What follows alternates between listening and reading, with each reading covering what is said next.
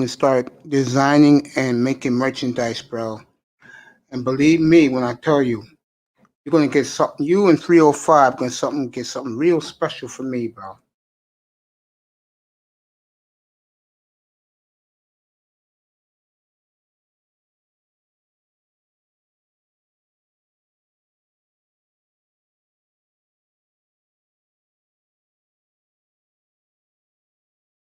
Yo, what's up, man? Put a one in the chat. Put a one in the chat room. You excited about tomorrow? I was up in Dudley Durong's panel a little while ago, bro. The boy Mace was up there.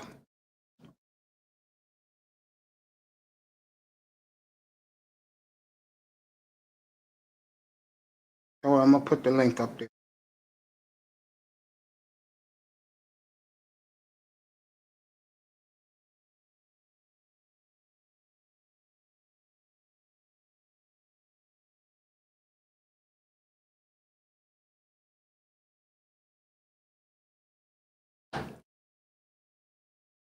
Let me see if this works. Yo, put one in the chat room. You ready for this shootout tomorrow in Miami, man? It's gonna be awesome, bro. It's gonna be good to see the Dolphins again in a shootout, man.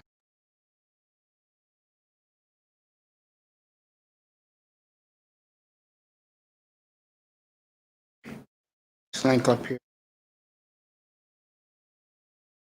All right, copy it. Oh yeah, I'm pumped up for tomorrow, man.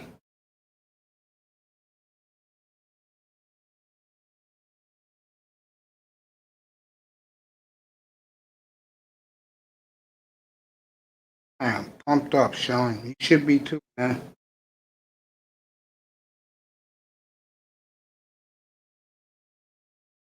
What's up? Get up here, man. Get your ass up here. I'm dropping the link right now. Don't worry, I'm gonna get the link for you. Trying to get this shit working.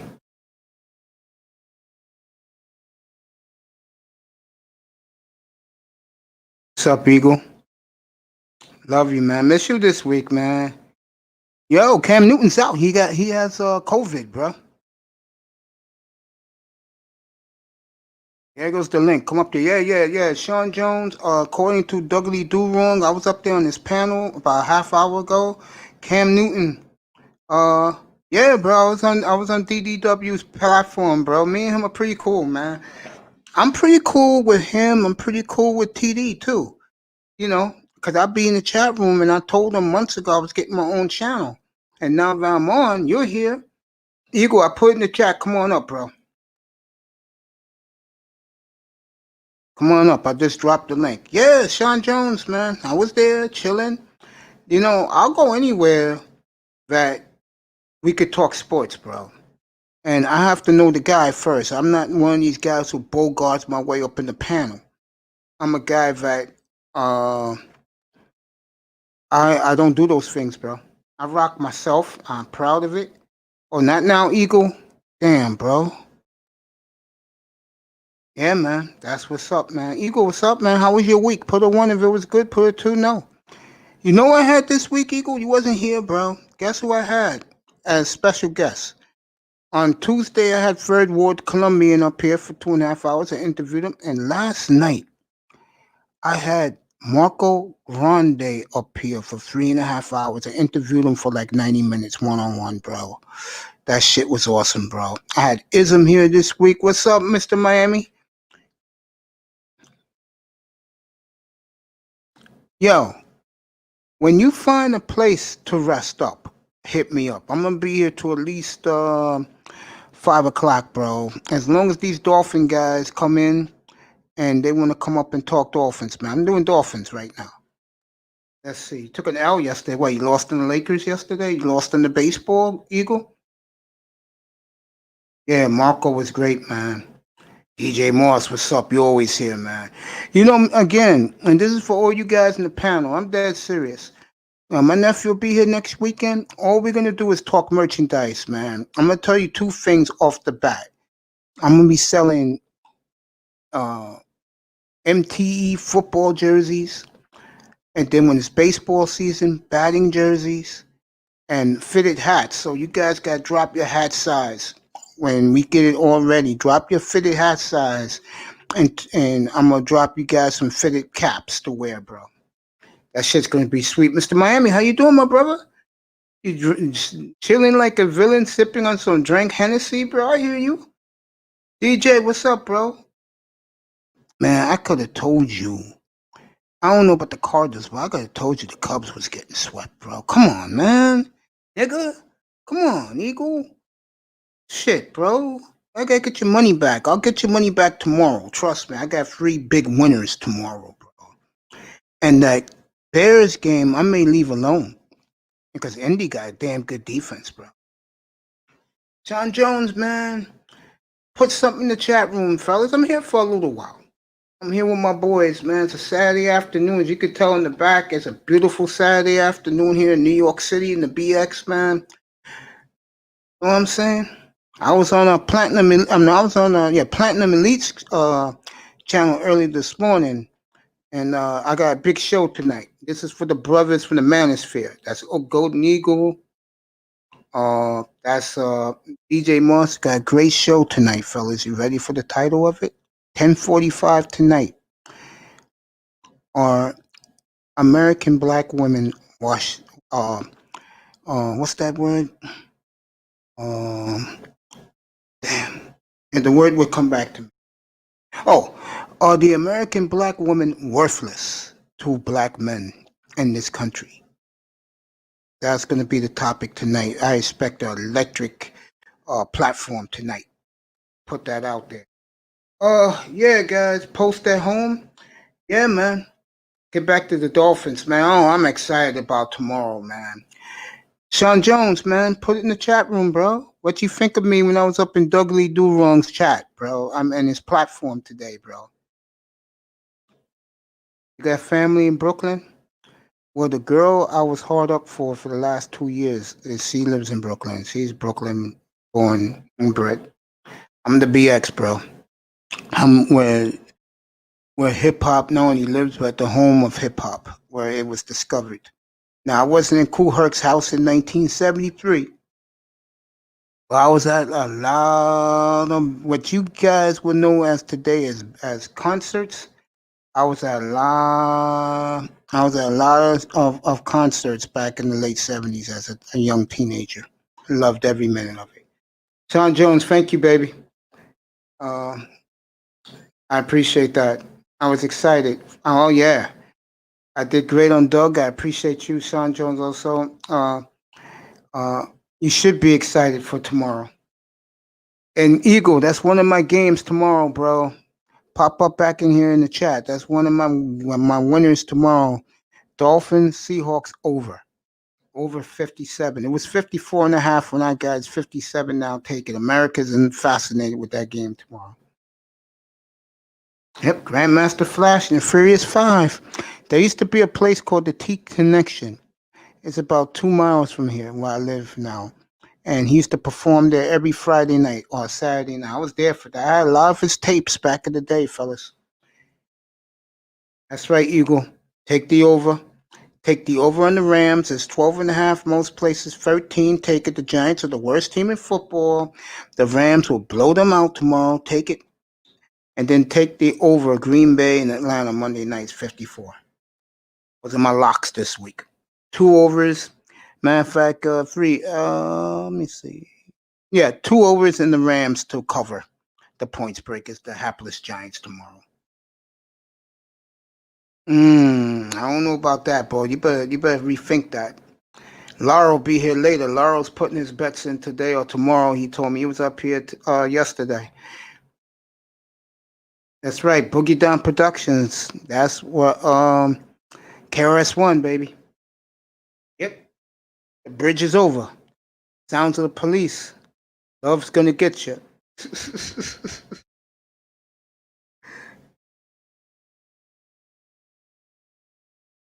Yeah, boy. You better believe it. Oh, shit, man. Beautiful Saturday afternoon. You think the Browns and Cowboys will cover the over? Yeah, it's only 45 points here. Yeah. That's right. Dolphins for life, bro. Dolphins for life. I love my aqua and orange. I love the jerseys from the '70s and Marino's jersey in 19. The Jason Taylor jerseys. I love those, bro. I love those goddamn jerseys. 2004 jerseys. Yeah. I mean, no, excuse me, 1995, 94 jerseys. Yeah, I love those Dolphin jerseys. Love the orange one, man. Sweet. Zach Thomas, bro. Those jerseys are sweet. Sam Madison, Patrick Surtain, Brock Marion, Daryl Gardner, Tim Bowens. Yeah, man.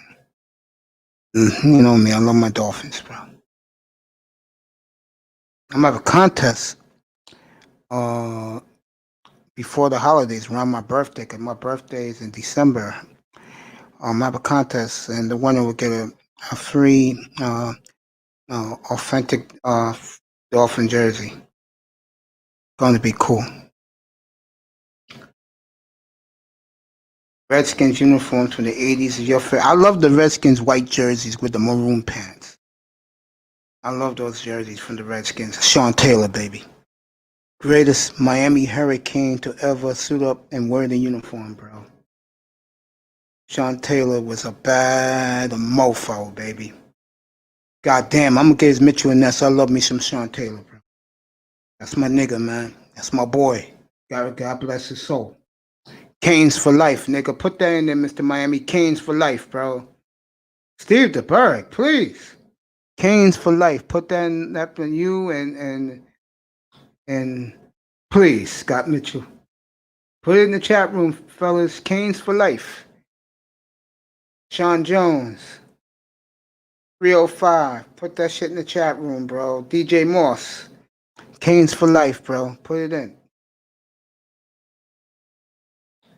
Eagle, you gonna pop up? Put it in the chat room. You're gonna pop up tonight for the forum at 10:45 or African American women worthless, bro. It's gonna be it's gonna be lit in that room tonight, boy.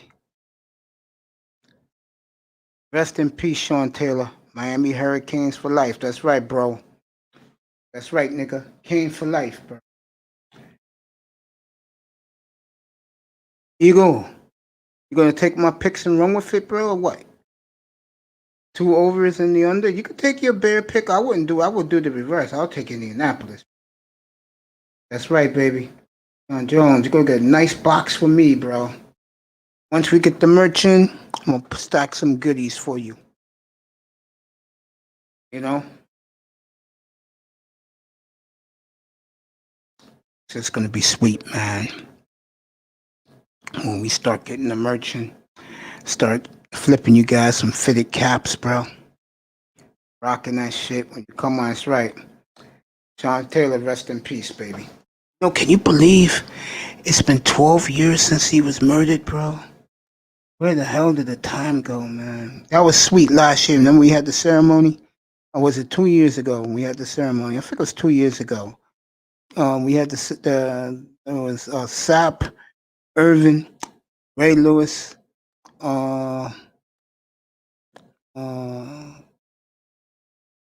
Ed Reed, and Sean Taylor. That was the Hall of Fame class. That's right. Those are Hall of Famers right there. In the NFL, for the Hurricanes and college football, they did the trifecta, bro. We only produce superstars and megastars and rich football players, bro.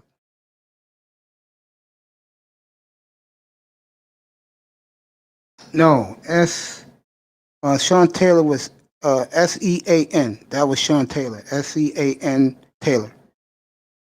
Number 21 for the Redskins. I think he was, what number? Mr. Miami, look up what number was Sean Taylor for the Canes. He wasn't 21 for the Canes. Yeah, bro. I cried like a motherfucker when I heard the news, bro. I was shocked. I was stunned, bro. And his father was a cop, too. Church, get up here, nigga. Yeah, we had Jason Taylor. We talking about the greatest Miami Hurricane player ever to wear the Miami Hurricane uniform in Sean Taylor, bro. Bad motherfucker. Rest in peace, Jerome Brown, baby. Yep, there you go. He was 26 for the Canes. Thank you, Mr. Miami. DJ Moss. You're going to get a nice box for me, too, bro, for your support. That's right. That man got the logo next to his name. You motherfucking right, bro. Kane for life. To me, the Canes are more to me than the Dolphins, believe it or not. I've been a Dolphin fan longer, but the Canes produce better, and the Canes were the shit back in the day, bro. I mean, and I'll tell you the story. Here in New York, we don't have a football team. So every Saturday in 1979, on the local TV affiliate, we got Kane games at 12 o'clock, bro. So I didn't have a college football team really. And I said, you know what? Fuck it. I'll be a Kane fan. Goddamn right. Sean Taylor was a baller. Ultimate baller, bro. Here's the link, nigga. Get up here. Talk Cowboys, Browns tomorrow. Talk Dolphins. That's why I have this room. I talk Dolphins. And Dolphins and Seahawks tomorrow. Platinum, get up here. I'm dropping the link. Get your ass up here. You in church, get up here. We'll rock this show right now. Get your asses up here. There goes the link, niggas. Get up here. Say hello to your boy Mace.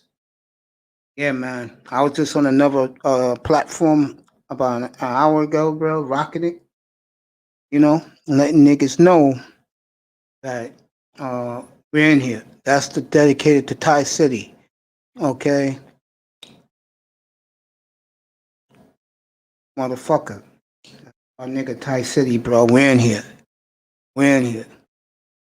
The Logic Sphere on the Black Logic, the Black Manosphere TV network. You see Thai City all the time. Rest in peace, Benny Blades. Yes. I mean Al Blades. Yeah, nigga. We're in here. That's right. Get your asses in here. That's right. Michael Irvin came from the Louvre. One of the greatest cowboys of all time. Let's go, Platinum. Star Platinum. Get up here, bro. Thai Church. Get up here, bro. Mr. Miami, when your mic's coming? Is it coming this week? Because you ordered it 2 weeks ago. Is it coming this week so you can join me every night, bro? Let me know.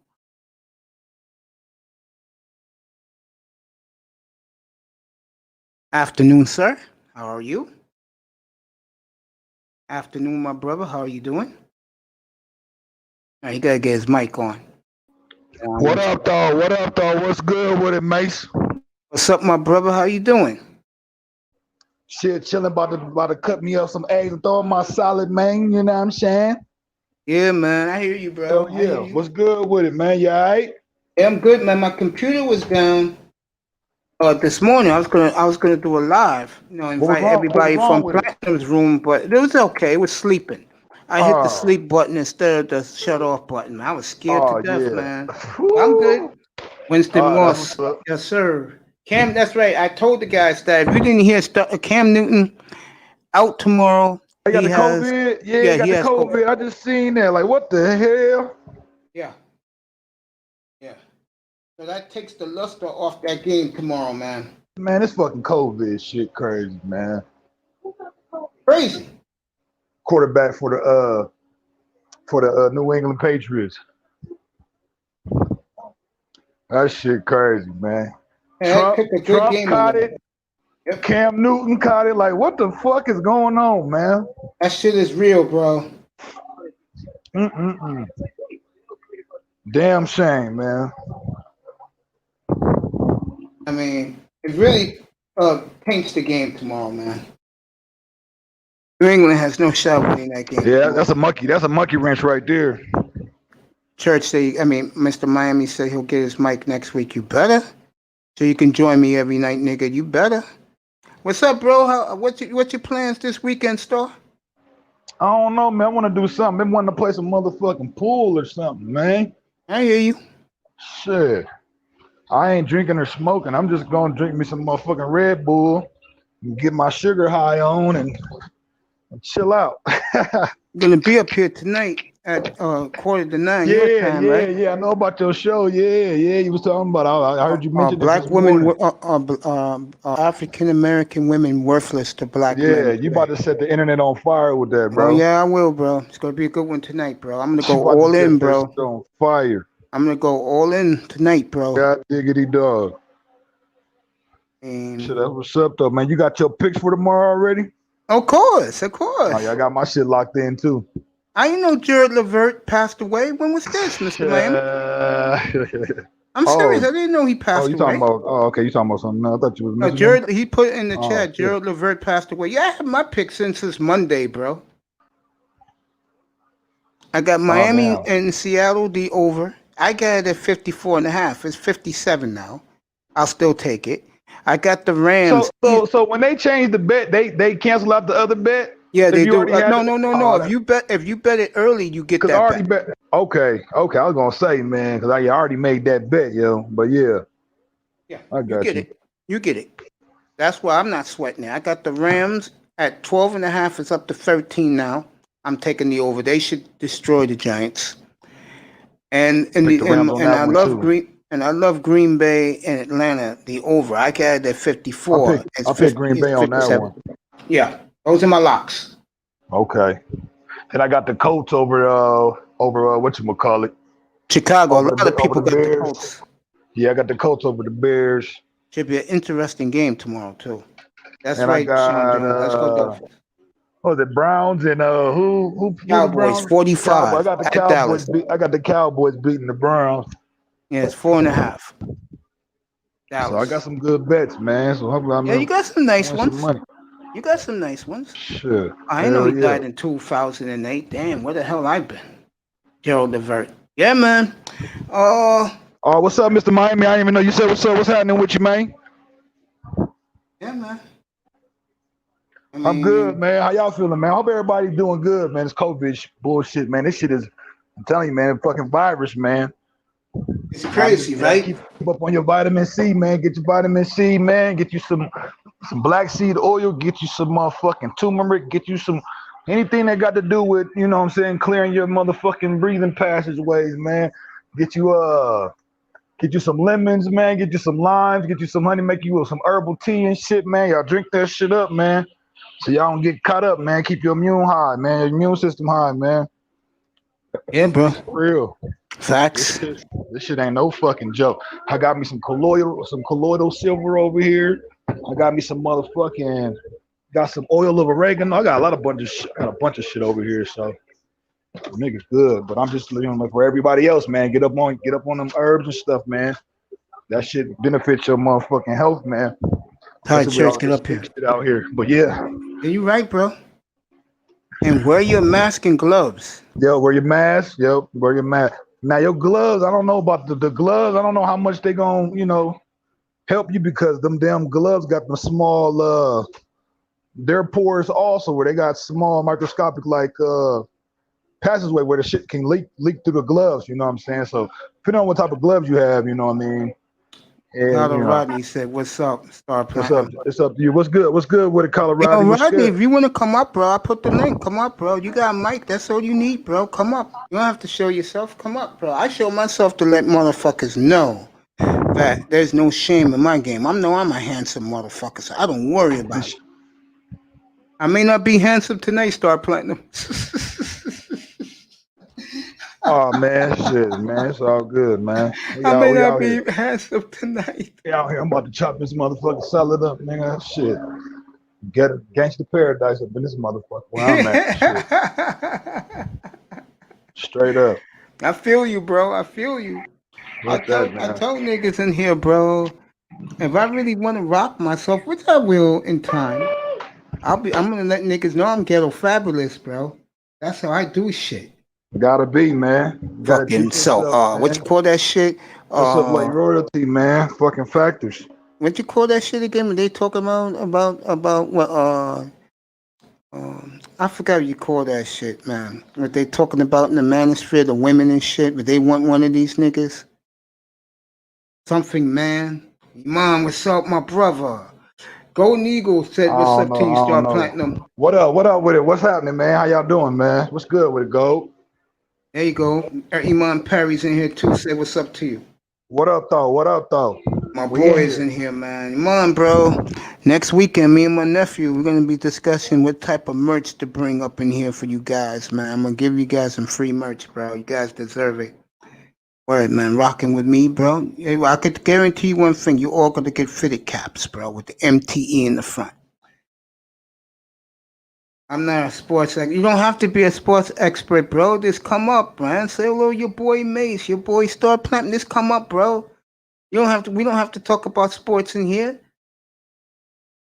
Just come up and say hello to me, Mom. Drop the link again for you, bro. Platinum, go ahead, rock, bro. What you drinking right now? What card? What I card ain't got game you shit, man. playing tonight? I got me a blue red. I got me a blue bull over here, man. So Okay.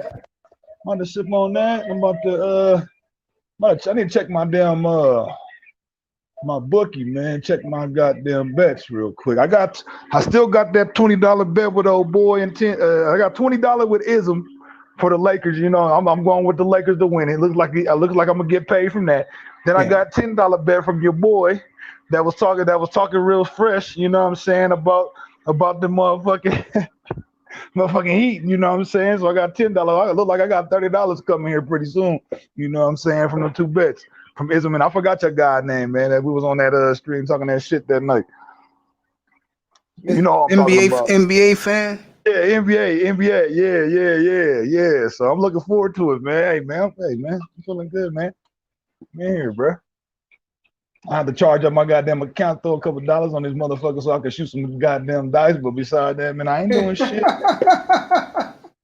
I'm doing shit today, man. Shit. Got court next Friday. Shit. Handle my business there. Yeah, man. Keeping this shit moving, man. I feel you, Hell bro. yeah. I feel you. I know nigga Hell gotta do what yeah. nigga gotta do, bro. You motherfucking right, man. For the first time, me and this brother will interact. Again, one of the first brothers to welcome me to the manosphere. You got your mic on, bro? Yeah. Welcome, Ricardo Rodney. It's an honor to meet you, my brother. What's going on, Mace? How you doing, brother? I'm good. Yeah, it's an honor to meet you, man. How you doing? I'm good, man. Just How's enjoying my life day for you off. these days, man? It's good. I'm still working during this COVID, Yeah, so am I, bro. so I'm So am I, man. That's blessed. good, man. What part of the world you from? What part of the country you from? I'm from New York. Oh, you like me, man. Where? The five boroughs or in the suburbs? Nah, I'm in the 5 boroughs. BK or BX? BK. There you go. So what's up, kid? You enjoying this sunny day? Yeah, I'm right now. I'm home right now. I Just feel enjoying you. my day off. I feel you. I mean, you're one of the first brothers. You know, I like, you know, hit me up in the chat room. And I hit you up, man, and I always appreciate that. I tell guys who come here, but if you're from the chat room and when in the chat room, I love you. You're always welcome, bro. I We could appreciate talk it, man. other shit besides sports, man. Yeah, it's like I said. I grew up in the Caribbean, so That's cool. I never grew up watching American sports. So I stay out of those type of topics. Oh, you a soccer guy? Well, I play soccer, but I'm still not an expert on talking about stuff like that. Oh, okay. You know, Shout I out to don't. Sal's HQ. What's up, baby? You know you're always welcome up here in the panel. Yo, if you got a mic, I'll send you the link. Come up, bro. Sal's, come up, bro. Yeah, go ahead, Ricardo. Nah, man, I have nothing much to talk about, man. I'm just chilling. I mean, you don't have to talk about much. You could talk about manosphere Mace stuff. be putting niggas on the spot, man. Yeah, man. I don't give a damn Sometimes we ain't about got no balls and strength, strikes, man. kid. We just be chilling, bro. Yeah, man. I don't care about no balls and strikes, bro. Hell yeah, I feel it. All right, I You so know, feel it. what part of the manosphere stuff you want to talk about? however you want. Okay, basically, I came from the MGTOW side of the manosphere. That's where I started from. Before I'm I a started. monk, so I'm cool with that. I'm a monk, bro. I'm dead Yeah, serious. I'm a yeah. lifetime monk, bro. All right, cool. Well, I'm 29, so I'm not a monk. I'm laughing because you just told me your age, man. That's my nephew's age. I wish I was 29 again. I would have done a lot of shit over again. Yeah, Word. it's a different. Um, yeah. Ever since I came to the manosphere, I have a different perspective how I look at life now. So do I. I'm serious. So do I. That's what it was. That's what it's for, man. You gotta look at this shit different, man. The game, bro. This shit's so diabolical out here, man. It's Tell me crazy. about it. I Now was I'm more. telling Marco Grande last night. I had him up here for 3.5 hours. I interviewed him last night. A great interview. I'm gonna have my nephew put that up. Matter of fact, all the interviews I did, him, Fred Ward, Tackman, War Master, Dusty, I'm gonna put those all up soon. I'll let you guys hear them, bro. They were all awesome. And he was shocked by the way guys love it in here. And I told him, bro, when you come in here, leave the ego at the door and let your hair down and enjoy yourself. Cause I let the platform rock. Man, Same goes to you, bro. By the way, Sal's HQ is having a divorce, bro. Damn. You're happy for your divorce, huh, Sal's? Okay. God bless you, bro. Take her for what you can, bro. I got the great Ricardo Rodney and the eloquent Star Platinum up here with me. Yeah, Rodney, what helped you? What made you feel better when you were around a bunch of brothers in the manosphere? Uh, I kind of like the way how we can interact with each other logically about talking about certain things. I agree with you. Do you Like go to my man's platform that's like about 10:30 tonight? like who? The guy that's pure MGTOW. That's his name, MGTOW something. He has like 10 guys on his platform. Every You time talking you about look in, you talking about Make Talk Dictionary? there you go. You go to his platform? Yeah. I've been there like one time. Yeah, I was there a couple of times listening to his venom I mean, towards I've been following him. I've been following him and a couple of MGTOW people over the years now. you go to my man Greg Adams? Coach Greg Adams, yes, There you go. yeah. So I I'm laughing because I like Greg Adams, even though O'Shea a couple of months ago did the best roasting up of a guy I've ever seen in Greg Adams. I couldn't help but laugh. That's why I'm laughing now. Let me ask you something, young man. And Mhm. Platinum, get up here, bro. I'm talking to you. Unmute your mic, man, while you're having a drink, bro. Tell me something.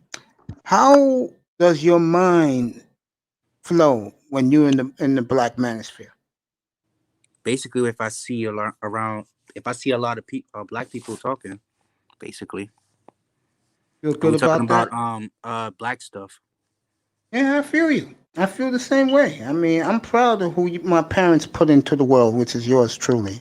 Hmm. You know, I'm proud of my skin color. I'm proud to be with other brothers and some sisters that want to stay who we are, bro. Because that's what it's all about. And the brothers in the chat room too. You know, we want to stay who we are. And I'm proud of that, man. I like being around a group of men and some women that feel the same way I do. Hmm. Facts. So you would say that the manosphere is a positive. In some cases, but sometimes I'm I'm not blind to see that there's a bunch of fuck shit that goes on in here.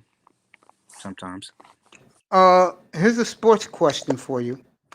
Golden Eagle asks you, do you follow the Champions League out in England? the Champions League, Soccer. no. No, he plays soccer. He doesn't follow sports. He likes other things in life besides sports, and I respect that. Yeah, I never I grew sure up do. around. Hold on. Start Platinum, go ahead. I was just gonna say, man, it's just crazy how much of a mind fuck this shit is over here in America, man. Here it is for black men. Hell's yes. Yeah, man, this shit. It It's sad, bro. It really is, is, man. man. Because what I found out in this manosphere, there's a lot of fucked up niggas, but there's a lot of good niggas as well. And I'm one of them. You're one of them. Ricardo, Mr. Miami Sal's, Golden Eagle. What's my young man named Sean Jones, DJ Moss. The list goes on and on. There's a lot of good niggas in this manosphere. So ism, uh, Darth Slofius, what he told me the other night. The sad story of Landau Calrissian that made me break down and cry the other night. There's a lot of good of us in here, bro. Landau, if you listen, I love you, nigga. I love you, bro. I mean that. Evan Duncan, uh,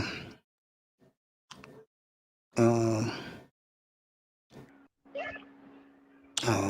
Aizen Sama, Cortez Smith, uh, Third Ward, Columbia. Matter of fact, in less than an hour, the fourth quarter with Third Ward, Kenny Conjo, Big Duke, Brandon L, and the beautiful Miss Topaz was starting about less than 15 minutes. So I'm gonna go over there. I'm gonna stay here, but I'm gonna go over there and give them a shout out, tell What them they be hello. having? What they be having going on over there? Talking shit. No, they don't talk shit. They talk more black issues. Oh, okay. It's a little bit more serious, and it's a good show. Okay. And the way that Topaz looks, boy, wow. Speaking of that, boy, I tell you, China White, wow. And what's my girl? Bap. But Bap, I heard Bap got a 200 nigga army, so I better leave Bap alone, even though both of us have a mutual admiration society. She thinks I'm a stud. I think she's hot. So, Rodney, you back? Ricardo, you back, young man? Yeah. Go ahead, keep talking about your mindset, because you're a young man. So, does the manosphere put your mind at ease, and you feel good every time you leave the manosphere to go to bed or to go to work at night? Yeah. Because now I know what to expect. Now I'm learning There things you that go. I would never heard this kind of information from my own parents. That's the thing about it.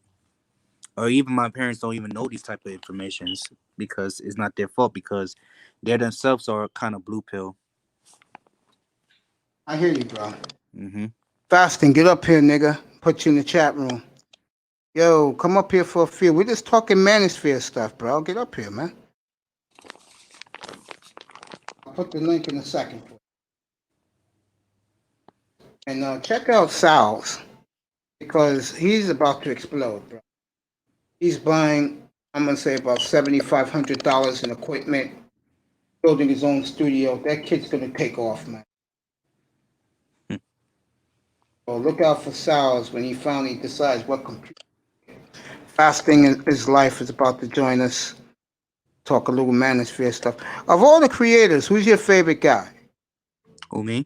Yeah, who's your favorite MGTOW guy, since you're a MGTOW?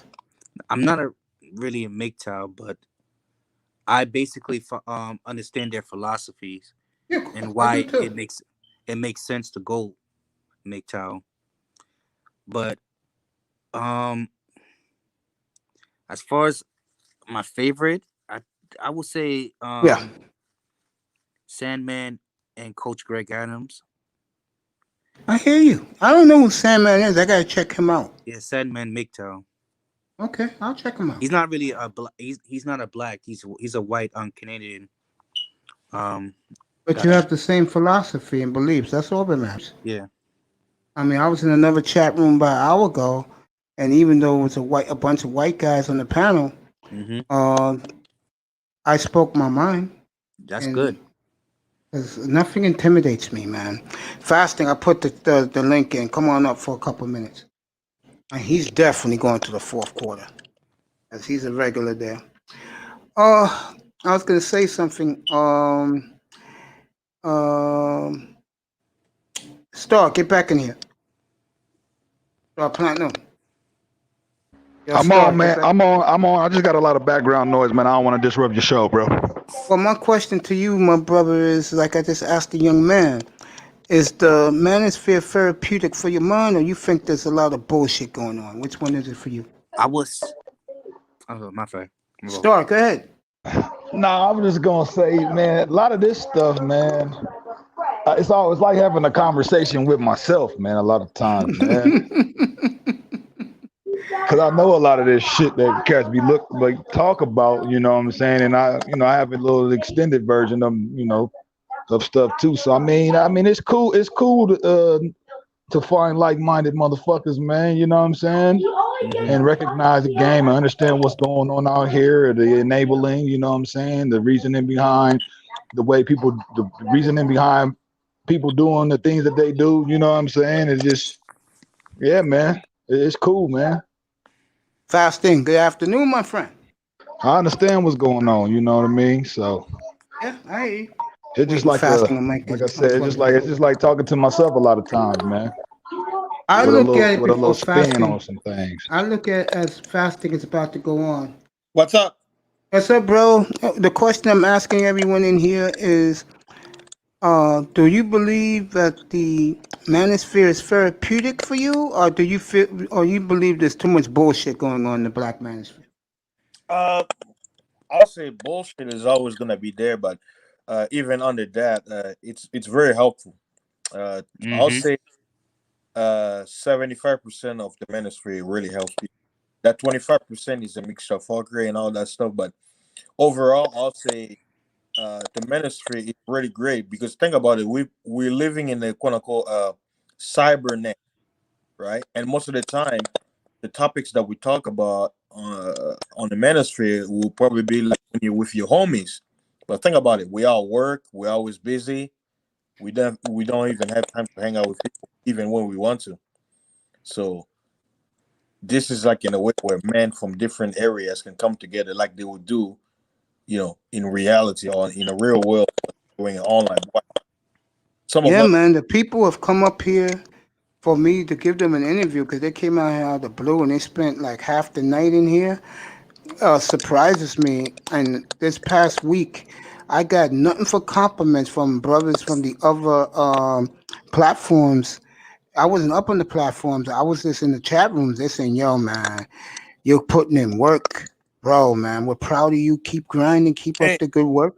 hey Mace, you need to start put it like I remember I mentioned on DJ Kuda, like on your video, like before you start your live, uh I, I, I don't know if you're using StreamYard. I am StreamYard. Yeah.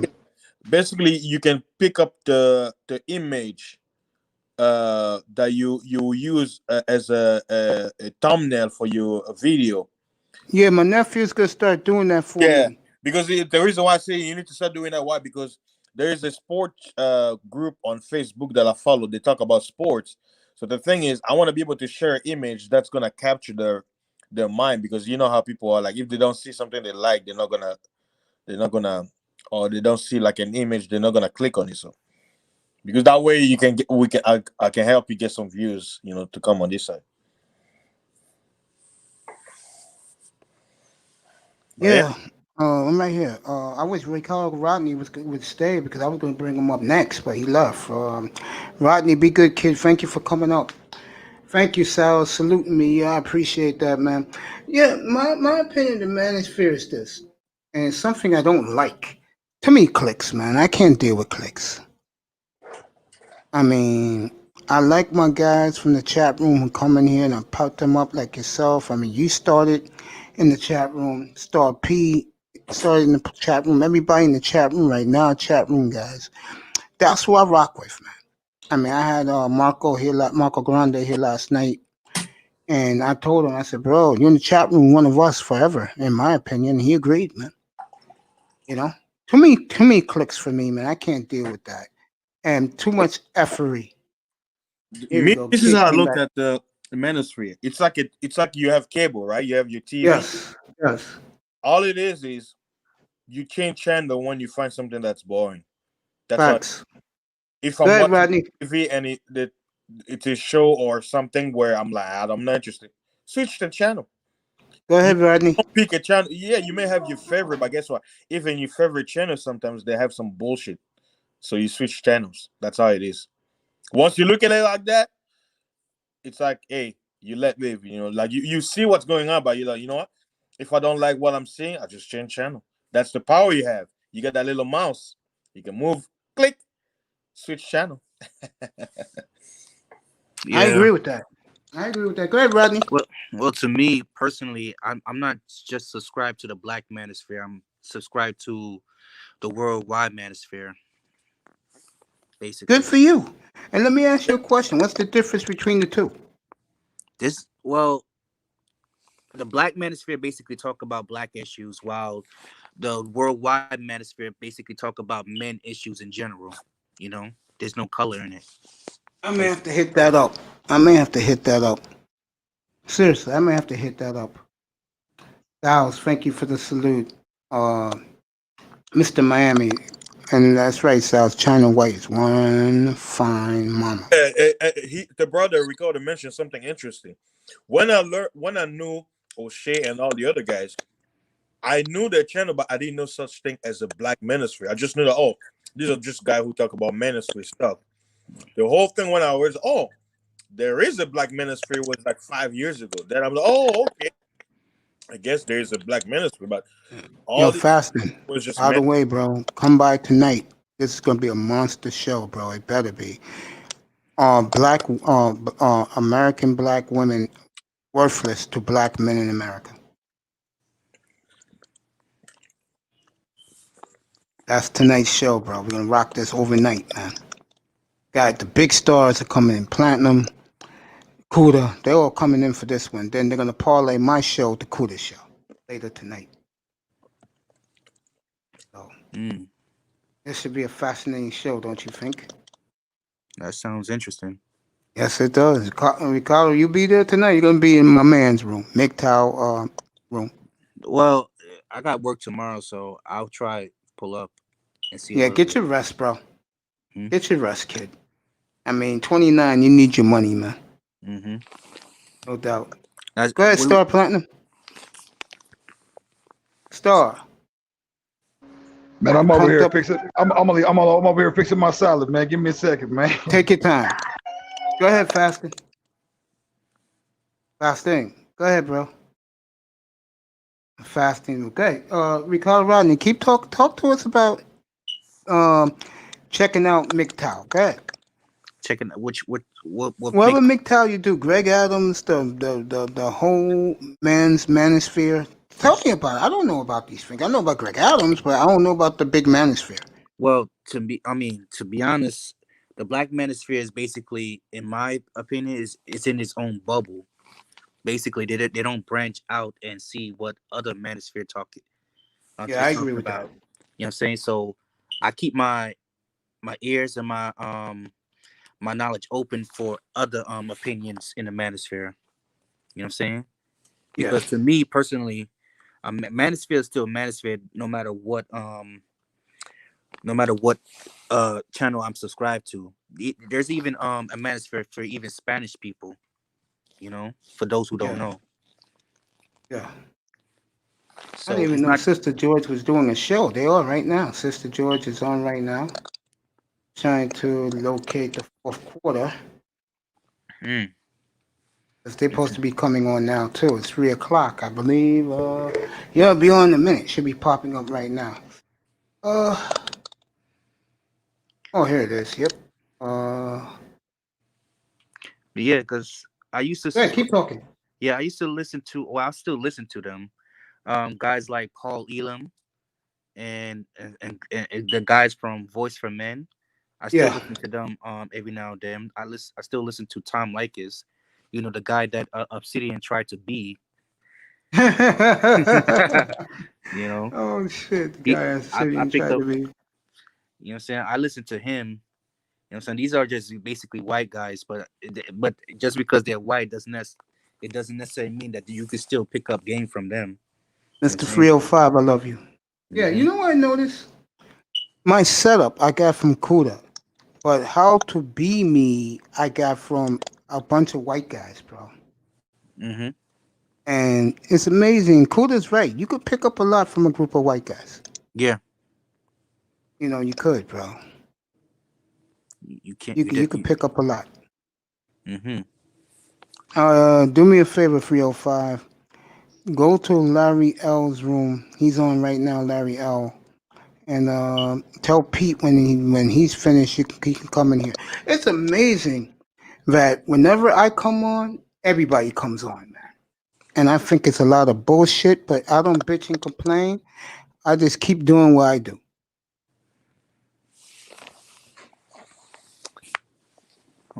Well, some people live in different parts of the world, so you know.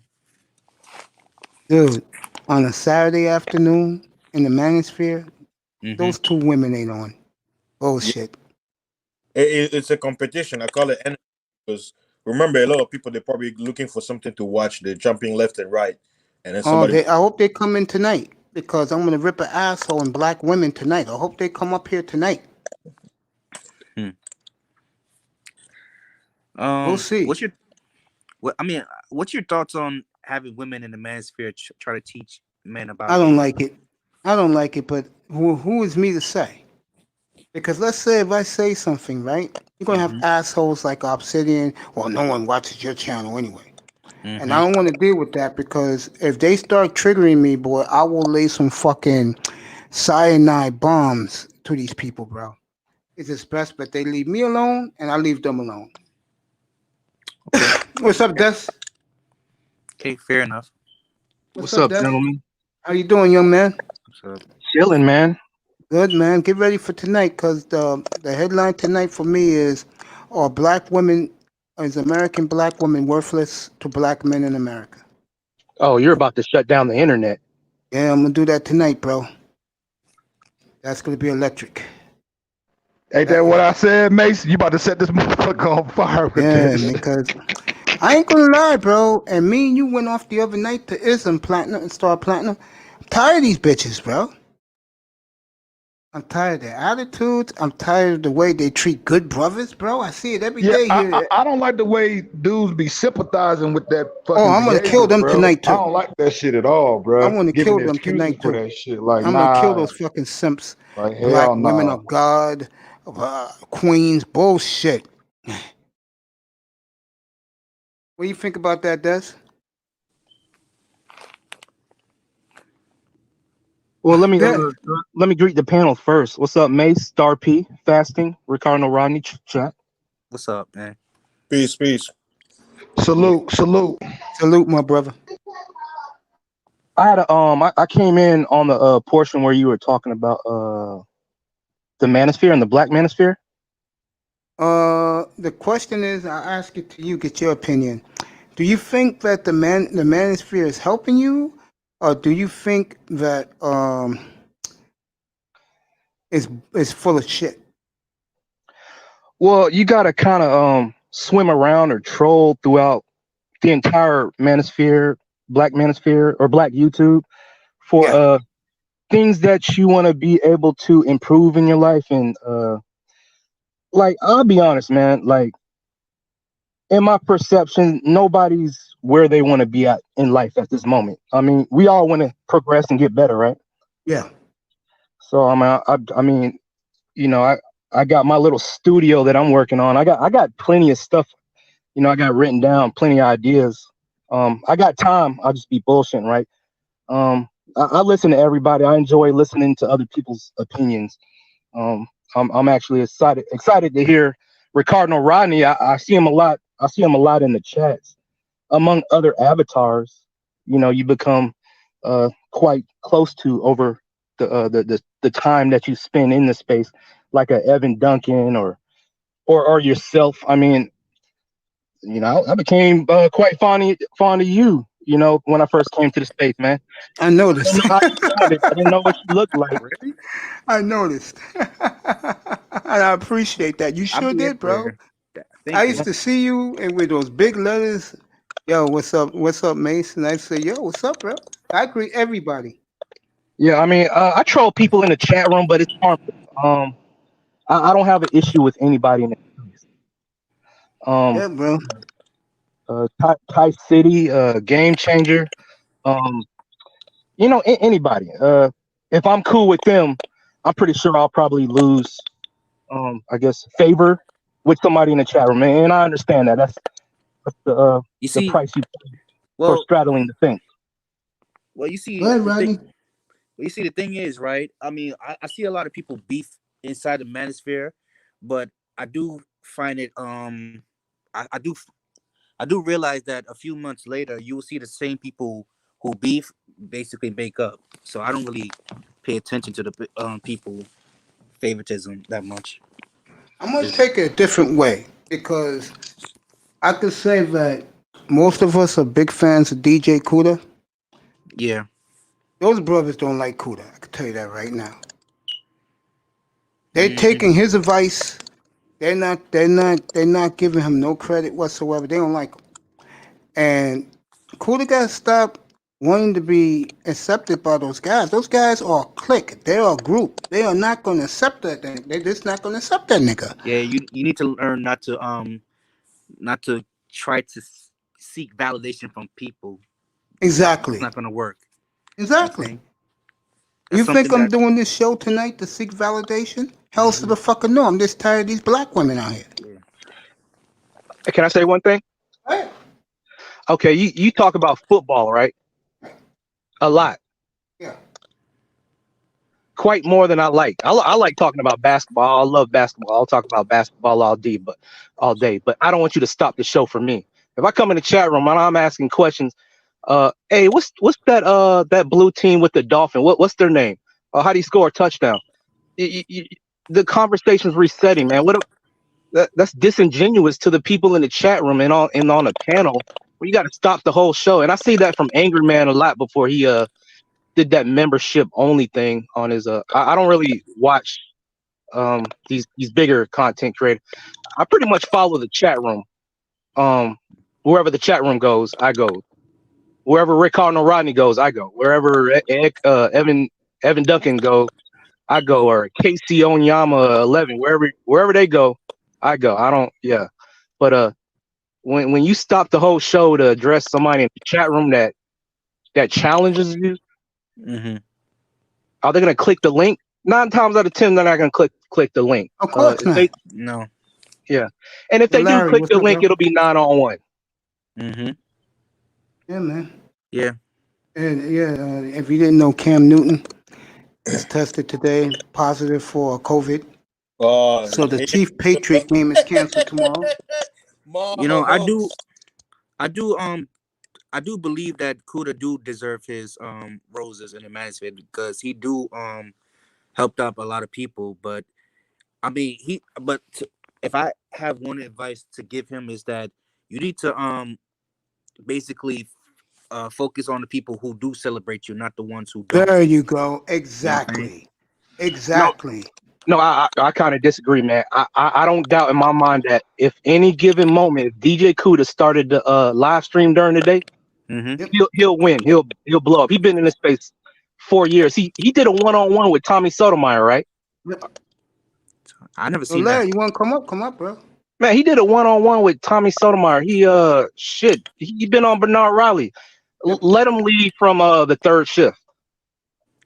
He says he is, by the way. If you didn't hear this, It's like Obsidian. I ain't got a problem with Obsidian, man. Like, Kuda's giving up the third shift, bro. He is.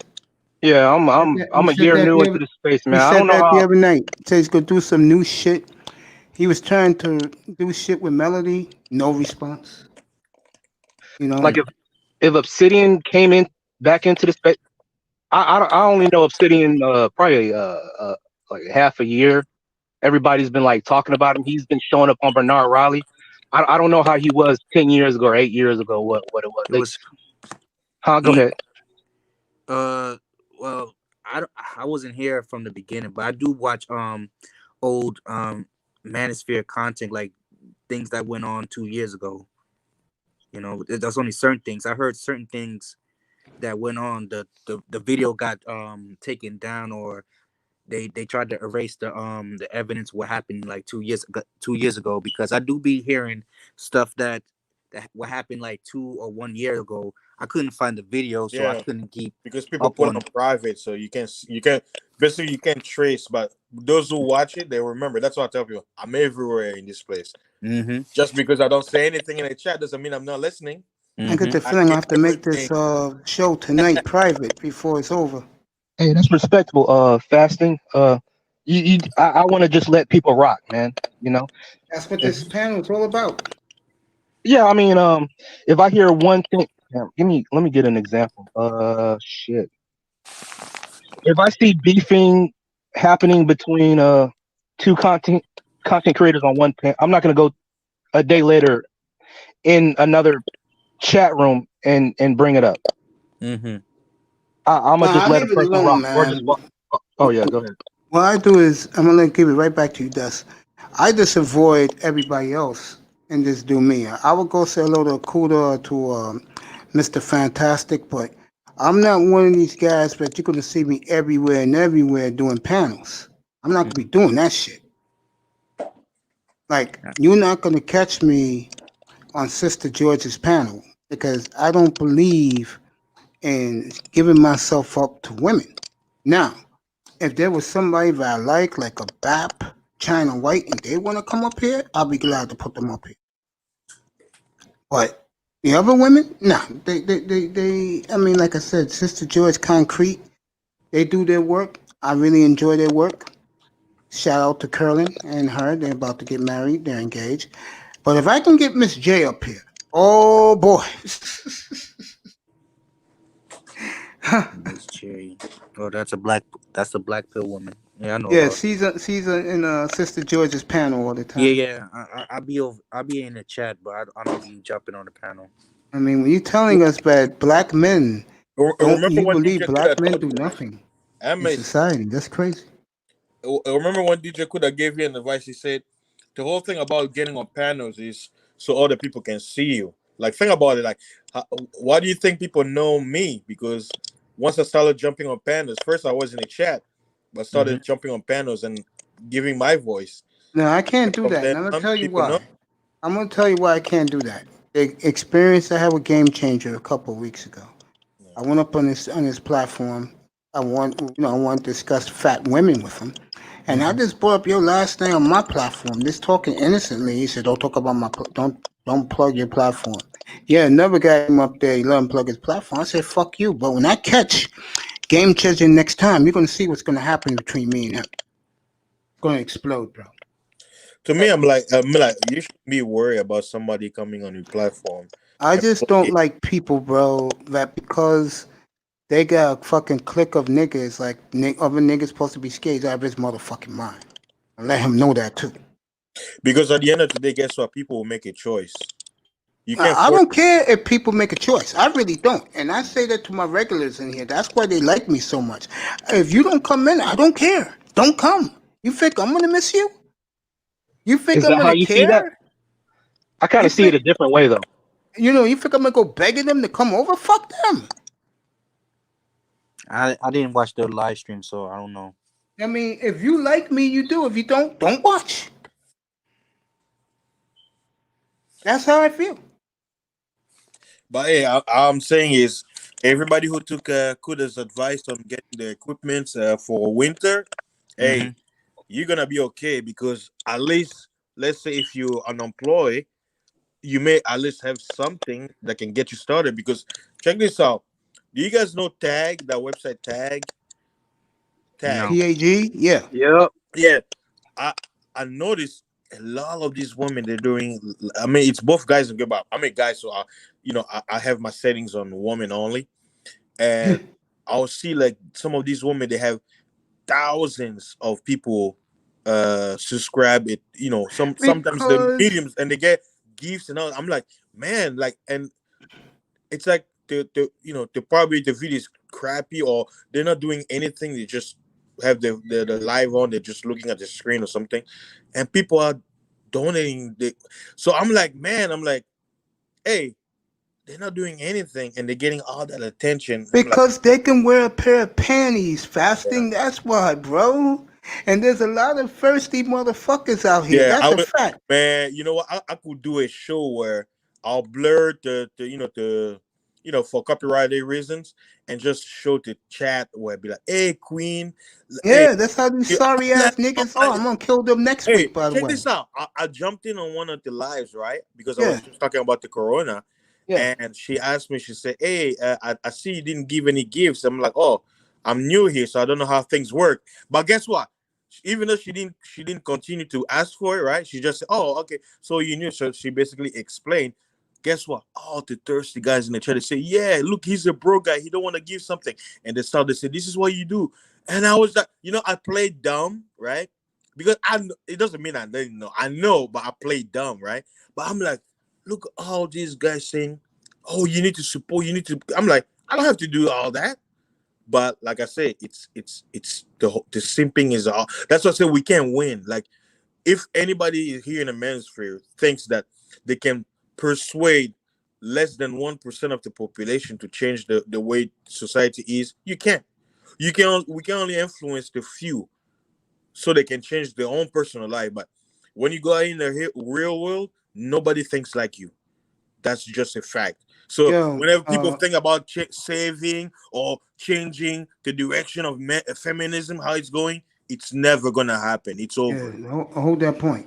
Of course Simpson you can thirsty win. guys make the male gender look weak ass. You damn right. And even super chatting will get you familiar with the chat room. But isn't it true of all women? Yes, of Just course, all women wear a pair of panties. Go ahead. just don't talk about politics and religion, man. We seem to be real divided on that. Yeah, I don't do that either. I mean, tonight, Well, not you. I'm just talking about. I know in general, yeah. Yeah. Tonight is Black Women Worthless to American Black Men, and then next Saturday night, Simps. Why they worship these bitches, bro? That'll be next Saturday night, bro. Hey, Mace, I know people that don't like the Bible and all that stuff, but I tell them there are some things in this world it was meant to be. Like, I know the Americans say, oh, you can chase your dream, you can do some things. The Bible says you will always have the poor among you. Some people, it doesn't matter what you do, you can never rise above where you are because it's just the way it is. But see, that's the whole thing. The truth is hard. It's a hard pill to swallow, so a lot of people don't want to believe it. I know that's why I don't stress about it. I don't stress about fame because it's like you understand your place. Facts. And some people, they want to fight it off. Yeah. They just, if you try to fight against a river that has a 70 miles per hour stream, like I told you, bro, you're gonna get tired. You're gonna drown. I gotta have you and Azen up here, and we'll talk about the Bible, and we'll talk about phone people who are real. Both of your opinions, and guys who are fake. Go ahead, Rodney. Well, to me, I'm not really religious because the Bible, once upon a time, used to be a hustle to scam people out of their money. So, yeah. Once upon a time or now? Can I go after? Once upon a time, it's right now. Yeah, you're next, Gus. That's why I break away. That's why I break away from religious. So yeah. I tell people the Bible did nothing wrong. It's like saying the gun is bad. No, the gun is just a tool. You can take a gun and blow someone's brain for nothing, or you can use a gun to save yourself from someone trying to kill you. You have two choices. You can commit murder or self-defense, but the gun is just a gun. All right, Des. As far so I'm supposed to respect your authority over my authority. I mean, I feel like people that use the Bible is a cop out. This is like a Discord space, man. Like how do you or a debate space? Like you're gonna go to the Bible. I'm gonna see it as, if I'm an atheist, like, oh, well, explain more or elaborate. And a lot of Black Christians in the Bible Belt and anywhere, like, we grew up off the pulpit pimping, man. You know, we got to take their word for it. You know, we were raised not to question anything, not to use critical thinking. That's true. And that's why I say leave religion and politics out of it. I mean, I get it. Yeah. Wow. So at least, okay, go ahead.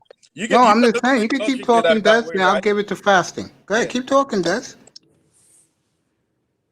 Yes, No, keep fasting. I was done. I didn't have any more to say. Yeah. Okay, go ahead, fasting. Hey, I mean, what they say is true. It all comes down to programming, right? Do you pay taxes days? No, I'm like Trump. I don't pay taxes. Man, don't answer any incriminating motherfucking questions, goddammit. But watch this. There are some things in this society we have to do. Why? Because we have to. And guess what? It doesn't matter if you question it. It's just the way it is. That's why you could look at it the same way. Yeah, some people be like, oh, I walk away from a religion. But if you think about it, politics is a religion. Watch this. What does the government have to do? They have to what? Have rules and laws and punishment, right? So there are certain laws you have to abide, right? Same thing with religion. They have rules and law. If you don't abide, you kicked out, right? Man, America was built as a corporation is a religious organization. You do know that, right? Yeah. America was built off of tyranny, man, and the Boston Tea Party. Yeah, true. It's the American way, you know, the tax revolt, man. Here you go. Women's will set you up like OJ. Agreed. Once upon a time, the time is now. Agreed. And I told Larry to get the other Dolphin fans here so I can start rocking this game tomorrow. But I'll keep it here with the Black Manosphere brothers up here. Of course, Star P has a nice beachfront property in his spot as usual, right, Star Hey, Platinum? hey, much love, Mace, man. I appreciate it, big dog. No problem. Des, uh, I apologized to him last week about a little mishap, and Des, you always welcome up here whenever you want. Oh, it's cool, brother. It's cool, Yeah, player. man. I have a Colorado, feeling it's an we're honor gonna I to got meet nothing. you, young boy.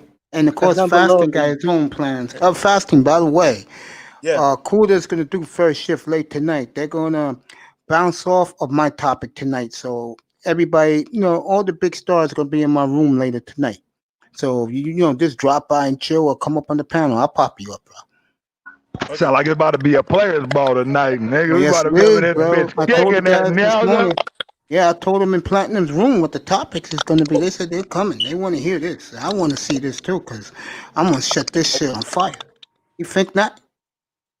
I feel it.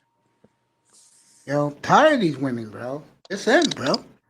I have a feeling they're gonna give the No. was it the basketball trophy to LeBron James because Black Lives Matter. You're going to have to wait till Tuesday night for that. I have a feeling they're gonna do that. There is nothing happening tonight. No baseball, no hockey, no basketball. The big story is Cam Newton. If you haven't heard, he is caught COVID-19. The game tomorrow is canceled. Chiefs. Hey man, it's not now I you just, see I why. just, I just want my money, man. Hey Shit. man, now you see why when I said that football is gonna be canceled anyway. I owe you a big apology. I'm a Because I already man. knew the games they're playing, bro. Yeah, you a man. You said it, and I laughed at you. I scoffed at you, man. I said, hell, no, they're not canceling these games. Well, I'm wrong. I'm wrong. I admit I'm wrong. I'm a man's man, bro. You was on that panel last Tuesday morning, Yeah. nearly 2 weeks ago, when we did that topic. I'm a man's man. When I admit I'm wrong, I'm wrong. I'm wrong. I owe you a big apology, Fasting. I really do. Hey, it's no biggie. We're just talking about current events and stuff like that. Is that the only game they're canceling, or they canceling it They all? canceled Pittsburgh and Tennessee, too. Uh, Tennessee got 14 players on COVID. mm. So 14 players and personnel people working in the front office got COVID. So I'm wondering how many of those are false positives, man. Because a lot of times they misreport stuff, man, to find try to out create tomorrow. a scare and stuff, man. But all right, yeah. Test them again tomorrow to find out. Who left? Oh, Ricardo Rodney bounced out. Go ahead, Des. Talk about the Manosphere, bro. 21 Studios. Is anybody familiar with 21 Studios? I've heard of it. You mean wait 21? You mean 21 convention? Well, yeah, they have a convention in Orlando. Yeah, that's it. 21. That's it. That's it. Okay, yeah. Yeah, I heard about Really it. watch them like that. I know about them. I've seen some of their clips. When they interview ARC and Steve Tadine. Yeah. ARC, Steve the Dean, Donovan Mitchell, man, they're all at the convention, right? Yeah. The host of the show interviewed a feminist, right? Mm-hmm. My whole thing is with the argument of women in the space. Why do other people always have to be the trendsetters? Like, they got a convention, they got women in the audience, they're doing interviews. Like, I mean, I don't know how y'all feel about women in this space. I personally don't care, man. Go ahead. You want to know why? Because women sell. That's true. And that's a fact. Look at economy. Do you really think the economy is going to be existing if there was no women around? No. That's why one time I said it, to General tried to deny. I said, do you know why you buy a house? For a woman. Do you know why you buy your clothes? For a woman. Do you know why you have a nice car? It's for a woman. You may say, I don't. Well, guess what? It's biology. You getting your life together. Why? Because of a woman. That's hey, look. That's what I said. The truth is so bitter. People don't want to accept it. Look, everything a man does is because of a woman. That's a fact. Whether you're a single person or you have a girlfriend, everything you're doing, the end game is because you want to have a woman to start a family. Totally disagree with you, Fasting. That's the truth. Now you what's may the issue choose with? to deny it, but that is the I reality. Not denying disagree. it, bro. I disagree too. What's Thank the you, issue with the spell, though, man? Oh, thank you, Des. I totally disagree with that. Those are losers who do that. Champions do them. Well, can we argue that uh other people are from outside the continent are watching how we conduct ourselves in Yes, relationships, how we interact? that is very true. That is Some very, are, very but true. they may not be watching it as you might think. I mean, people may observe what's going on. I mean, unless they're part of the manosphere. Like me, I'm an American by citizenship, but I'm a foreigner, right? How do you feel about one master teacher? Oh He yeah, was pulling it. I He was like pulling in crazy ass numbers. That one week he had Janelle and them three other sisters and Jessica Yeah. X on the panel. And also had Ramil But Amir. you want to know why? Look at the numbers on the stream. I've been here. One master teacher was a nobody. I've been here ever since he started his channel. But when he had an interview or shit, like I remember him when he barely had 2,000 subscribers. Like he was a nobody around this sector, and he just blew. What blew him was the video he did where he was in Sweden. The Sweden video had like over 200,000 views, and people started asking him to do live. So, and people, you have to look at the numbers. That's why. Notice when he has all the shows where he's talking about money and other stuff, he never reached that number. He barely gets you're even right. 100 or 150. But You're right. fasting, Yeah, go ahead. fasting. I mean, you were on tag, right?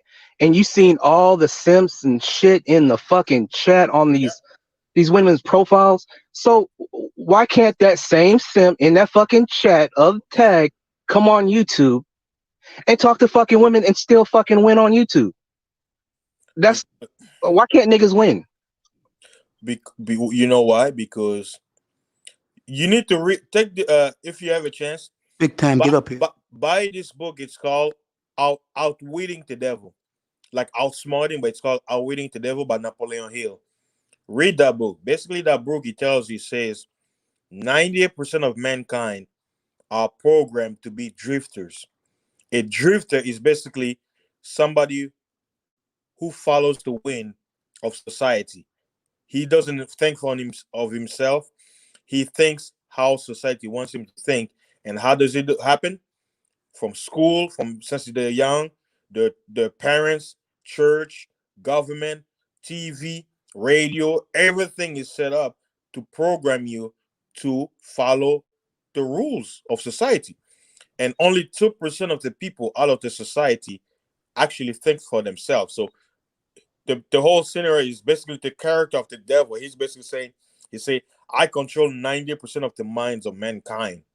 And 90% of the consensus in the manosphere is not to have women in this space. So why don't you go against the grain and have? Look, man, I'm not trying to vie for men to have women on. I mean, win how you want, man. No, that's what I'm saying. I'm trying to make you see the bigger picture. Think about this, right? Yeah. Using this analogy, okay, when you have a guest, right, a ministry guest, they're talking about money, stuff like that, or tech, and it's just men talking, no women around. Where are the people? Where are the views? Barely, right? I mean, I see the big. You'll be like, wait a minute. Why are all these people showing up when there's a woman in the panel?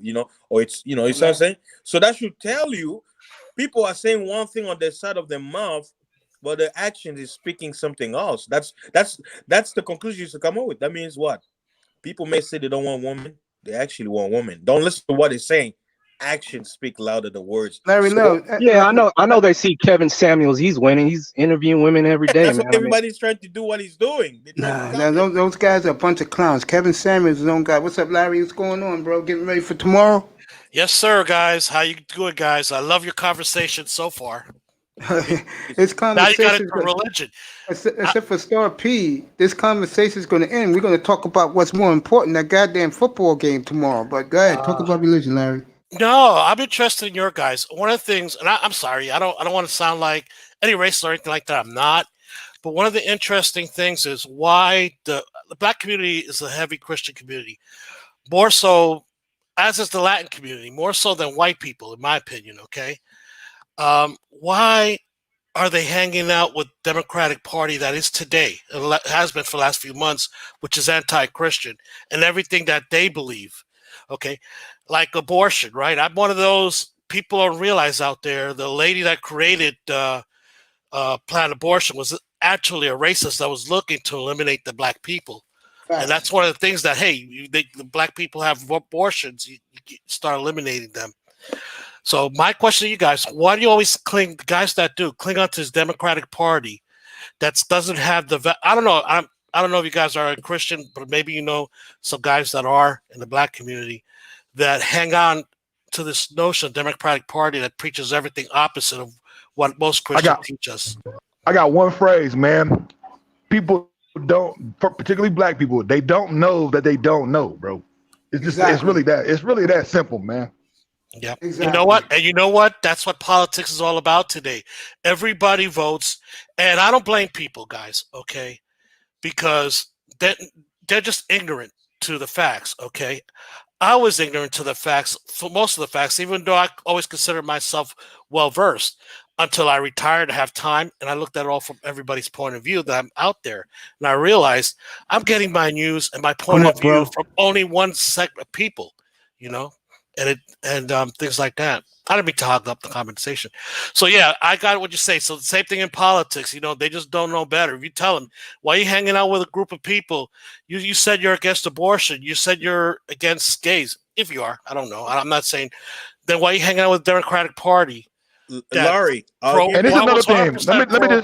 Let me just say this too. Anytime you're doing any type of research, man, you gotta know where to look. You can't just look. You gotta know where to look. Certain keyword, key phrases, key groups, people behind these certain organizations.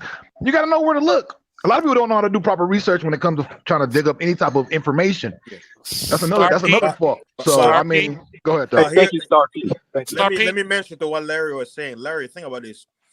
Ask yourself this question: why do women stay in abusive relationships? Because it's the simplest reason of all, yet they don't tell you the truth in the media. It's because it's a two-way relationship. They need it. Okay. Some reason they have this psychological, the same way that a lot of men that are abusive have psychological problems that they need to act it out. They got to find a partner to act it out with. Okay. The B&D, and you know, people seem to understand more the BD world, the bondage and discipline world, than they understand about relationships like that, where it's abusive relationship. There's no difference. One person needs to dominate another person needs to be dominated. They find each other, bingo. They got a relationship. And then Larry, I don't know shit. Then why do they keep on going back and finding other men that abuses them? You got to think too, man. Some people find pleasure in pain, man. Yeah.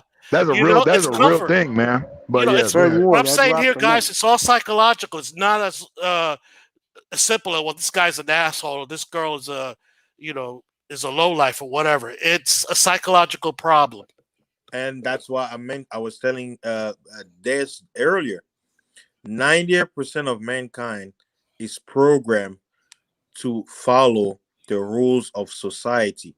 Why, when men are talking about things like money and men talk, they get barely views, but when a woman comes in, why? Because, see, it's the programming. That's why. Like, you can't stop it. It's like it's a mindset. Like, that's why, you know, you have all these guys doing the whole simping in the chat. Like, it's inevitable. We can't stop it. We can only maneuver around it. It's like, once you understand this, you have peace. Because I know a lot of people get frustrated because they want to change the tide of the wave. You can't. You're too weak. You can't. It's gonna kill you. Just get out of the way and let the tide move along. That's the only thing we can do. We can just move out of the way, spare ourselves from the trouble, and just change our personal life. We can change society. It's set up that way. MOT did a great trucking stream on Ramil's yesterday. His stream pulled in great numbers. He pulls in great numbers every morning at 9. He has a consistent pattern. he's trustworthy. Everybody knows he comes on at 9 or 8 or whenever, but all his streams aren't about pussy or women. So I mean, yeah, I get what you're saying. You know, about 90% of people, you know, they're speaking contradictory to what they say in the chat rooms as far as, you know, we don't want women in these spaces. But I mean, I believe you were there. I don't know if you were there or not. I was there. Do you watch? You know, Ramil has 2 other channels, right? He got the business channel and the herb channel, right? You know that, right? Yeah. It's like the same thing I said earlier, man. I go where the chat room goes, man. I like hanging out with everybody else. Yeah. No, I'm saying Not like me, bro. basically to let you know, if people really Larry's care about gonna like what I'm gonna say Ramil in a Amir's minute. main channel, they all will have been subscribed to his business channel and his herb channel. But you know why those channels don't even have 1,000 yet all this time? Because people don't care about that kind of stuff. There you I'm telling go. And I had a talk last night with I think it was Sir Ism, and he made an excellent point. He said, "Yo, I thought everybody in the manosphere wanted sports. You're giving us great sports. No one comes in." And you know what I told him? I only satisfy who comes to me. If you don't come, I don't care. Now to my brother who's up here in the panel, Larry L. Okay, you know who I support, bro? I support my Miami Dolphins platforms, bro. That's where I'm at. Mhm. If somebody has a platform like my man Larry L, my man TD, I was on Dudley Do Wrong. You don't know who he is, fellas. His platform about 2 hours ago. That's where I'm at, bro. I was there too. Yeah. Yeah, I know you was there. I was there after you. That's where I'm at. That's what I do. I don't have time for the BS. Now you'll catch me in Cuda, fantastic, and I'm listening to them. You know what I'm saying? I listen to Sister George, but they're on with me right against me right now. Okay? I can't be 3 places at once. And I'll say it one more time. If you're not here, I don't care. I'm gonna keep doing what I do for 5-6 hours. Yep. When I'm in the Dolphins platform, I'm there because I support my comrades in arms who support the Miami Dolphins. That's a beautiful flag right behind you, Larry. And that's how I do. You know, hey, Mace, I'm with you 100%. Guys, in my channel, I'm worried that I get too many subscribers because what I do is exactly what Mace is doing here. It's the show's not about me. It's about you guys who get together. We're chatting. Exactly. And if you have too many people, I don't want to be like Dudley Do Wrong. He has to bring people in and out. How you get to know you? How you got to be friends with you guys if you're just coming in for a few minutes and coming right back out? So when people say you got to build your subscription base, hell no. I just want enough to ensure that I get 4 or 5 people here talking, and I'm happy with that. That's exactly what I want, you know? I agree with you. I mean, that's why guys, you know, I've been getting nothing but shown love all week from guys on other chat rooms because they see 2 things. When you get it from me, it's real. And another thing is that I let you guys rock the platform. I don't want to hear myself talk. And to me, that's the way you're supposed to run the platform instead of guys. No, not necessarily. I say this, guys. I'm just going to stick with the Dolphin because you know that's what I know best. I'm not into going to everybody else's platform, but we got at least 4 or 5 really good Dolphin tubers, and they're all different. Okay, Yeah. For me, the best, and it reflects, and it's not because he's the better than any one of us. It's because he reflects what is needed out there. Is Dudley Do Wrong, the one we're talking about. He has the biggest subscriber base because 5 years ago, when I was working 40, 50 hours a week, I only had 15 minutes to find out what's catch up my Dolphin show, right? My Dolphins. So I would go to Dudley Do Wrong, and he's educational. He tells me what's going on, and I trust him. You know, TD's are more like that too, but it's also he's a lot more for fun. And me, I'm just a lot more for hanging out with you guys. Yeah, I'm the same way. No, go ahead, Larry. No, with 3 different types of shows there, and all of us successful in our own right, okay? But like I say in Dudley Do Wrong with the Dolphins, we got to be true to who we are to make our show successful. I love Mason's show. And he comes in, oh, Larry, he saw me last time. Oh, we can talk about, no. Matter of fact, I got interested. You guys were talking about boxing and Mansphere. that got me interested. I'm more than just Dolphins. Matter of fact, guys, my show is like that too. You come to my house or I come to your house. Yeah, what the only common denominators were Dolphin fans. But we'd be talking about other things too. It's Dolphin fans getting together, talking. And guess what? You don't always talk about Dolphins. You talk about COVID-19. The only thing I'm with Mace 100%. Mace knows this politics is so toxic now. I can't even bring it up anymore. So, yeah, what you cooking tomorrow, bro? Yeah, like things like that. We be talking about that. What we're cooking tomorrow. We're talking about the heat. We're talking. It's just no. What you cooking on the grill tomorrow, man? Yeah, grill tomorrow. No, I'm not gonna grill, guys. I'm so sorry. Just sandwiches from Publix. I'm getting too much weight in this COVID-19, so I'm having chicken wings, but I'm using the air fryer. So a lot less calories and fat. I'm sorry, guys. I understand that, bro. Yeah, but I'm marinating my special marinade sauce. But me, he knows I love to grill. I have to put barbecue sauce on it. With that sugar in there. No, I can't do that anymore. Go ahead, Platinum. Go ahead. Well, I was just gonna say, man, there is one thing out of all of this, like this whole internet age and this whole YouTube thing that I can say that I am proud of, man. It's just people being able to come up and just talk, man, because it's so weird. It was a certain amount of time where I went throughout my life not talking to people except for people that are immediately close to me. And even with those people, conversations very limited, very shallow, no depth, and I find that like I said the other night, like this is a place where a lot of meeting of the minds take place, and it's very intriguing, man. It's very powerful for people to come give their point of view, their reflection on their life experience, and they come to one big hub, man, and have like a round table, man. This shit is fascinating to me, man. I can't say I'm happy about this shit, man. This is not normal. And nothing against my man Larry here, but I'm gonna tell you right now. If Larry would have came in, if Pete would have came in, let's say if Fasani would have came in, we wouldn't be talking this right now. I'll be breaking down every aspect. This is how big I think this game is tomorrow for the Dolphins, bro. If it wasn't for YouTube or this internet stuff, man, I wouldn't even never met any of you guys, man. Yeah, same here. And I appreciate that. God's been good, man. And I thank the most, man, for that, man. Me too. I really do. Too. Yeah, I would never have done this just in a chat room. I know you guys said about chat. First of all, I can't type that face. Second of all, I'd rather talk to people face to face than write down.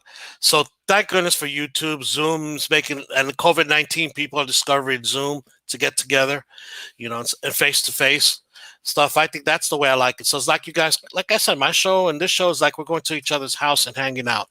Facts. And sometimes you got those on Saturday night. It is a hangout because I call it beer drink night when we have a show on Saturday night. We're not having one during the football season when the Dolphins are playing on Sunday. But before that, I used to have Saturday night hangouts. I'd be bringing my Jim Beam out there, and all my drinks there, just hanging out with the guys. Salute the Jim Beam. There you go. Go ahead, Des. Yes. Hey, Larry, man. First time meeting you, man.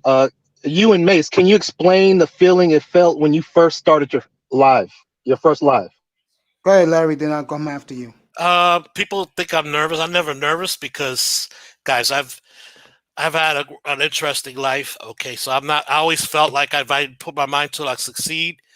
But my nervous part is the people out there think like I think. My show depends on people coming on. If I did what Mace did, all kudos to Mace, where he just comes on and waits for people to come on, I would have probably never made that far.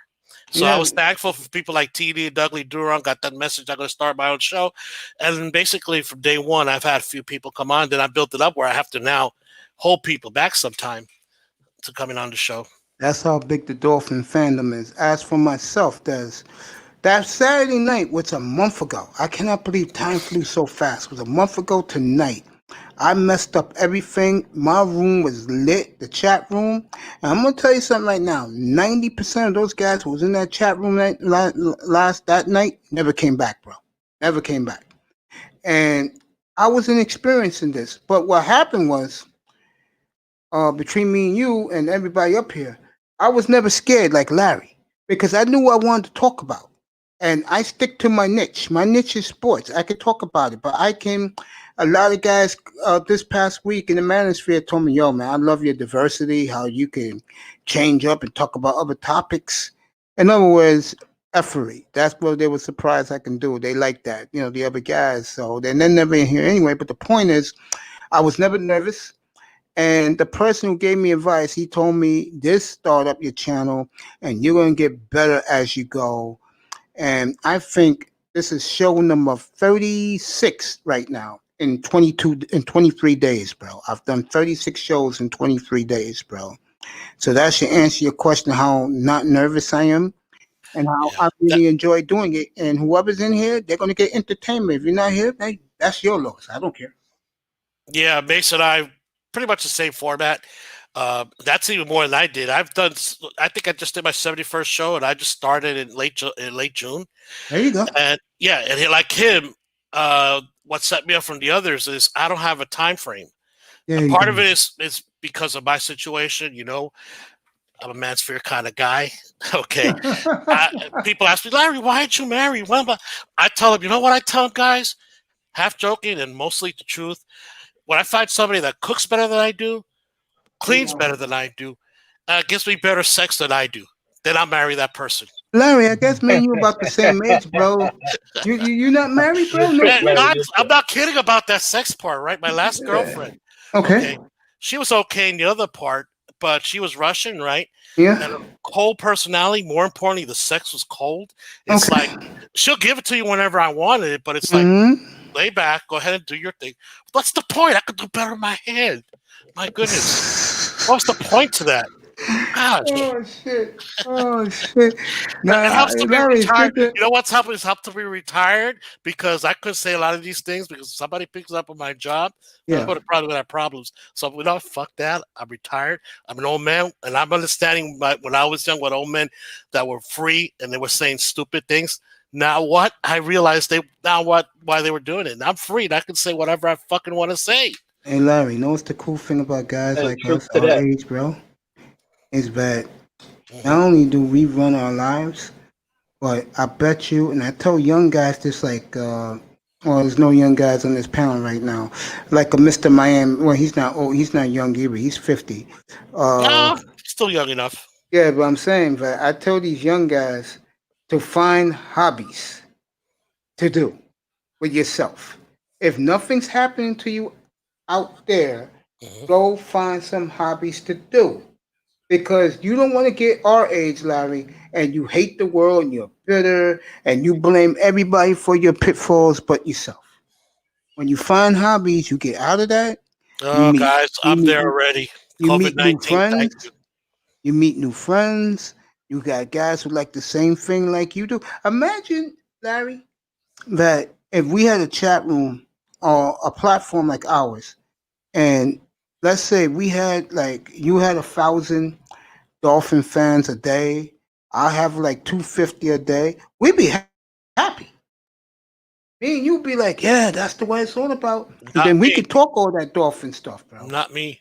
I just came out. Remember, I started out by saying I don't want him because part of this is not somebody coming in talking a couple of minutes. Part of it is I'm enjoying to get to know these guys. Okay, these guys, not like big time. It's probably a new one in my family's out there, right? We're getting to know each other. Maybe another couple of weeks with big time, he'll be like my buddy like Vic is and Shake Money and all these guys are out there. That's what I want. That's what I really want. Us, I'm not throwing a house party when I was younger where if I had 1,000 people, that was sus. No, I just want some people to come out and hang out and have fun. That's what it's all about.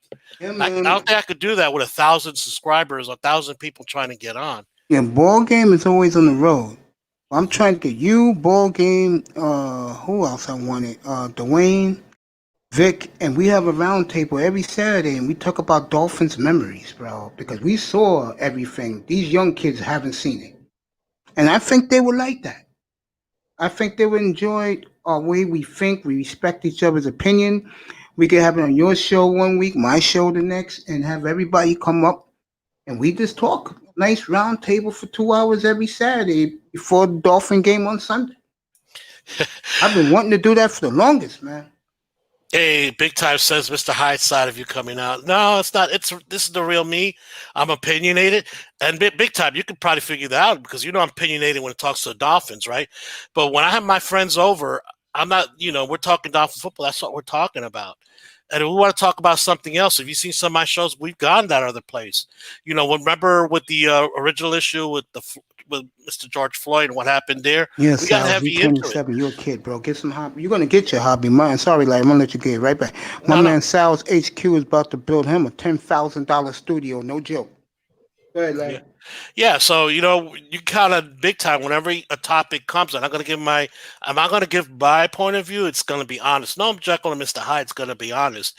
Now, will I bring it up? And no, because I don't want to get into it. I don't want to, because some people out there said, for example, we talk about TD. One of my favorite TD things is Real TD Talk.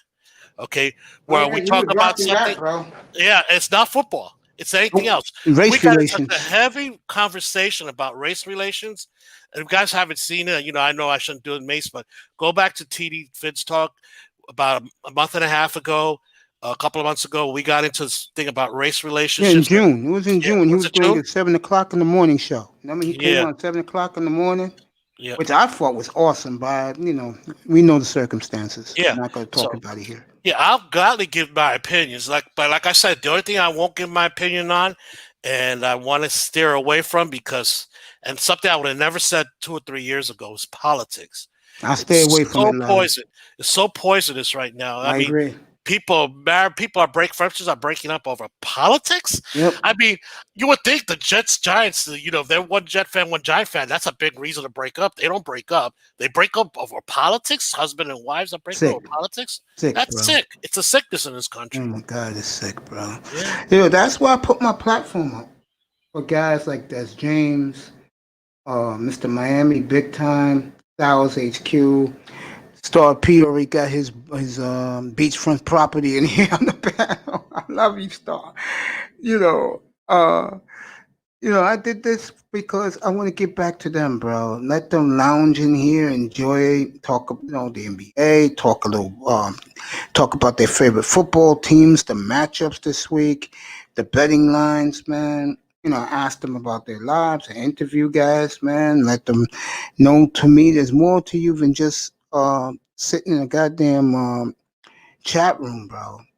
And I look at other guys who do Dolphin platforms, and I don't knock them. I mean, I don't. But again, sometimes allow your fans come up and let it rock. I do believe that, Larry. What do you think? Larry, you got your mic off, bro. Yeah. I'm sorry. No, you did that. What do you think about that? Yeah, I was actually responding to Big Time when you were giving me a little soliloquy there. Sorry. What was the question? But other content creators who support the Dolphins, from what I see, they don't let their panel rock with everybody. You know what I'm saying? Different personalities. That's all. I totally agree. Totally agree. Okay. Right now, the most controversial, I like to stay out of it, but the one that's the most controversial, I get it. That's a personality issue. But I go to his show for personality purposes. He's one of the most knowledgeable persons out there with the film breakup and everything there. That's why I go there. Which guy are you talking about? I'm not going to say. I'm not going to get involved. Everybody knows. I know who it is. I know. You don't have to say. I know who it is now. That silenced me and put me in timeout. I know who you are. By the way, I'm trying to get both of them on, by the way. Yeah. So they can break down the Dolphins' offensive line, because what I said today up in Dougally Do Right, Dougally Do Wrong, and he was shocked. I looked at his reaction like he didn't think I would know what I was talking about, and he ran with it the rest of the show.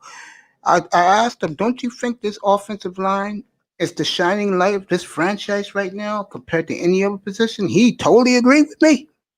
Mm-hmm. You know? I mean, Des, get up here for a second. Des. Yeah, get up here. What I'm correlating and Larry correlating is you can do a platform like we do, and we don't sweat the details with subscribers or who's in the chat, bro. What we do is we put our shit up. Whoever comes, whoever doesn't. And you wanted to tell me something earlier when you came up about it's a mistake that I have this type of mentality. Why? Elaborate. I don't think it was me that said that type of mentality. No, you didn't say mentality. I'm using a different word.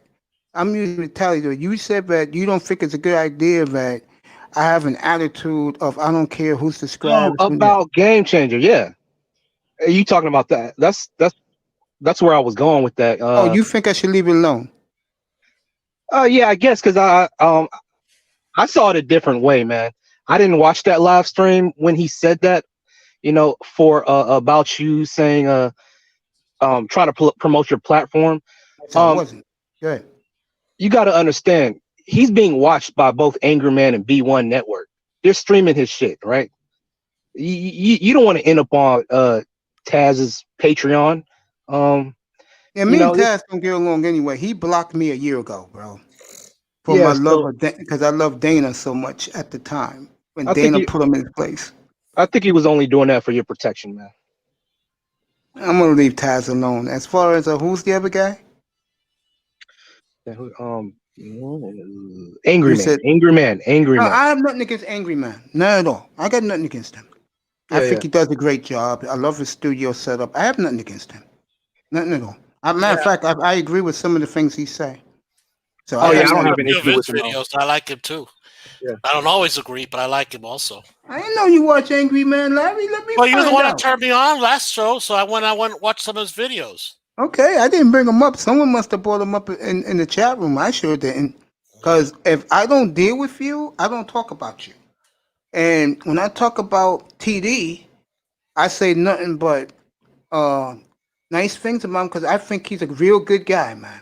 Yeah. And for any guy that was never a Dolphin fan, who had to watch video, read newspapers, when he told his story that he made himself to a fan, more power to him. That's not easy to do. To make yourself into a fan of a team, and then you was tired of hearing all the negativity, him and Doug, and they came up and did their own show, more power to them. Larry, you doing your own show, my brother, more power to you. I am not a hater. I'm a congratulator, and I'm dead serious about that. I know this platform will grow. I know how to make it grow, and I will.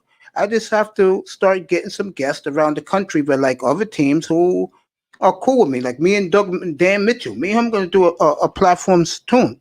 I got a guy from the Seahawks. Me and this young man's going to do platform too. So you're going to see some of that. I got Gabe Abe this week. I got Keep It Techie. I got Alexander Bowles talking Wall Street. I got guys coming up this week. I'm not worried about it. I'm reaching out to them. They'll hit me back up. Yo, come on. So things are starting to pick up now. I got 37 shows in. I'm doing No One Tonight, so that'll be 37 in 23 days. I think now I know what the hell I'm doing. Go ahead, Star. Star. You shooting dice, bro? Yeah, you probably shooting dice, man. Go ahead, I'm still here, man. I've been up all damn go ahead, night bro. and day, Say man. something, man. I'm gonna read these guys in the chat. I'm all slow motion and shit. I just ate some of this salad. I just feel myself just so slowly drifting away, man. My fault. Go ahead, man. I've been up damn near 24 hours, man. But yeah, go ahead though. All right, Ricardo Rodney, I just put back the link. Come on back up, young man. You know, with me, I see you in the chat room. You come along, bro. I don't have a problem with you. I mean, to have Marco Grande here last night for 3.5 hours, bro. That was awesome radio. I mean, TV. I still got a throwback Dan Marino Dolphins jersey, man. That's crazy. There you go. You heard that, Larry? Your mic's off. Let me get your mic back on. No, I muted myself. Don't worry about it. Yeah, good. He has a Dan Marino. Yep. Now, I'm still waiting for the Greasy and Zonka, bro. Yeah. How about this? I'm a diehard Dolphin fan. I don't buy Dolphin paraphernalia. Somebody said, why don't you do that? Well, because, my being a Dolphin fan and watching their games, I'm contributing to their wealth, okay? They get their money primarily from TV. I don't need to buy. Especially since there's no loyalty anymore. Ever since free agency came about, when I was a kid growing up, I was loyal to a player, and the player made me the team thing. And what happens, you don't have that anymore. Players are coming and going. So I don't buy shirts, guys. The only thing I bought paraphernalia is that flag for my show. There you go. I have nothing else and I bought a TD shirt too. Pays to be single, doesn't it? Yeah, it does.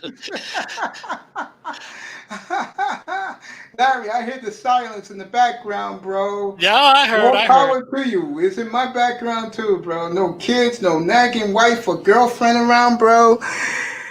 No. N-O, I can enjoy the Dolphin game in peace tomorrow. You can enjoy your game in peace tomorrow. Nobody Guys. bothering you. Nobody bothering me. Okay, guys.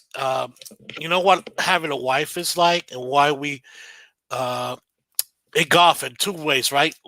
One problem having a wife and one problem having a cat, they're the same. It's like when you need a little loving, it's cats and wives like the same. Oh, No, not shit. now. I got a headache. Oh, Then when you're shit. watching the Super Bowl and you don't want to be bothered, all of a sudden they come in, try to get you. Yo, Larry, I thought that same exact thing, bro. I agree with you. Yeah, Oh, wife shit. and cat. Yeah, wives and cats. My other thing is, Mace talking about having a hobby. I actually got this hobby about 10 years ago before I retired. Why I wanted to retire early, and now I have shoulder problems. I can't. I'm an avid golfer. Yeah. Okay. And I always like to tell this joke about golf, right? Mhm. Golf is, you know why we men love our golf? Because it reminds us of our wives. We want the ball to go left, the ball goes right. We want the ball to go right, it goes left. Just like There our you wife. go. Honey, can you go right? No, I'm going to go left. Can you go? No. And this happens on and on. And then we get Dr. Phil on them, right? Yeah. On our wives and our golf. Hey, I've been hitting everything to the opposite way. So you know what? I'm going to just do what I did. I want the ball to go left, and all of a sudden, guess what happens? It goes left. Same thing with our wife. I'm going to get all Dr. Phil on her, and I want her to go right. So I say, honey, go left. And what does she does at that point? She goes left. One of my best Can't dates win for ever. nothing. But you know what, guys? Let's be honest. When you got that right woman, every once in a while, just like in golf and in relationship, there's that special moment that reminds you why you love the game so much, why you love her so much. So, You know, it's funny. for the guys that have that wife, that's truly their love. Yeah. It's true. One of the best dates in my life was I took her to play miniature golf, and she didn't know how to swing. And I was teaching her. I put my hands on the club underneath her hands, and then I was holding her hips, bro, and she was loving every second of it, man. It's a shame she didn't tell me at the time she had 5 kids. If that wouldn't have happened, I wouldn't have that sad memory. Just saying. Go ahead, Rodney. What's up? What you Yeah, want to talk about whatever you want to talk about. Okay. Basically, as far as the manosphere, yeah, it is good. As far as talking about certain things that you wouldn't normally talk about, you know what I'm saying, outside of YouTube, because you can't find these kind of information no place else. Facts. I do find it to be a wonderful thing at times. You know what helps you with the manosphere, kid? You're a kid. You're 29. Mm-hmm. Now, you're a little younger than me, like Des James's age and Star's age. You may have a problem with some of the bullshit that goes on. But at 29, yeah, you can find a lot of cool things for you. It's like I'm a little older guy, and I said it earlier. I checked out TD one day. I saw Larry on the panel. I saw, what's my man? He lives in Texas. Esteban, Insanity. And he had guys breaking down film, talking about the draft. He had a guy who was a capologist. I said, this shit is cool. And they're Dolphin fans. I said, this shit's A-okay. And look at the bond I'm growing with Larry, with Pete, with Ball Game. These guys are not the guy who runs the platform. Larry got his own platform. I got my own platform. Mm-hmm. But the point is, I found somewhere else for me, because I'm a little older, to find my solace. And I'm glad I did. Mm-hmm. I'm glad I did. Because if I was in that Generation X guys have to go through and hear the anger that comes from them every night, yo, that's toxic, bro. That's toxic, bro. That's why, Ricardo, young man, me and you are spectators in the manosphere. We're not participators. Go ahead, Des. But you know what I find out? Yeah, go ahead, kid. I basically know more by spectating than being a content creator. Yeah. Yeah. That's I what make do. up stuff along the way. It only takes me like 2 seconds to think of a topic. Bang, there it is. Mm-hmm. Saturdays is Dolphin Roundtable. I expect this room to be full of Dolphin fans. If they're not here, then guys who come in want to talk about something else, I do. I mean, I'm going to give you Dolphin content. What do you think? Is this 2 guys, 3 guys who can give that to you? K Flexing and no one 4 guys, bro? There's like 20, 30 different Miami Dolphin diehard fans who have their platforms. Other guys have same opinions. Different. I mean, Larry, you wasn't here this week. I had Pete in here, big time here, most of the week, not believing what I see, and then you tell them, you was there earlier, what Dougie Doolong said. He agreed with me completely. This offensive line right now is the shining star of the franchise. You agree with that, Larry? Well, not shining stars, the surprise for sure. And which set me off, guys. I thought, for you guys who don't watch my show, I've said it from day one. I thought Tua, I've never advocated Tua starts day one. And the reason being because the offensive line was in a flux when we start this season. And there's no way I want to put a veteran quarterback on an offensive line that played as badly as we did last year. So we got all these new parts, and I believe in the talent, but it's the one area that usually has the most communication issue, needs the most time to gel.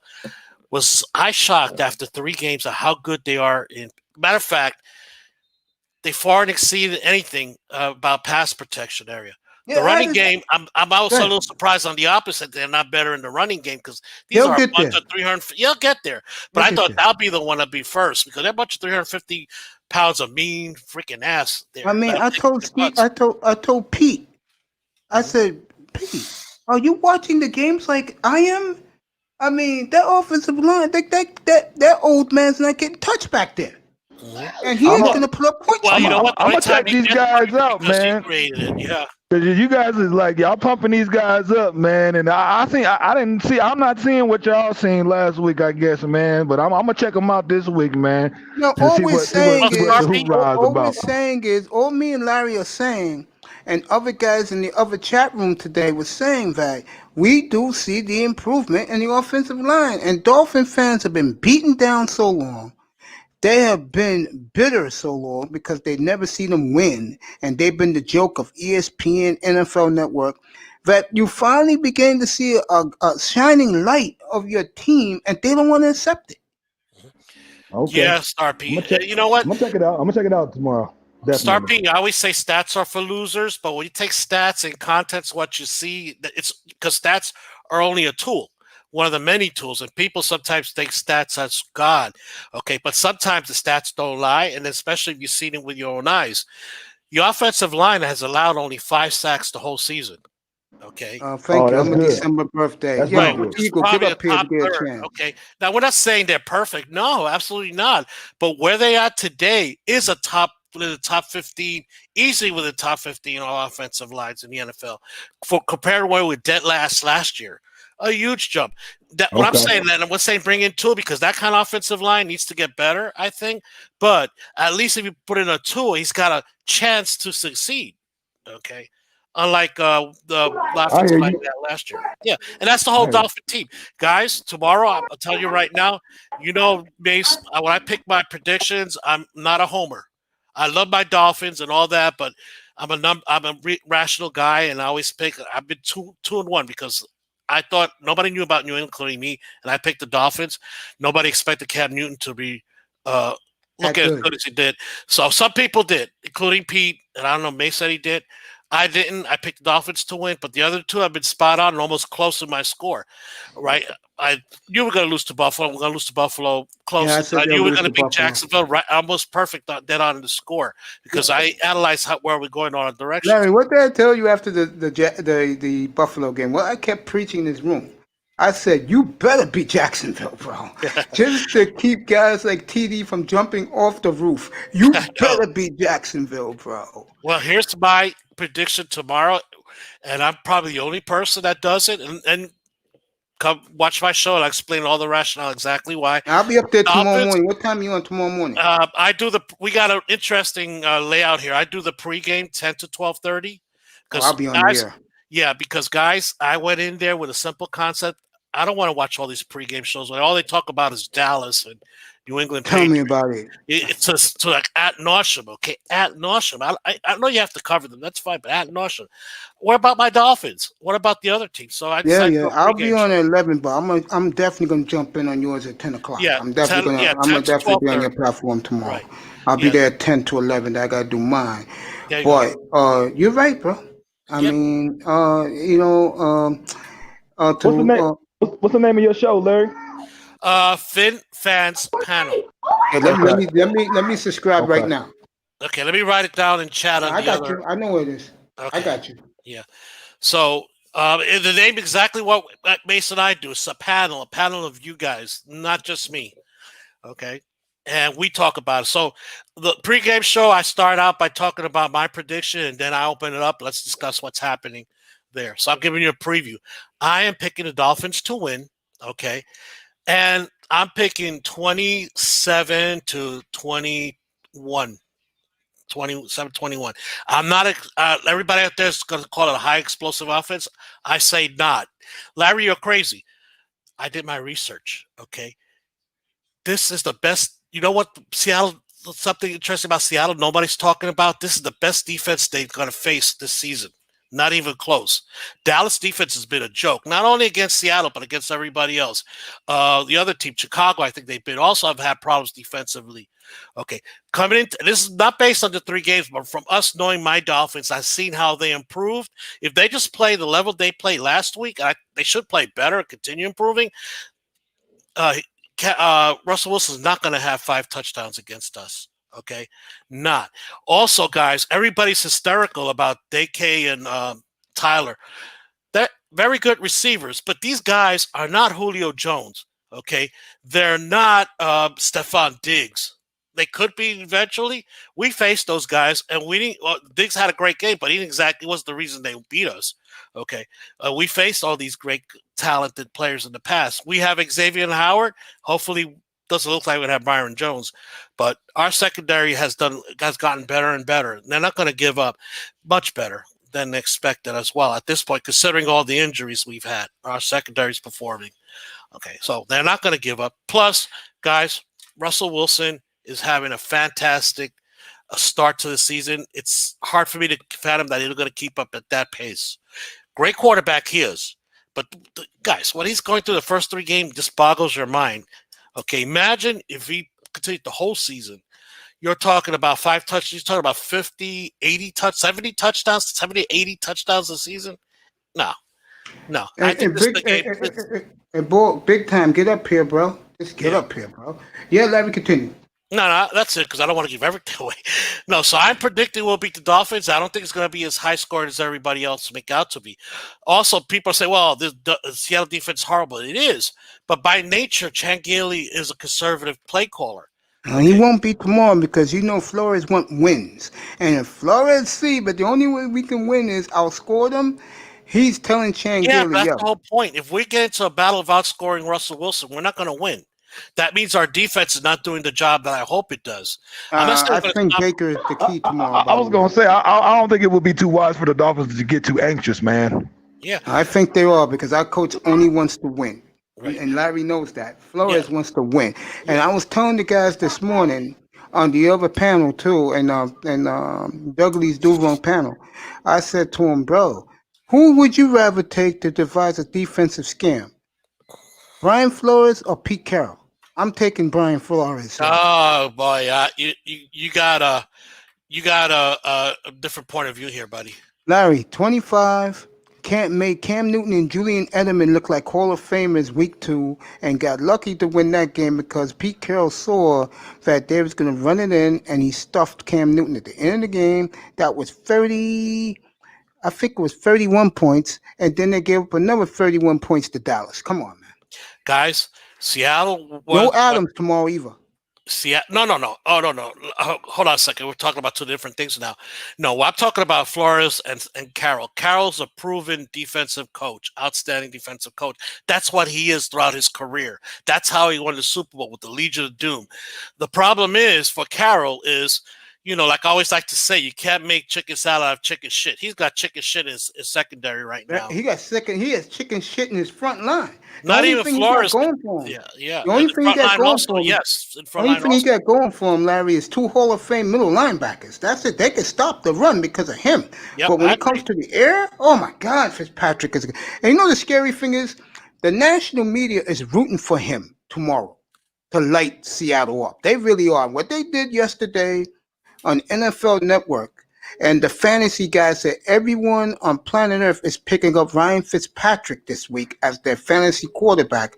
That tells you all you need to know, but we're all looking at the Seahawks except Miami. Miami fan, like big time, like Pete, they still think the Legion of Boom is arrived already in Miami. Legion of Boom ain't there, fellas. They're gone. It's only KJ Wright and the great Bobby Wagner left. The rest of them on other teams are out of football. It's over for the Legion of Boom. And my NFC team is the Seahawks, and I'm admitting this. Beginning of the year, I used to tell TD, one game you ain't winning. You ain't winning Seattle. I said it 2 weeks ago. Now, I don't know if they're going to win, but let me just say this. You're going to be a Dolphin fan. You're going to be very entertained tomorrow. You're going to look at 14 like he was number 13. I'm not joking. He's going to light it up tomorrow, fellas. Get ready for it. Get your sandwiches ready. I don't know about that, Mace. If we have to play catch-up, part of the reason why Fitz is having such an outstanding year is because he's not throwing the ball upfield, okay? He will tomorrow. You don't think Flores then we might see the Fitz tragic coming on. We might. Well, you know what? I'm not gonna. That's not fair to Fitz. It's not Fitz. You're gonna see the weakness of his arm potentially showing up the deeper he has to throw the ball. I am concerned his arm is really weak. It's not about tired. It's weak. Well, that's one of the reasons he's not throwing upfield that much. If that's the case, we'll see Tua tomorrow in the second half. Yeah, probably could be. You may see Tua tomorrow. Doesn't want to. I think he will play him, and we're down because there's no pass rush, and that idiot's throwing interceptions. I don't like the sound of that weak arm, man. That's not good. That's Fitzpatrick. Well, he had 10 days off, Larry. Yeah, guys. It's not. This is not something I'm saying. Is not new. It weakened last year. We all saw it last year, right? And a lot of people are saying week 11 it's going to happen. Facts. Okay, and when I'm talking about weakened arm, he doesn't have the zip velocity to throw it with a lot of velocity past, from what I can see, past 10 yards. Okay, when you're behind, you have to throw when you're all along. You've been throwing the 10-yard out. Okay, now you're forced, because you're behind, you have to throw it 15 and 20 yards out. That's where a weak arm will show up, because you have to zip it there in the NFL. Okay, there's no getting around it. You have to zip it there in the NFL. The reason the Fitzpatrick guy, you just throw bombs all the time. How many times have you seen Fitzpatrick throw a bomb this year? Right. Only reason I'm saying about the weak arm, man, that's prone for interceptions, man. Yeah, that's the problem. If he's going to be throwing that ball. And the Seahawks defense, will it get some false bravado? Fitzpatrick will give you that tomorrow, Seahawk fan. You know why I'm laughing and I'm enjoying this? Because these are my 2 favorite teams in football. I've been a Dolphin fan for 50 years. This is my 50th anniversary as a Dolphin fan. Okay. And the Seahawks, I couldn't take, what's my buddy? The idiot. I couldn't take Dave Wannstedt being coach. So Mike Holmgren's one of my favorite coaches. He went to Seattle. I said, let me go with him. They drafted Sean Alexander. I said, let me go here and enjoy it. And I had to shut up a Seahawk fan the other night when I was telling him about the days with Jim Mora Jr. and they get the quarterbacks. He said, "Yeah, you win, bro." So it should be fun for me tomorrow. I'll tell you, I'll be making some wings tomorrow. I'll show you the wings I'll be making during the pregame show. Go ahead, Des. Des, talk about whatever you want, and then Ricardo Rodney will go next. Yeah, I think the last time I seen Ricardo Rodney was on another chat room. We were talking about CDLs.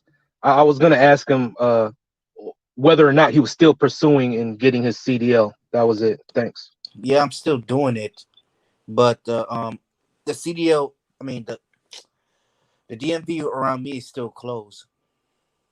Okay. No, Mace. I just feel we as a team are still feeling ourselves out. That's true. No way we win it if we have to have it play catch up. That's true. I'm not going to deny it. Go ahead, Des. Keep talking to young Rodney about the licensing. Go ahead.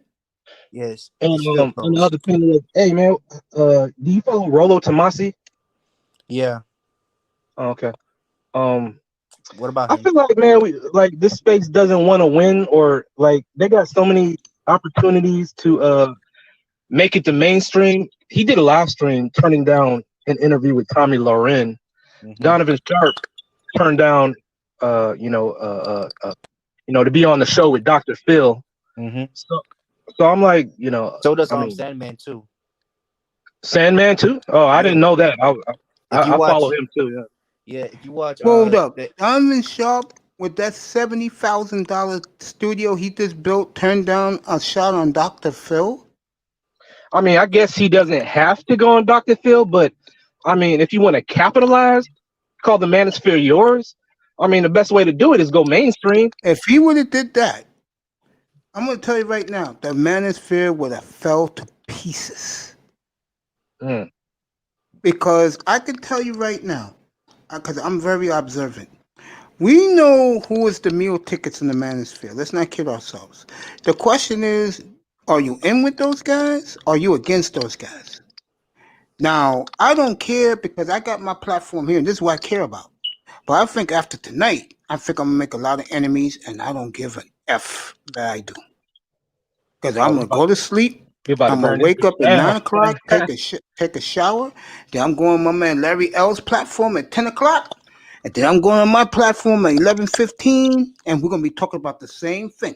I'm gonna get the other games out of the way first, and then when Larry's audience is out at 12:30, they can pop up over here for the finisher for the last half an hour. Dolphins, Seahawks tomorrow. And Larry, I wouldn't be surprised because CBS don't have a late game. They may take that game as the late game. Because the Patriot game is canceled because of Cam Newton. My mother told me my mother's visiting today. She said the game is canceled tomorrow. Yeah, it is. Oh, you're talking about our game? Our game is They 1 may o'clock. switch it to 4:25. No, it's too late. It's no, too it's late? too late right That's now. a shame. Yeah. I would love to see it go prime time too. Absolutely, but no, it's too late. They won't switch up on a time on Let me that. check No. who's the other 4:25 game to go. I know CBS had two of them. Yeah, you guys unfortunately. you guys can continue to talk. I'll tell you who's the other 4:25 game. Yeah, it's hard to switch a game that's so close to the game. No, they won't switch it over. First of all, they put it out there. People will be looking at 1 o'clock. That's going to be a problem. Man, I heard there's gonna be 30,000 at Dolphin Stadium tomorrow. Good for them. I hope they enjoy the I fireworks. don't know who said that. Dolphins officially said same number, 13,000. Oh, not 13? changing. Okay. Yeah, same number. NFL Network said that, It by may the way. be, it could be for the next game, but for this game, it's still 13.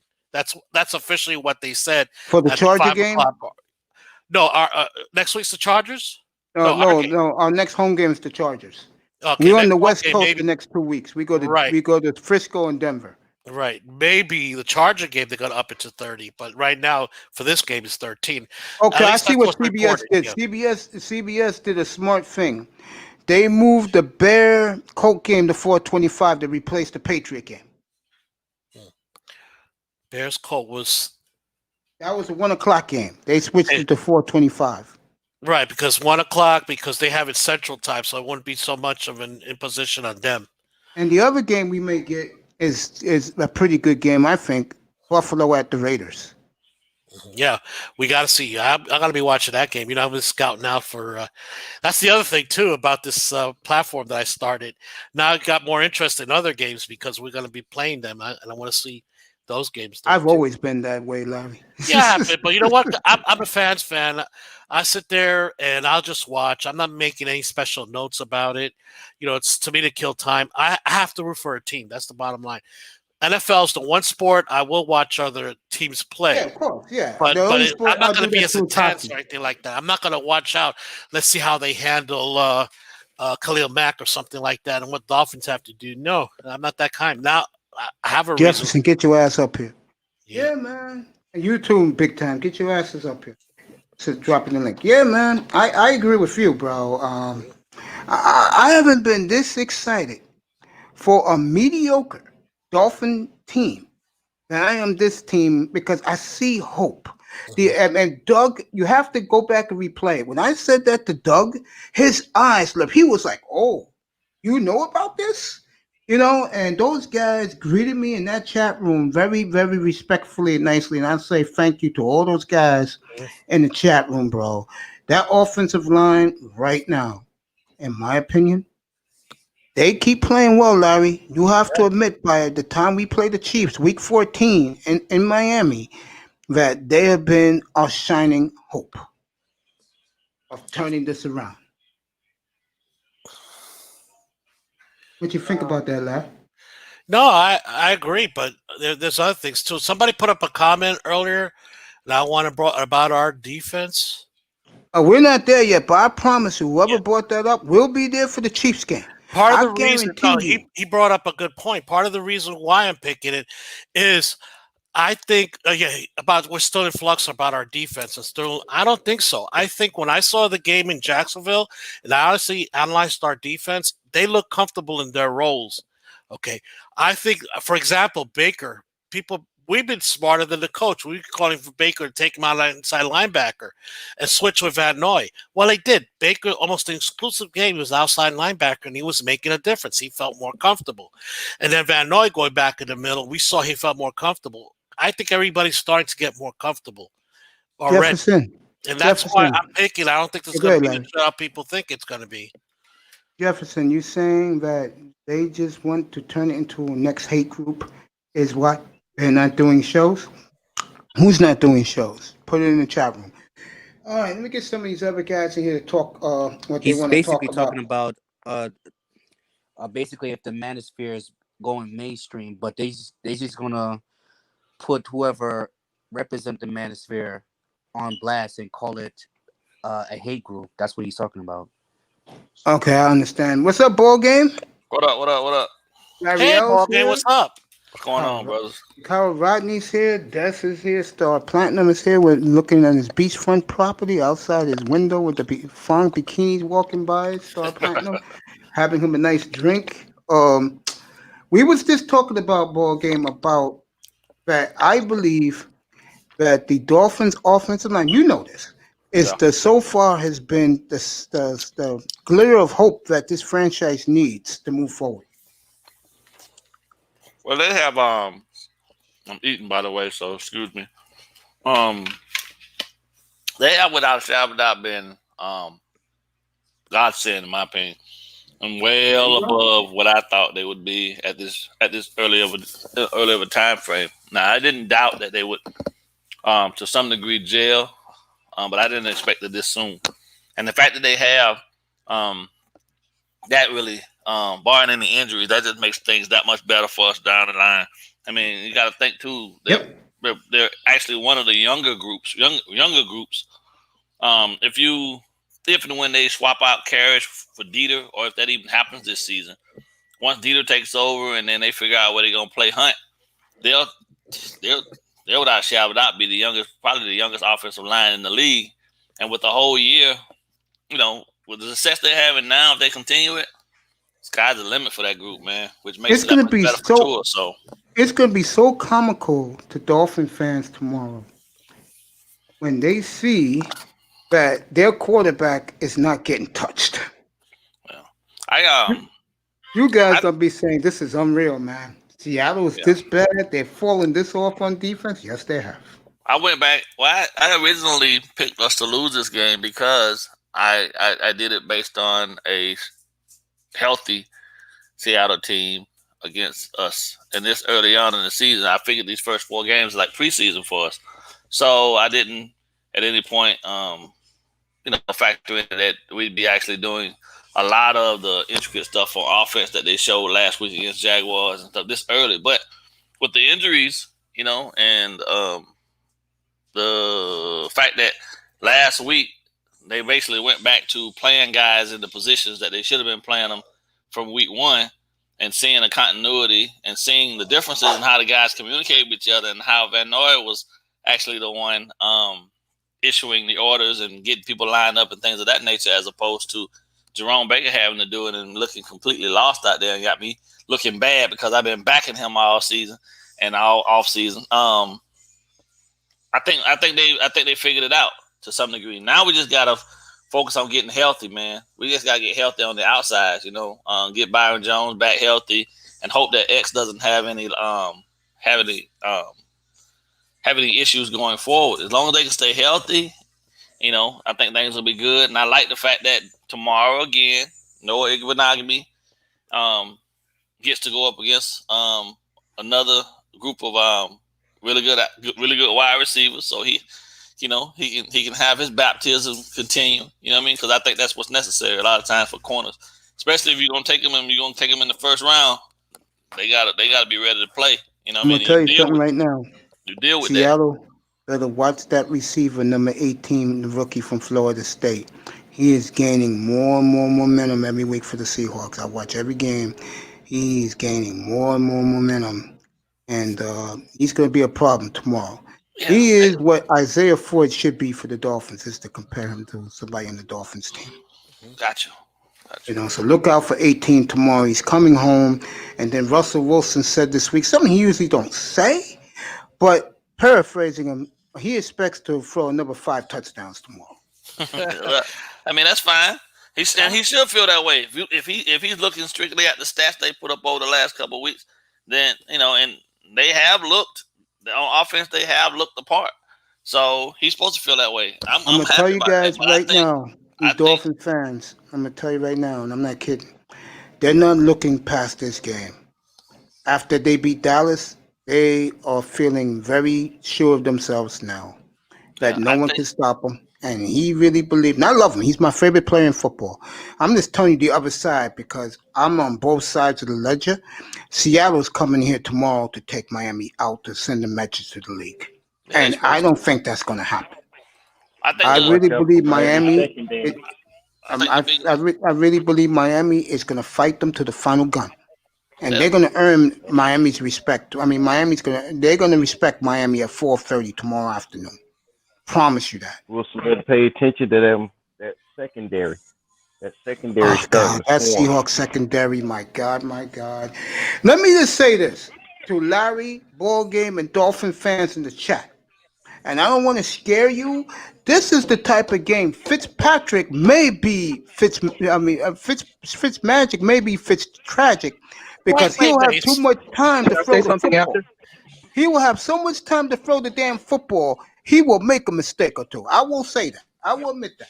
It's going to be a picnic for him tomorrow to throw the football. Get used to seeing that tomorrow. No one's going to touch him. No one's going to touch him. I'm telling you. Well, I disagree. I agree, and I disagree with you. Really, silly as it sounds. I think Fitzpatrick will come out, not because he's going to do that. I think if we get into a shootout, he's going to have to throw the ball up the field more. He's not going to get away with, and that's when we're going to expose him. That's when we're going to expose him, in my opinion. I watched those games. He didn't throw anything past 10 yards. That arm is caca.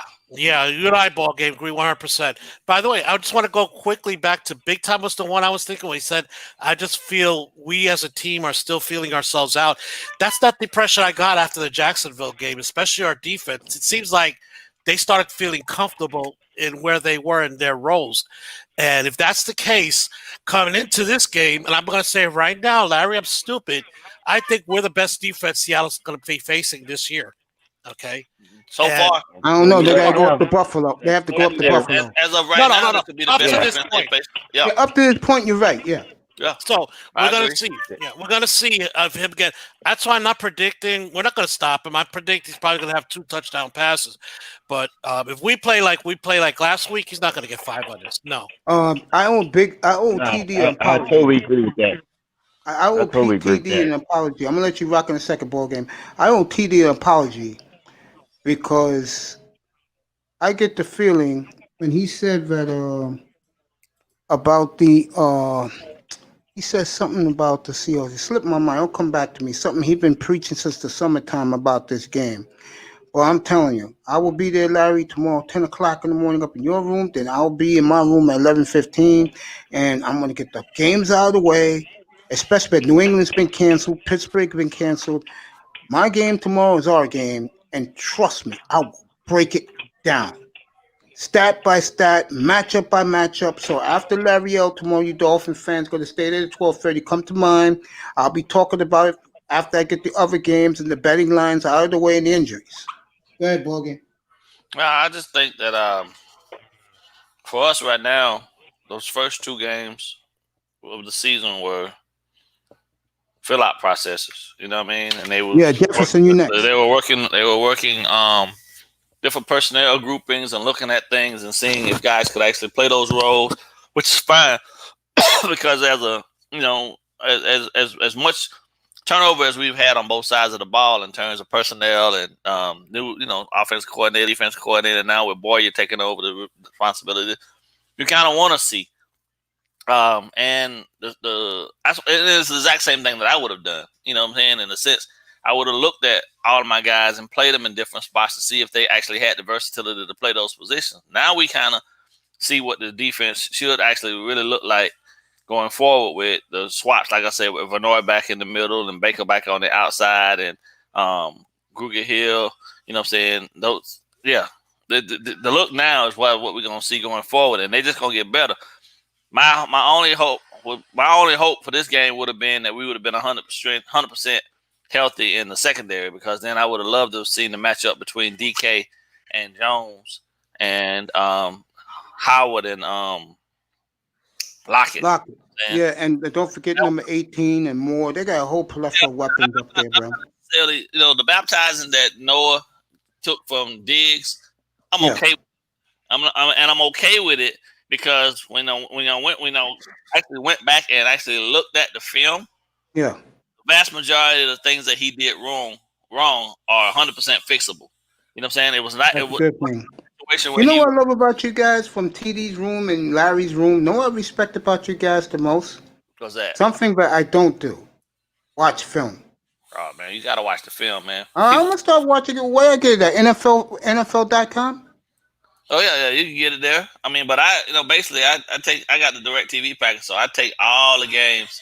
Oh, and, man, you lucky, man. God damn. I have. They told me the Fire Stick can get all the games. Yeah, By the way, guys, I said in my show, if any guys, a lot of our fans on our panel are from out of town, so, they don't live in the South. They don't get the games. And if you want to know how to get the games, just email me and I'll tell you how to get it.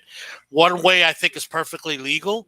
So for those guys who worry about illegal or not legal, I think it's perfectly legal, because I'll tell you how to get it from CBS, which is public airways. So they don't have a right to revenue to that. Right. Yeah. So if you need to know, just shoot me an email. I'll drop it in tomorrow morning. Yeah. All right, Jefferson, welcome. How are you this afternoon, sir? I ain't doing too bad. Rough day, huh? I hear you, bro. Your observations of the game tomorrow, sir. Since you're a big Dolphin fan, you got 4 of them in this room. Well, I'm one of those guys that I'm a Seattle fan too. Like me, honestly. One thing I did see from most of the game I did see of it was that the Dolphins, even though it was Jaguars, but the Dolphins secondary, even with the players they're missing, their secondary, their backups, it wasn't too far off. It was just they were just a step off from actually being able to catch that ball or,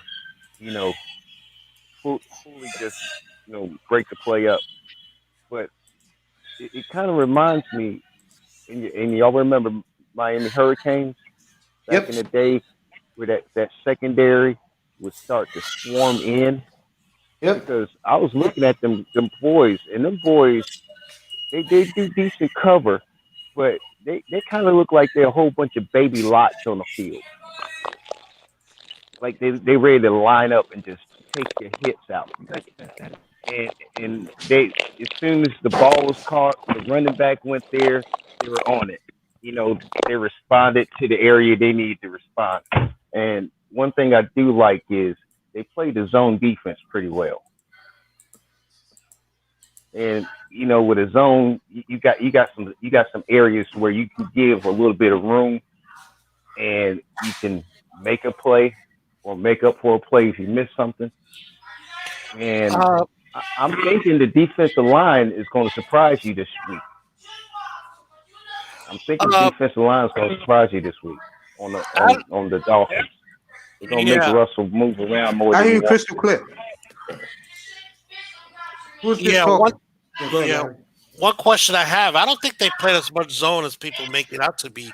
No, Jacksonville, right? Missed the ball game. I didn't see them yeah, play a they lot of didn't. zone. They No, it was didn't. mostly man to man. There was Matter a of lot fact, of. Go ahead. okay, I'll explain it. good. Thank Well, you. I Matter of thought it was fact, like more of a man zone. You know how they No, do no, the no. man zone? What they did predominantly more than anything else, they came out and they gave you Robert press look. So it looked, and what they did was they basically staggered their lineups. I mean, they staggered their alignment so it looked zone, but in the first two steps that they gave the receiver off the line of scrimmage at times, they basically locked in and then manned up from there. So it looked like zone because they backpedaled.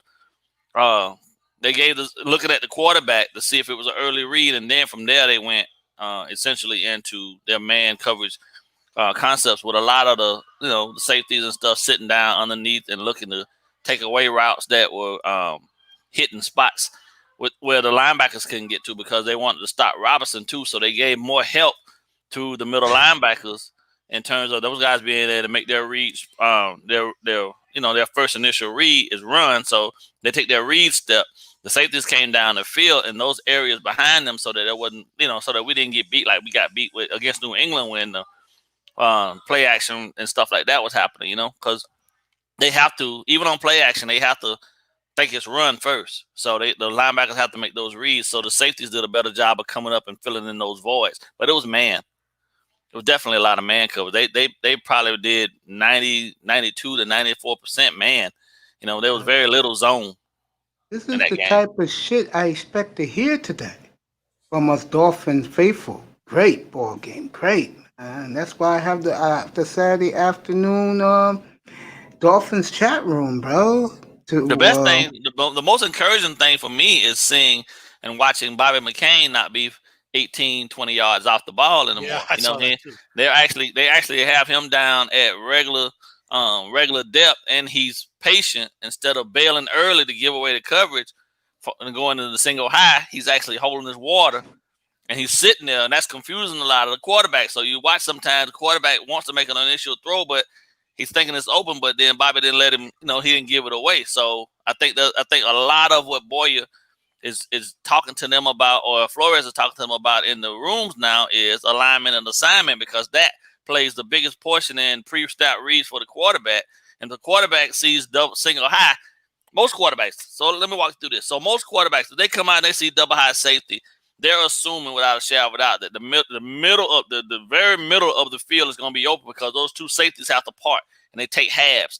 So the area right down the center of the field, if they can sneak it in over the linebacker, is usually available. But when the ball was snapped a lot of times last week, Minshew, you could see him looking, and he wanted to go to the tight end, like over the tight end on the deep post. But because Bobby didn't leave right as the ball was snapped, he was like, oh, snap. And then Bobby basically kind of like took 2 or 3 steps inside before he got into his back pedal. Now that throwing lane is affected. And that, to me, was one of the biggest adjustments from game 1 and game 2. Yeah, it was a Jaguar, but they're still an NFL team. And football is football. So at the end of the day, fundamentals are being coached, and you can see them being executed on the field. And that's the biggest encouragement for me. I think. I wasn't sitting there bashing the Jaguars per se. It's just the team looked like it was mental.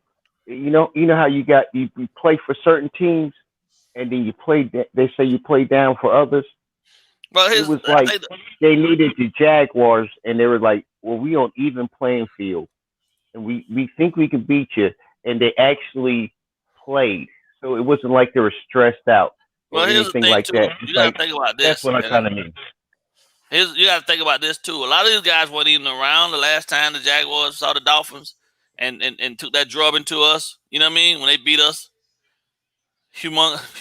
over the top, you know what I'm saying? But they talk about that type of stuff. People still talk about that. And the last thing this team, I think, wants to do is establish a trend where they continually do what the old regimes did and play down to the competition. Let me ask you guys a question. Let me ask all you guys a question except Star. Star is looking at the funk bikinis. Let me ask you guys a question. How long do you guys got? I ain't got nowhere to go. I'll be here. I mean, I can be. What's up? Yeah, because I'll take this to 7 o'clock. I don't know if I'll be around that long, but I can do at least 6 maybe. All right, I'll take it to 6. Yeah, I'll be out in about 15 minutes because I gotta cook and eat dinner. I don't have a wife for that, guys. Neither do I, bro. Me and Larry were similar, bro. I got nothing to go home to. I'm doing that right now. I was about to listen to a woman's perspective. I got plenty to come home to, right? I'll say that. Don't put those words in my mouth, Mace. I love Sister George Hey, you and guys Concrete, man. Curly, you man. can go to Spotify also over on the Broad Network, man. Yeah. And if possible, go over and give us some love, man. Myself, Reason, and oh you my told God. Reason. Yep. You told Reason that he fronted Got a on me, headache. bro. He's Hold on, got a supposed to be headache. my partner in this shit. Richmond Webb. Myself, Oh, Richmond nice. Webb, and Reason, we are all can doing see a why you left podcast for the Broad Network. It's called Finside the NFL. Well, Finish Line. Yeah. Finish Line. All right, I got Spotify. I'll look for it later on my phone. Yeah, and I'll definitely subscribe and listen. our first podcast was this week. Oh, and you got Richmond Webb. Nice. Yeah, we got so. Wonder why my man left me for you. Yeah, interesting story, guys. A couple of months ago, I put out for the pregame show. I was going to thinking about hosting a star panel for about 15, 20 minutes, just like we do in TV. And I reached out to people like Dudley Durong TV. I reached out to Richmond Webb. He was excited about it too, but I decided not to because it goes against what I want my panel to be, my show to be. It's about us guys, not the other guys. So I did so, but he was a great guy, and he was willing to do it with us too, as well. And because and I don't know, guys. I hate our beat reporters. Everybody knows out there. One of the areas I hate them for, none of them has taken up the banner for getting Richmond Webb into the Hall of Fame. Hall of Fame, yeah. Because to this day, nobody's given me a satisfactory answer. They'll use their I don't even have to name the name of the player. If I told you what his accomplishment were, what would you say? Cinch first ballot Hall of Famer. You know which guy they did injustice to? The Cooch. Zach Thomas. To the late Bob Kuchenberg. And Bob Yeah, but I can Kuchenberg. understand that more, not Webb.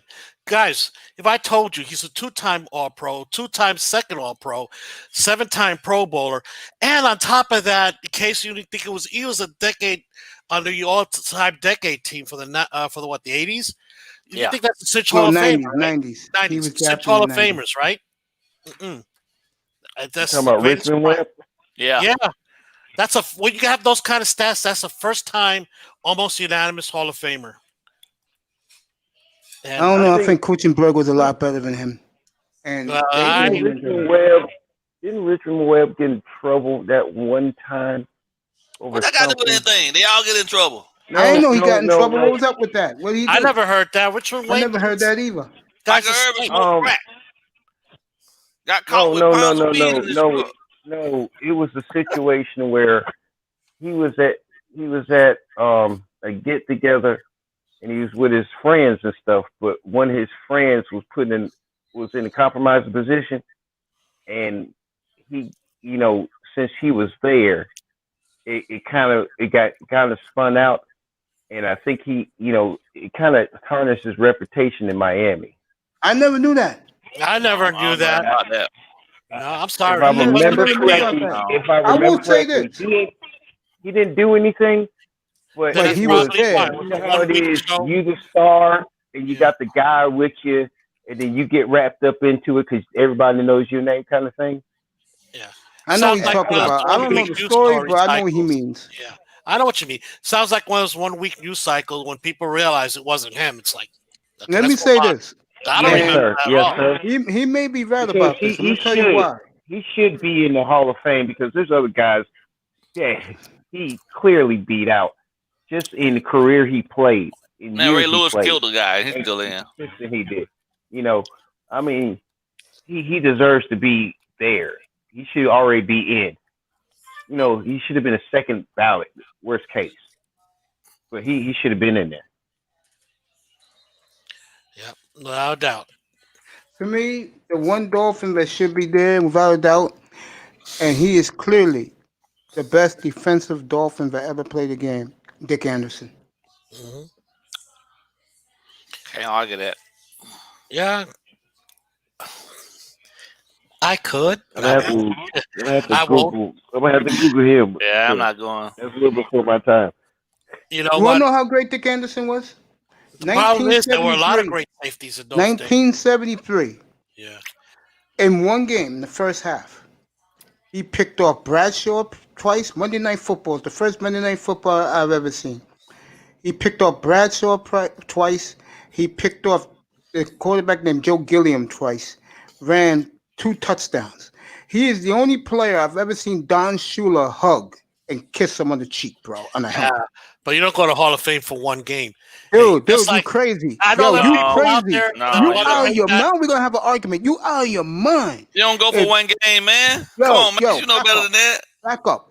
You can argue Dick Anderson and Jake Scott are the Oh, best Jake pair of Scott, I'll argue. safeties that ever played the game. You No, got to be no, out of your no, mind. And no. by the way, Dick Anderson, Defensive Player of the Year, NFL, 1973. Okay? And wasn't because of that one game. If it was a Super Bowl game, he might have made the Hall of Fame. The reason why they didn't put him in, because the bullshit NFL Hall of Fame, because we put in too many of those 72 Dolphins. Bullshit. Those two should have been wearing yellow jackets 30 years ago. And for Omar Kelly to No. disgrace him and say that I'll put it on mute. You mentioned that name. That's Rashad Jones is the best Dolphin ever at safety. And when Dick Anderson called up to him, he said, "Have you ever heard of me?" And Omar had to apologize to him after he watched the film. please. Oh, please. You hurt my ears when you say that name. I'm gonna try and get Omar Kelly up here, bro. And when I He do, doesn't have the balls to come on my show. Don't do no, it. he'll come up with me. He'll I come up with me. touch For him me, all him the a pretty time. cool. Yeah. But for him to say that Rashad Jones is a pimple on Dick Anderson's ass, bro. Dick Anderson is clearly the greatest defensive player to ever wear a Dolphins uniform. Him, Jake Scott, Jason Taylor's another one. What's my man? Sam Madison's another one. Sam Madison Zach and Thomas, for sure. Spencer Tan wasn't bad either. Zach Thomas will get in the Hall of Fame 2021, I guarantee. Yeah, I think so. Zach Thomas should have been in the Hall of Fame 10 years ago. You know what, guys? I don't follow the Hall of Fame because exactly this is politics. It's not true. All First right, I'll of all, leave it alone. I know you don't like to talk politics. It's done. politics in Hall of Fame, not pots out there. And we see because a lot of Dolphin hate out there in Hall of Fame. Facts. Also, the thing is this too. Beyond that, Hall of Fame to me should be somebody that's famous, that left a niche. I think they just putting in people because they have to put in people. Yeah, because there's nobody honestly, else left. If There's nobody else left. I had my way, more than half of the people in Hall of Fames across the country would not be in there. All right, us 4 guys, and you, Des, if you know, and Star. Here you go. Who is the greatest player to ever wear a Dolphins uniform? Starting with Larry. No, you got to make it tougher than that, buddy. Yeah. You got to say except Dan Marino. No. You could put Dan Marino in there. Then there's no argument. There's no argument. There's no argument. No, that's not true. A lot of us old guys who saw the Super Bowls. Yes, it is. Larry Zonka is the greatest player to wear a Dolphins uniform. Base, who do you say? I'm sorry. Larry Zonka. And there's a lot of people who are my age and a little younger will agree with that. Yeah. Zonka. Not even a question. How many rings Marino got?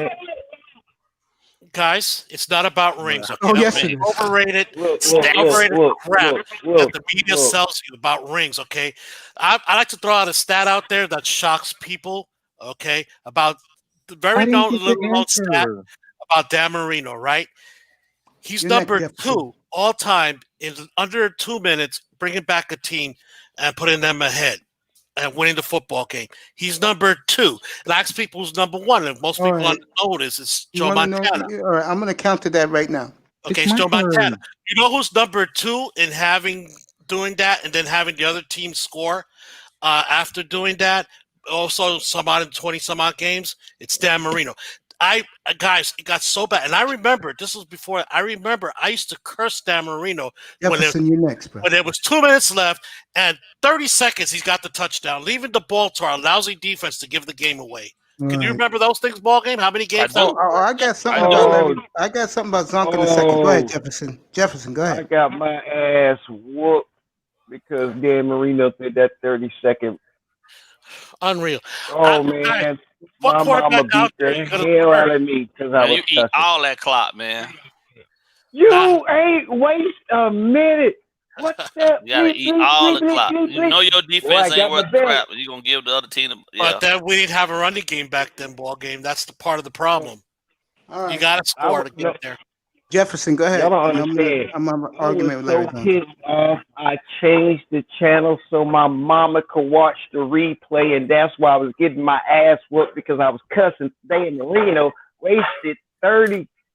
Didn't even waste 30 seconds, and it scored. And he all running down the field, barely faster than Bernie Kosar. And then the defense is just like, are you on the field? Are you on the heffing field? And my mama's like, okay. And she was a football fan, and she said, yeah, you ain't gonna stop cussing. I said, no, ma'am. And it was a butt whooping, worth it, because I was that much of a fan. But here's my argument for Larry Zonka. But I can honestly say, look, there's players. There's players. I like when I was a running back, I like to run like Mercury Morris because he just went through stuff. And it didn't look like he was touched, and that's the way I like to be running because I'm small and I don't like to get hit. Let me ask you a question, Jefferson. Linebacker, he was buckets. Jefferson, let me ask you a question. Yes, sir. Your comment on Larry Zonka. Mm-hmm. No, your comment on Larry Zonka. Yeah. If you know what, if a man wasn't born to play football and running it in his own 2 hands, that's him. That is just ooh. Thank you, Larry. Thank you, Jefferson. Look, guys, when football is hero and you can do it. Here it is with me. Christmas Day, 1971. The biggest game in history of the Dolphins in Kansas City. Okay, and the Chiefs of today would be compared to Lenny Dawson's Chiefs. They were offensively gifted. They could run the football with Otis Taylor. They had a hell of a defense. Ed Gogolak, okay, our specialist, had 280 some yards of total offense in that game. When the Dolphins tied the game in their drive late in that game, it was Zonka that led the charge. And did in overtime, when Lon Stenerud, who's a Hall of Famer, why I don't know, missed the kick again, the Dolphins under Zonka's back with screen passes. What big hulk of a man can do a screen pass today and run for 50 yards? That was Zonka. And then the field goal that put the Dolphins into a dynasty when they came back in Kansas City and won overtime. Look, we're different in generation. You guys love number 13. My number 13 is Jake Scott, Super Bowl MVP.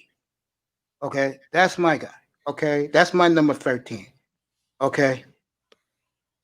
Zonka, Warfield, kick, God bless his soul, just passed away a couple months ago with the great Don Shula, and Morris.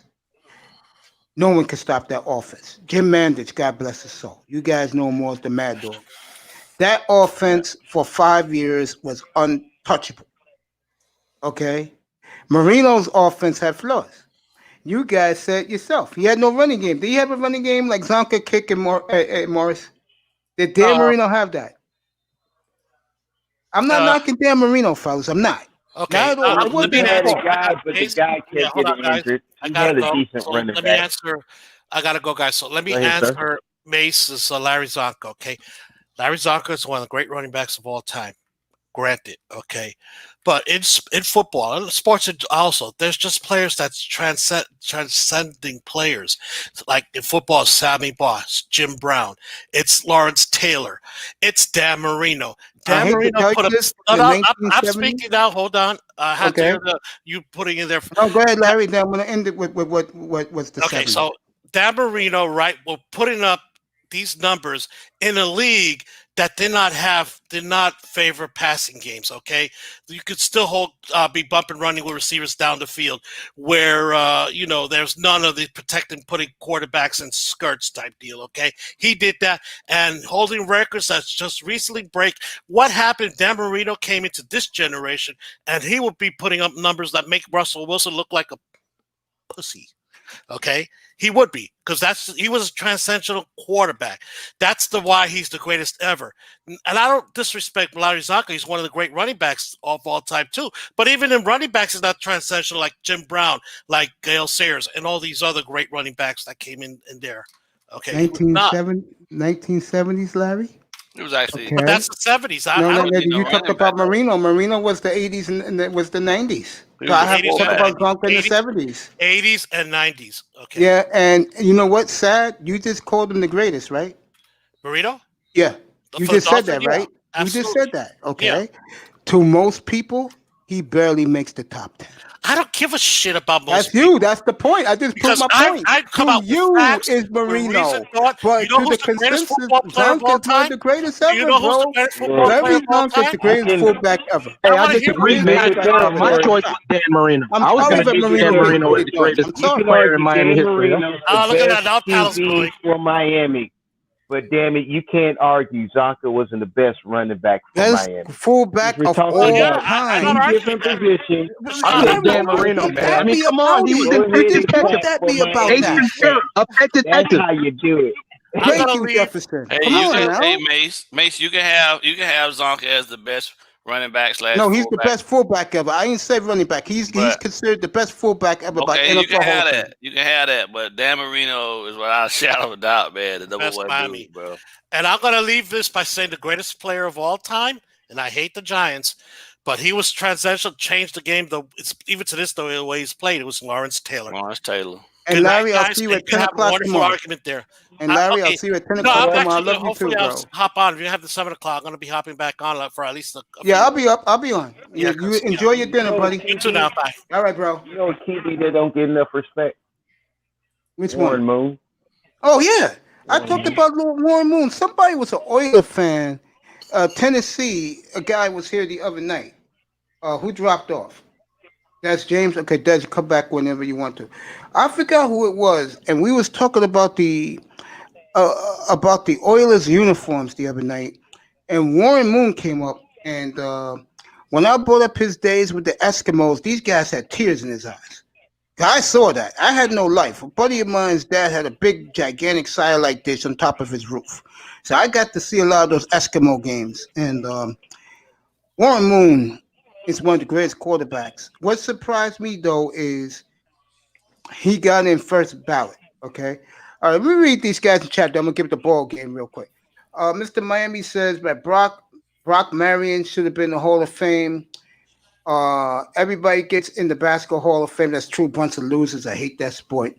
Brock Marion got in. He would have been getting in based on what he did before he got to us. Then. Yeah, with Dallas. Brock Marion, Patrick Surtain, Sam Madison, Dick Anderson, Bob Matheson, Trace Armstrong, Jason Taylor, Bernie Kosar. I agree with all of that. He was on the back end of his career when he was with us. I agree with all of that, Mr. Miami. I think more with Mr. Miami, more what he did with the Hurricanes. Jim Kick, yes, rest in peace. God bless him. Tyrone Braxton used to play for the Dolphins. When we had him, he was a scrub, getting burnt all the time. Hey, let's keep this up. Ball game, me and you. What up? Let me say this right now. Get back to Marino and Zonka, okay? Okay. I saw Larry destroy the Vikings, destroy the Raiders, and win not only NFL MVP that year, 1973, but win Super Bowl MVP. I'm going to say it again. I know you love him, but I'm sorry. I mean, he was a great, great quarterback. Don't get me wrong. But you see how I had to put my man in his place a minute ago. that he is considered the greatest fullback of all time, which I I am can't argue that. I can't But Dan argue that. Marino barely makes the top 10 of all time. But I never. I mean, I was born in '72, so If Marino would have won one championship, just one, he would be the greatest quarterback of all time. Wouldn't be a question. I would agree with that. It wasn't Dan's fault to a degree that they didn't win, but I say something that was his fault, and this was whispers around. Dan Lebitard, a lot of other people down there said this about him. He did not want a running game in Miami. Yep. He wanted all the fame and all the glory for himself. Well, he got it in South Florida. Yeah. He's a god in South Florida. You know what? It's the curse of the superstar. Barry Sanders had to deal with it in Detroit. Oh, you know how Barry felt. Yeah, me and Sir Marino Tice had to deal with it. Conversation a week ago about Barry Sanders. But true to form though, Barry didn't even want all that. He didn't want no fame. He just wanted to go out there and be able to do his job. And he wanted to go to Miami and play with Marino and win a Super Super Bowl. That's what he Yeah, wanted. they all wanted a Super Bowl. And But you know what? at some point, he Barry was smart enough Sanders deserved a Super Bowl boy. I mean, basically, look. Now, Dan Marino had a rough life in the NFL for team wise, consistency. Facts. But damn it, Barry Sanders had the worst ever because damn it, they didn't build an offensive line to block for him. Listen, when I was coaching, in Cali at St. Bonaventure High School, and I went up to Camarillo. I was at the gas station one day, and lo and behold, this guy pulls up in this Mercedes Benz and gets out, and I'm looking at him. I'm like, damn, that looks like Barry Sanders. And sure as shit, he came back out going to his car, and I was still at the pump, and I was talking to him, and it was crazy as shit because he follows high school football out there, and he was like, I know you. I said, I heard your name before, huh? And I was like, I seen your picture on TV, and I was like, I don't know. He said, you coach at St. Bonaventure? And I was like, yes, sir, I do. He was like, no, don't do me this, sir. He said, it's just Barry. He said, what's going on? I told him, I said, I like to pick your brain for a minute. You know what I mean? So we went over to this Starbucks and sat down, and I was sitting at the Starbucks talking to Barry for like 2.5 hours, man, just about football and about life. And what he told me was, he said that the coaches and the organization did everything in their power to try to get him to be more than what he wanted to be, which was he just wanted to go and do his job and win games for the city of Detroit. He said, but, he said everywhere he went, he said the fans never understood what his sacrifice was like. You know what I mean? They always felt like because he was out there doing all these, all these wonderful things on his own based off his God-given talent that he was supposed to go out there and reproduce that every day. He just said, and the hate that he got from the city that he was trying to actually bring some prominence to, that's what drove him not to want to play the game no more. They forced him to lose his love for the game. Yeah. I totally agree when you meet some of the greatest players in person, you'll be amazed, and Ball Game can answer this. You'll be amazed how taken aback they are when you tell them about their career, bro. Yeah. And they love it. And you know who likes it the most? Even if you bring up their high school games and their college games, NBA players. Oh my God. If you go to a game and you go early to a game and you at courtside chilling watching the players practice like an hour before the game, and you bump in like me, I had the great pleasure, 'cause I'm a Blazer fan. So my buddy works for the Brooklyn Nets, and when they were in New Jersey, they used to play at the Prudential Center. So he said, yo, come at 5:30. I'll get you on the court, and then you can get to meet the Blazers. And I knew a few guys on the team.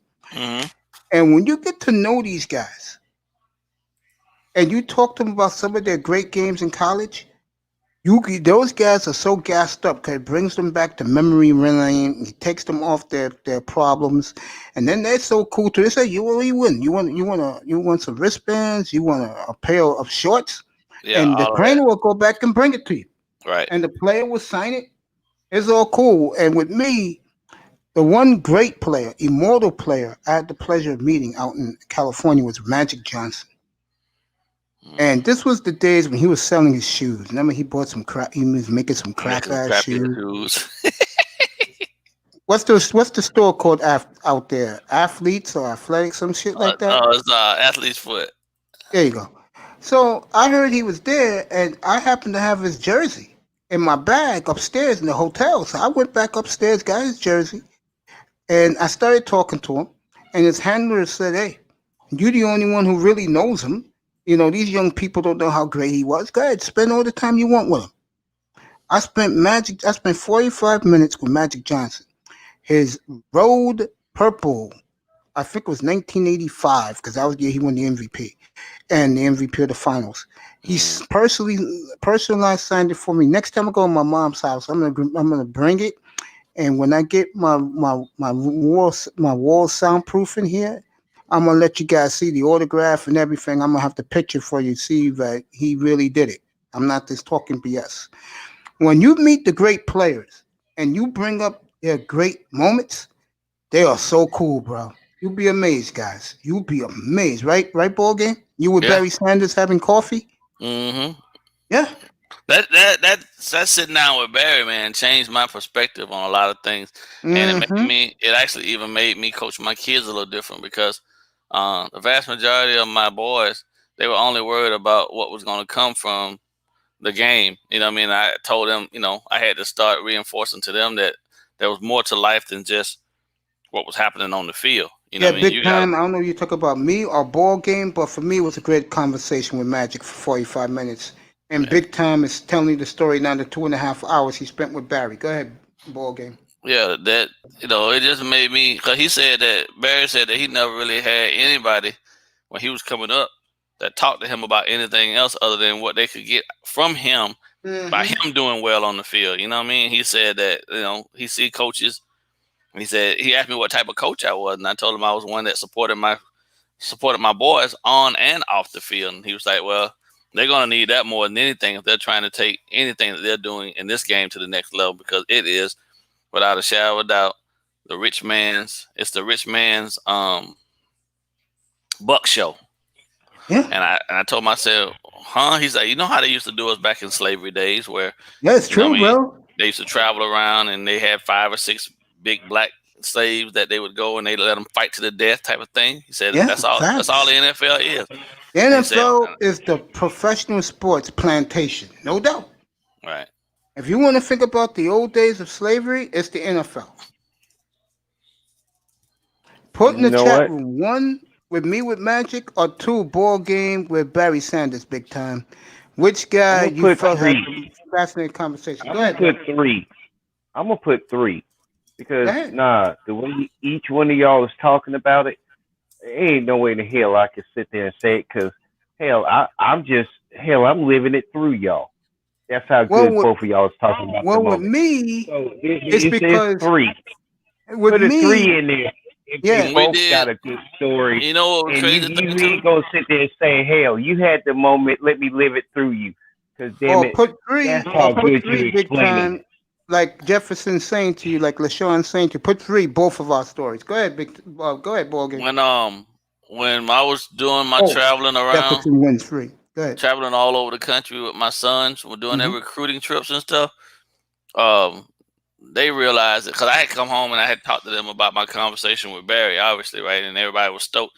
And then I wound up getting, because I gave him my information, and I got a invite to a party that he was having at his house up in Spanish Hills, right? And it was for some of the people that he had met along the way and things of that nature, and some of his old Detroit, teammates and things like that. And I bet you Herman Moore was there. Yeah. So I met Herman Moore too. Talked to him for like 35 minutes in the park in the driveway. But they all talked about the same stuff, man. They all talked about how much the game took as opposed to how much it gave. Yes, right? That's true. Back in those days too, when they played.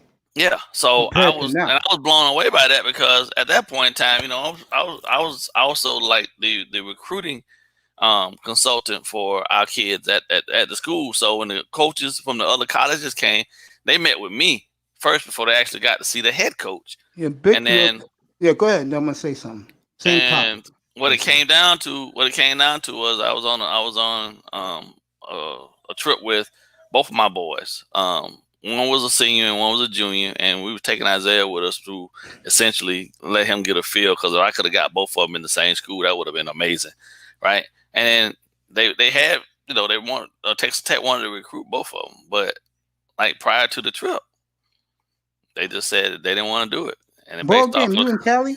No, not anymore. I'm in Florida now. So you moved from Cali to Florida, okay? Yeah, I was in Cali for 26 years. I know this is a little joke, but I mean it lovingly, because my mom is 83 years old, 82 years old, and she's with me today. She's spending the weekend here. She thought she was going to see her man, Mahomes. She's definitely watching the Dolphins game tomorrow with her boy Russell. Mm-hmm. Mama there? My mama? Yeah. She at her house. My mom. Oh, okay. Yeah. You know what I mean by that, bro. Yeah, that weekend. You know what I mean by that, bro. Yeah, that weekend I had went home to go visit my sister for her birthday. See, us black guys, older black guys like me, Ball Game, Jefferson, Star, our mamas are the type of mamas that you saw what she did. Yeah, whenever they come over, whenever they come over our house, they have to make us old soul food meals like pork chops and mashed potatoes like, and rice. Come eat. This food gonna get cold. Yeah, bro. Yeah, you don't want to be eating cold food. Grandma's still alive. Good for you, bro. Good for you, bro. Yeah, I lost mine. I'm gonna tell you right now. My mama go to her mama's house, come back here, fuss at me, and then I gotta call my grandmama and ask her, "Grandma, what you say to my mama? What you mean?" Yeah, we're like that older black man. Just like you. And you know what? I feel just because Woodrow said LaShawn got it. You know what? I see why Woodrow said, after 93 years, really, May, I'll meet you there. She looked at me about you stupid. Yeah, man, older black men. This is what we're used to. I lost my grandmama 2 years ago, man, and that shook the foundation of our family, man. Understandable. My mom was more than ready, I guess, to take over, but she wasn't ready to do it as soon as it happened. You know what I mean? My grandma. Yeah, she wasn't prepared. Yeah, when we found out she was getting prepared, but she wasn't prepared. Yeah, when we found out she had that cancer, man, it took hold and it was gone. My mom is fighting stomach cancer right now as we speak. Oh man, that's I'm sorry to hear that, bro. Thank you so much, bro. I'm sorry to hear that too. I appreciate that about that, LaShawn. Yeah, man. So Grandpa was close to my heart. My grandma passed. It be a hurt because I had to argue with my family. I told my family, literally, I'm about to go ahead. Take off my shoes. We miss you on the panel, bro. Okay, Jeff, y'all, because I'm about to speak for my father. I know how you feel right now. Yeah, man. I mean, sometimes, man, when you're telling your story about Barry, I told my quick story about Magic. The reason why Barry connected with you, Ball Game, and I think you agree with this. You tell us your coaching background in high school. Am I correct? Yeah, he said that he had been watching us for a while, and he noticed that there was a big shift in the amount of success we had been having, and they did this special on us about talking about the coaches and things. But I paid all the homage to the kids, because the coach is only as good as the kids, the product that the kids go out there and put on the field for them. You know what I mean? And he said that don't ever lose that. He said because kids, as they move further in the game, unfortunately, they just become commodities, and coaches use them essentially to make their own name. And I told him, I said, well, I explained to him the situation I was having coming up with my boys getting ready to start doing the recruiting thing, right? And he was like, listen, he said, if you go to these campuses and they're not talking about school in the first 10 minutes of y'all sitting down, get up and leave. He said, I don't care how much money they spent to bring you there. They only care about what your son gonna be able to bring to their program. They only use you. They're gonna use you. If you're after the 70th guy on the roster or 75th guy on the roster, they can take your scholarship and no one will ever hear from you again. Yeah. Facts. So, game. Yeah, man. That's some advice you can give when you one of those older coaches, 60 or so. that's gonna be a conversation you're gonna have. It says I sat down with Barry Sanders for 2 hours, and he gave me the best coaching advice and the best man advice and the best I test you advice next. I had 2.5 hours to ever have in my life. You can Right. go ahead and pass that lesson on to other coaches. And that's a lesson you got and a blessing you got because you know what? You a damn good man and you a damn good coach. There I you try go. to be And both it of wouldn't them all have the time. There you go. happened. Dad, I Dad, just and even been. a better father. I'm gonna be honest with you though, man. I've just been blessed, bro. Derrick Brooks is my god brother. Dexter Jackson is my god brother. You know what I mean? Like God damn, me you got a being football family, bro. living right there in Tallahassee.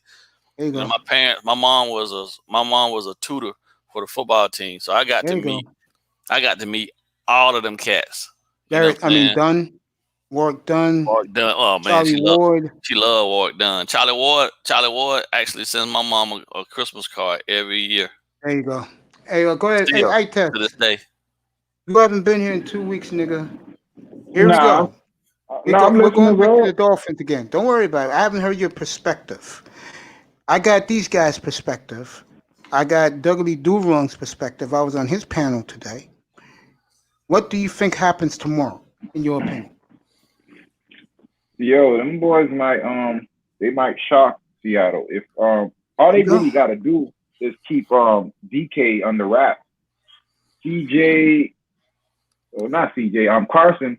you He want to hurt. come up? Here's the link. You feel me? Carson hurt, so he's not hurt right now, but he's coming back from an injury, so you don't know what you're really gonna get from him. Who else? Lockett. Who they what?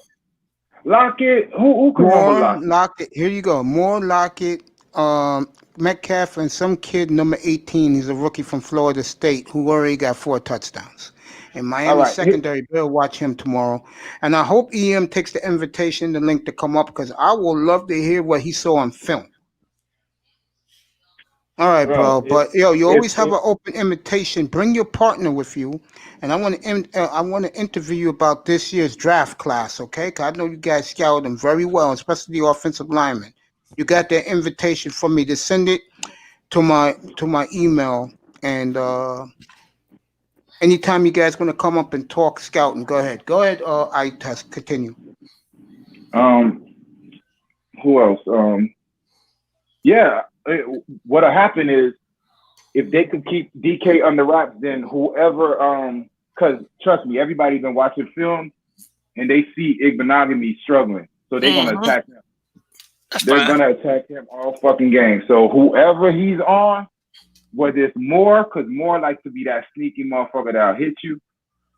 Like they're gonna put their whoever they're trying to score with, that's who they're gonna put on Igbenogany. They're gonna try to a few passes to Howard if he plays. I don't know if Byron Jones playing. I don't know if he's playing. Y'all can tell me if he's playing or not. I don't think he is.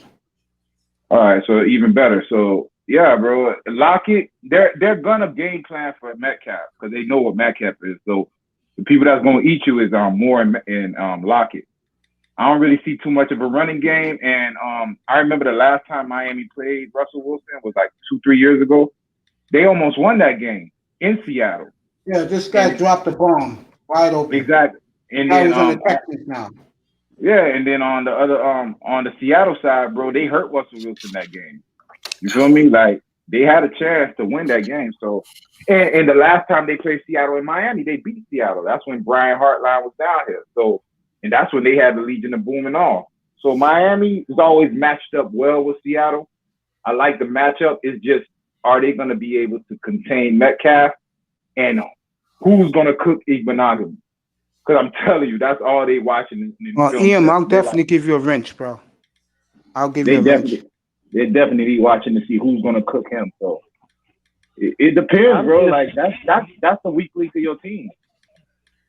But you know what?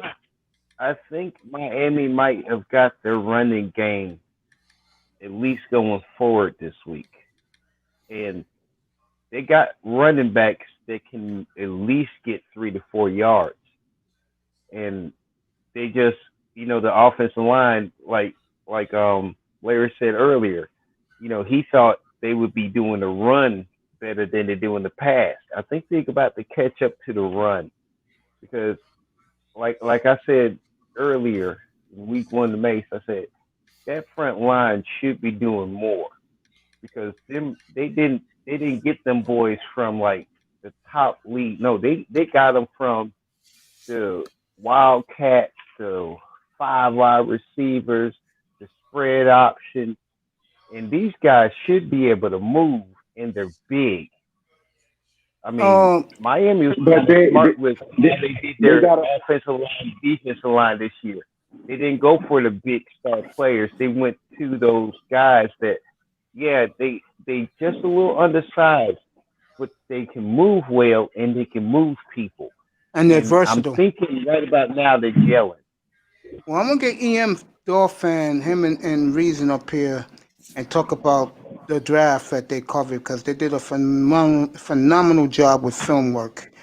And we're going to talk about that. Whenever they're ready to come up, they can come up. I know it's not today, but sometime, hopefully this week or in the near future. Let me say this right now. Big Time says that Disley and Olsen, we can't sleep on them. Fact, if Carson starts scary for us, Carlos Hyde will be interesting. Mr. Miami met Eddie Brown for the Miami Hurricanes. That's cool, buddy. Go ahead, Ites. Ites. Go ahead. Yeah, I respect Disley as a. Oh, he dropped off. Go ahead, ball game. If Disley hadn't got hurt, man, he was gonna have a monster season. Yeah. You could tell he's slow from coming back. Yeah. But yeah. This is a game that I said before. This is a game that I had us not winning, but now looking at the number of injuries and the things that we did defensively to change some of the flaws we had in the first 2 games, I think we can play with Seattle and possibly pull it out late. So I know Miami could play with Seattle. I've been saying that all week, man. So I've been saying that all week, and guys like Pete was killing me about it. I mean, I'm like, yo, they can. Pete want to believe, but Pete been burned so many times. Hey, I said that. So some of the young Dolphin fans have been burnt so much, but they don't believe. Right. And I don't blame them. Nope. Not one bit. Next time, I'm gonna have to cut out. My Bluetooth is dying. But thanks for the time. Y'all Who's keep that, Jefferson? this information going. Yes, sir. But I'm gonna recharge my Bluetooth. Catch you a little bit later if you go ahead and pop back on me. All right, bro. I love you, man. Be good. Thank you for coming. Everybody on the panel and everybody in the chat room, y'all be safe. And trust me, Donald Trump wasn't y'all better than Donald Trump. That's my last word. Love you, bro. Enjoy dinner. All right. Go ahead, Ites. Continue. Ball game. Can you explain why it's tougher to run block than pass block?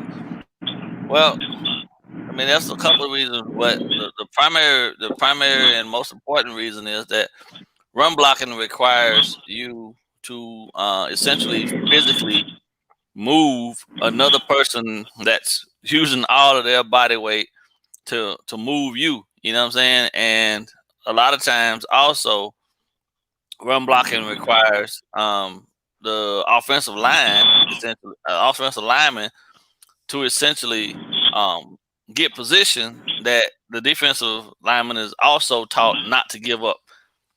Pass blocking, they're essentially setting themselves, and it's a upper body, lower body push through and guide around type of process. You know what I'm saying? But you got to physically move a person in the run game as opposed to passively without. If you watch most left tackles, they don't engage a guy all the way throughout. You know what I mean? They engage him, disconnect with him, reset, shuffle their feet. But in the run game, it's a consistent engagement. You know what I mean? And if the guy that you're engaging with is stronger than you, or if he, you know what I'm saying, if he's quicker than you to beat you to the spot, that's a loss. And then that's why the run game a lot of times is a lot more tough of a process to come along because, you know, especially if you consider interior, like for ours in particular, like Karras is not really a strong man. As you saw last year with Dieter's not really that strong. And in the run game, if you got a defensive tackle who could be pretty much matched with you size with size, but if he putting up 305 on the bench and you're only putting 225, 240, he's stronger than you. So physically stronger. I mean, he's lower to the ground. His you know what I'm saying? His center of gravity is different, things of that nature. So you got to move this guy, and if he's getting, like I said, if he's getting the jump off if he watching the ball snap and he getting off before the lineman get off, then that's a win for him. And now you got to try to uproot this guy out of a position that he's already fought and is anchoring himself into. And that's why for me, I believe the run game is a lot tougher than the passing game. You know what I mean? Especially for tackles. Inside, the guys inside, their blocking schemes are a little different. You know what I mean? They're actually working in tandem together most of the time in there to wall off and not give up interior position and allow a guy to sleep through one of the A or B gaps. But on the outside, that's punch. That's punch, reestablish, and wall around type of technique. You know what I mean? You want to make the guy run wide around the quarterback so the quarterback has a pocket to step up into, things of that nature.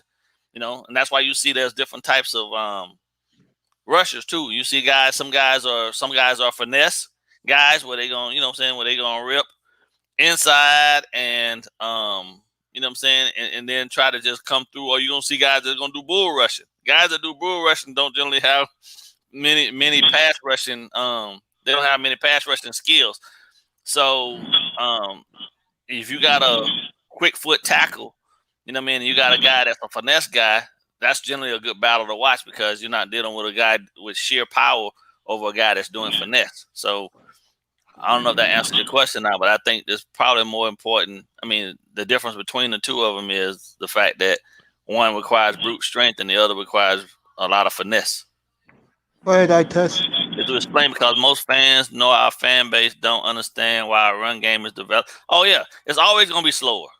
It's always gonna be slower, bro. Go ahead, I test. Go ahead. No, all right. I'm gonna get you right back, ball game. Yeah, that's fine. I test fixing his mic, I guess.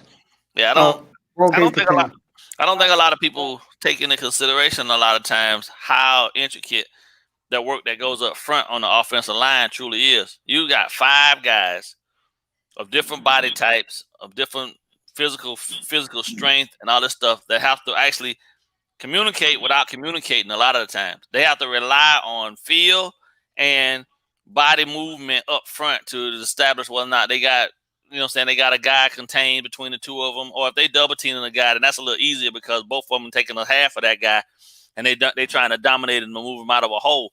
But even then, though, it still requires them to be in sync. They actually literally have to be up there, damn near reading each other's minds. You know what I mean? The protections will set, but just because the protection is set, that stuff can change on the snap because if a line stunts or if the line shifts, you know what I mean, to the strong side, to the weak side, or things like that, the protection has to shift, and those guys have to rely on being able to process and remember at the same time what their assignment was previous and what it might be once that D line moves and things of that nature. So that's why it's always important to take a little time to give those guys time to develop because it's not an easy process. You know what I mean? You just can't plug and play guys and just think, oh, well, they're going to be good. No. And what our guys have done, for those people out there listening, what our guys have done these last 3 weeks is nothing short of a miracle because you never see an offensive line truly gel as quickly as our guys have. Now are they going to probably take some steps back? Well, there's always a wall that most offensive linemen hit together, but I believe that together they'll be able to push through that as well. And until we see a team that's really dominant up front against them, all this is just more practice that they can get that's better than practice that they get inside of our practice facility. Now they're getting to practice against another team, guys that really don't give a shit about them, that's trying to take their heads off. And that's the best type of experience you can get, especially for an offensive line. All right. I'm going to tell you like this. You remember when we had Incognito, Pouncey, and all them? We made Reggie Bush 1,000-yard rusher that year. I hear what you're saying as far as like, because when I watch football, you know how I could tell when it's a run or a pass? Like you said, when it's a pass, you see the tackles and the O-linemen kind of step back. Right. Opposed to when it's a run, you see them moving forward or they're trying to move forward. You feel me? So you're right when you're talking about the interior, if they're not strong enough, that's where you don't see that push and you actually see them getting knocked back on a running play. You feel me? So my issue with Miami is they drafted or they got a bunch of pass blockers. You feel me? Like Eric fact, Flowers, to protect the quarterback. Yep. You know what I'm saying? They got pass blockers, which is cool, but you got to learn how to run the ball. And in the interior, you need nasty players. Pouncey was nasty. Incognito was nasty. I forgot who was next to who was the other guard. Well, but there's no attitude in our interior. No. I disagree. I Solomon Kinley in the last 3 games has shown My bad. You're right. My bad. Him and Flowers, both of them dudes have shown that they nasty as hell. You know, it's mighty funny. They're nasty, bro. If you go back and watch the film, they are 10 off on cats, bro. Like real talk. Kinley, you right. The other one I saw was the other tackle. Who you talking about? Davis? Austin Davis. Davis was going the fuck off last game. Who you talking about? Austin Jackson? The left tackle or whoever the fuck. I think the left tackle. Down. Well, okay, that's the rookie. Yeah, he was balling. He had a little mean streak about him, and Kinley, that's what I'm saying. That's what I'm saying. Right. Kinley, the two rookies are killing it right now. How about Caceres and the other left guard? Like, you know what I'm saying? Like, listen, Karras is who we thought he was going to be. We didn't bring Karras in from New England expecting him to be any different than what he was for them there. Karras is a placeholder right now. By the way, EM agrees with eye test about the offensive line. Said in the chat room. He said that. No, he said that to me. He sure? Yeah. He posted that up when that's what I was talking about the line. No, he wasn't here for that. That was big time. Go ahead, bro. Well, no, either way. So doesn't matter. Go ahead, bro. Just rock. We have nastiness. Flowers, and Kinley have both shown their nastiness inside. So I don't know about Flowers, bro. You just gotta watch. Listen, I'm saying you just gotta go back and watch the film, bro, and see how these guys are actually. The snap, they are on it, like real talk. But the problem is that run blocking. Yes, exactly. You know, run blocking is more offensive. Pass blocking is more defensive. That's right. So it takes some time. It takes a little bit more time for that to come along. But you would rather, for the preparation of the heir apparent to come in, you would rather be stronger in pass blocking than run blocking, to be truthful with you, because at the end of the day, the league ain't changing. The league is still moving forward, right? And you see the NFL switching to a more pass-based league. So you need to be able to pass block. Most guys, the guys on the defensive side of the ball that are making the most money up front are what?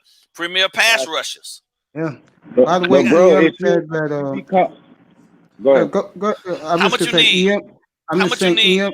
How much you really need in the run game? Gaskins is averaging 4.2 yards a carry, bro. Like it's gonna happen. It's gonna come. You talking about last game, bro? He had it's gonna come.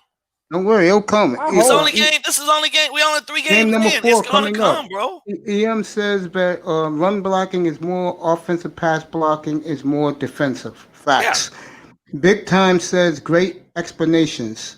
Learning knowledge and doing our due diligence. It's gonna come, but you're not gonna see the whole picture and process. Knowledge is power. Thanks, ball game. It's just like you don't really ever see a team take off in the run game right away, unless that's what they've been accustomed to doing all along. You feel what I'm saying? Like you see the New England Patriots are established in regards to their run game because they've always consistently been a run team.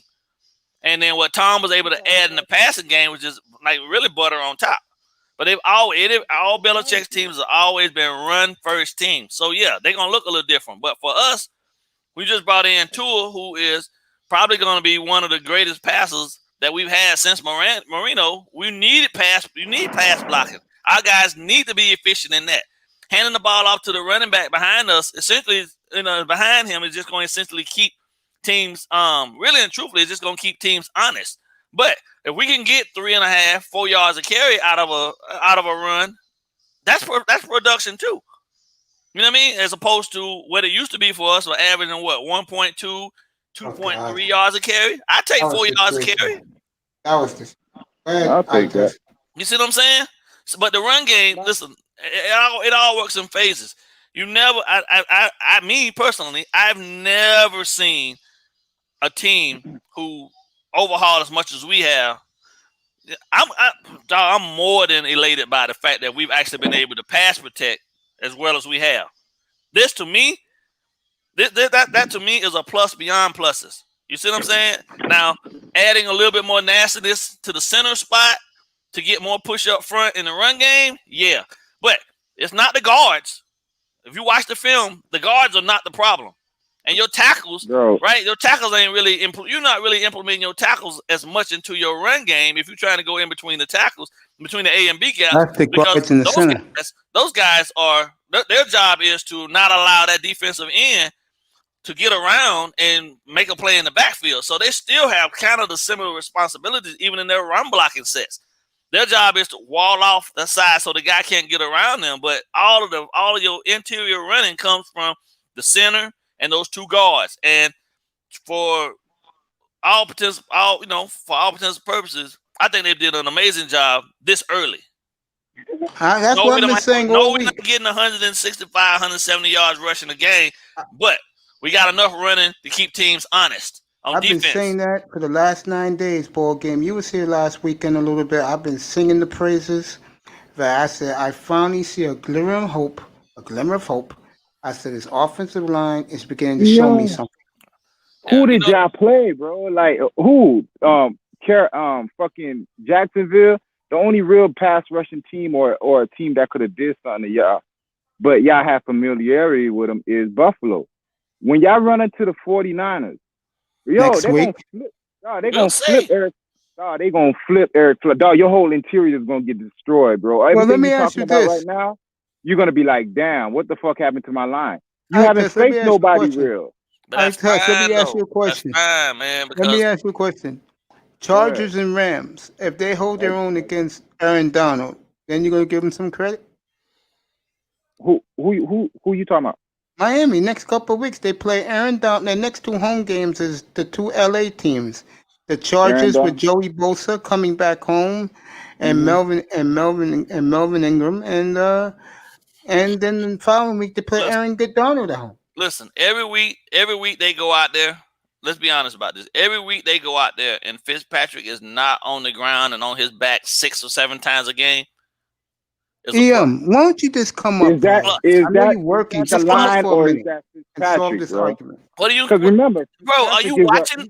Are you really watching the games?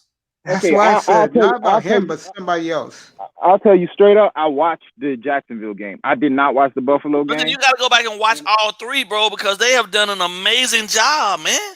If anyone is biased, I'm looking at the level of competition. The only real level of competition y'all had was Buffalo when it comes to the D line. Okay, you feel me? And they were missing AJ Espinoza that game, wasn't they?